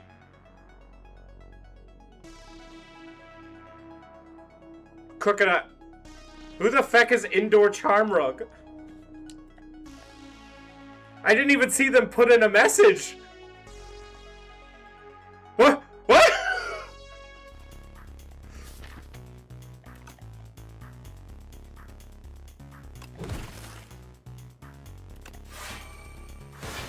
Okay, who's Indoor Charm Rug? It was just a monitor that was sent. Interesting. Oh, I guess it didn't even want to put it in.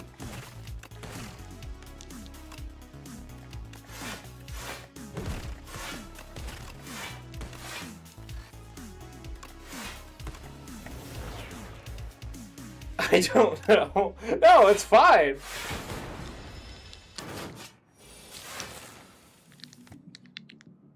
Wow, mod be slipping.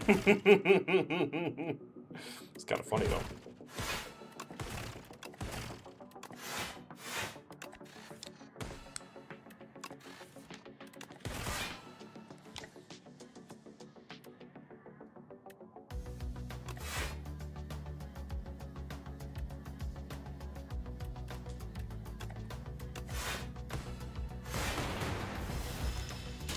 Banning random chatters. I mean, I don't know who they are, so I couldn't give less of a damn, but you know.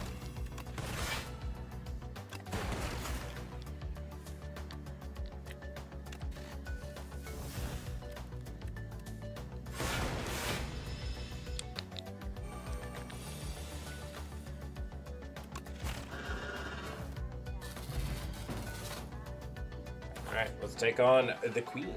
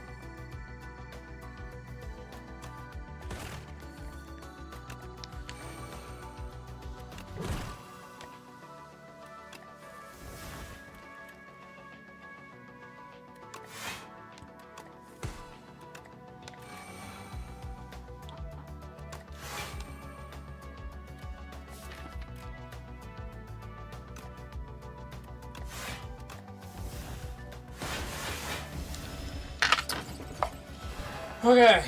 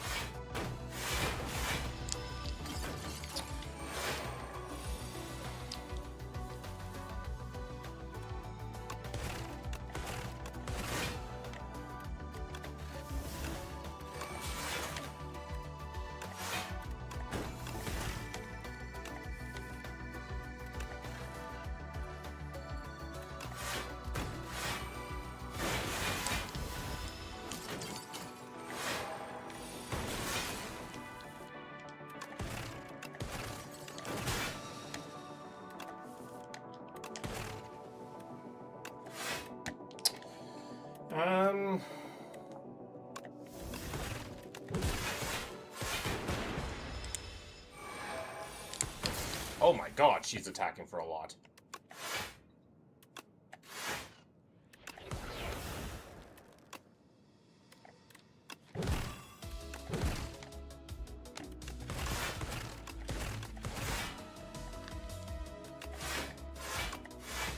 But I hit for a lot.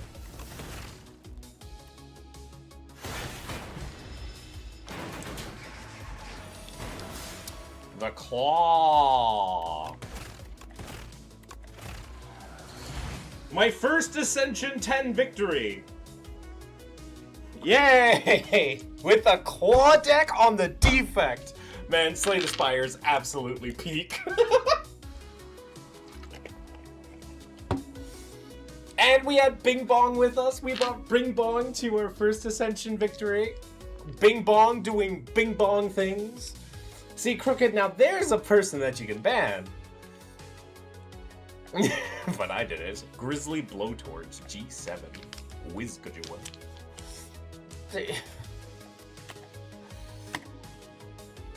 Satch. But Bing Bong came with us to Ascension 10. Our first Ascension 10 victory. And it was with the defect, my boy.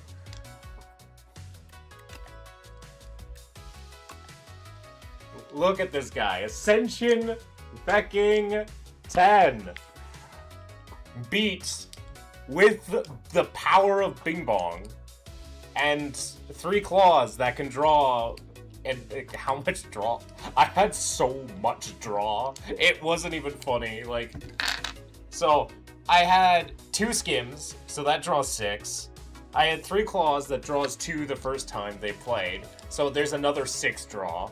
I had 2 Masters of Strategy, which draws 4 and 7, so that's 13. That's 13 cards there. I had 2 Reboots, which draw 4 cards apiece. I had Machine Learning, which draws an additional card at the end of my turn. I had Pale's Blood, which allows me to draw another card. I had 2 times Alpharon, which puts all the 0-cost cards in my hand. I had a Feral, which also allows me to draw a card because I had it enchanted. I had 2 times Cool-Headed, which draws me cards. And I had 9 holograms! 9 holograms! Holy crap! That is the most amount of a single card that I've ever put into my deck without clone shenanigans. And then I had 2 times Overclocks, which also draws cards. Holy crap! Basically, all my deck drew cards. Like, half of my deck would draw cards. Which Claw is just like, yes. Yes! Keep playing me! Give the power! Hell yeah. And of course we have Bing Bong.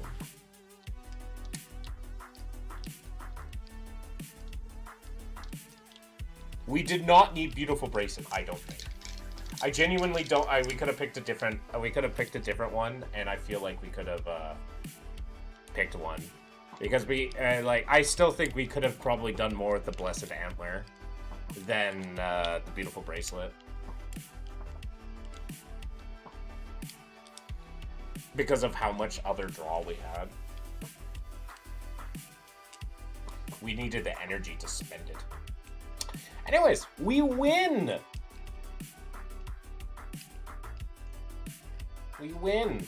So it is time to say goodnight. It is time to raid out. For those of you on YouTube, this is the end. For those of you on Twitch, it may not be. Let's go find someone to raid. Raid. Following. Sweet Anita!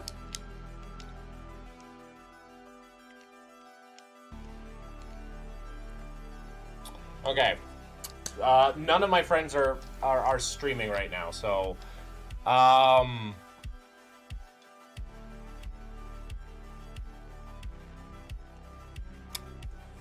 we go to someone that is similar or smaller size.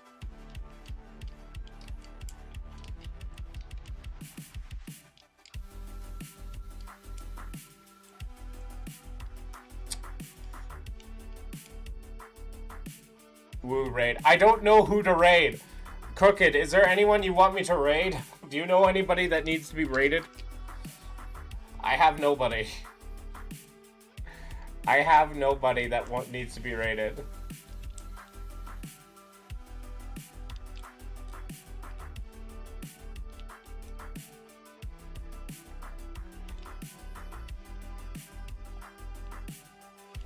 Do I just, like, not raid? I could also just, like, not raid, but I feel like I should. You know what? Let's go find someone in Stellaris.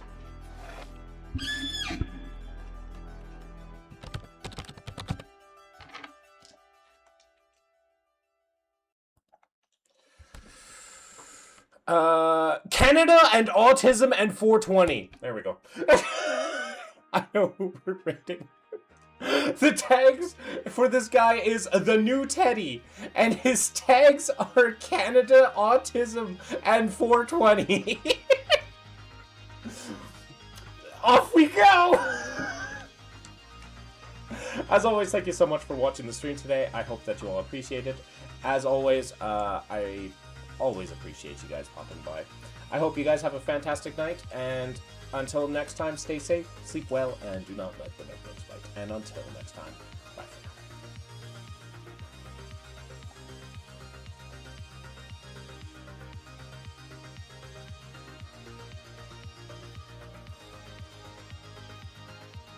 Well, you're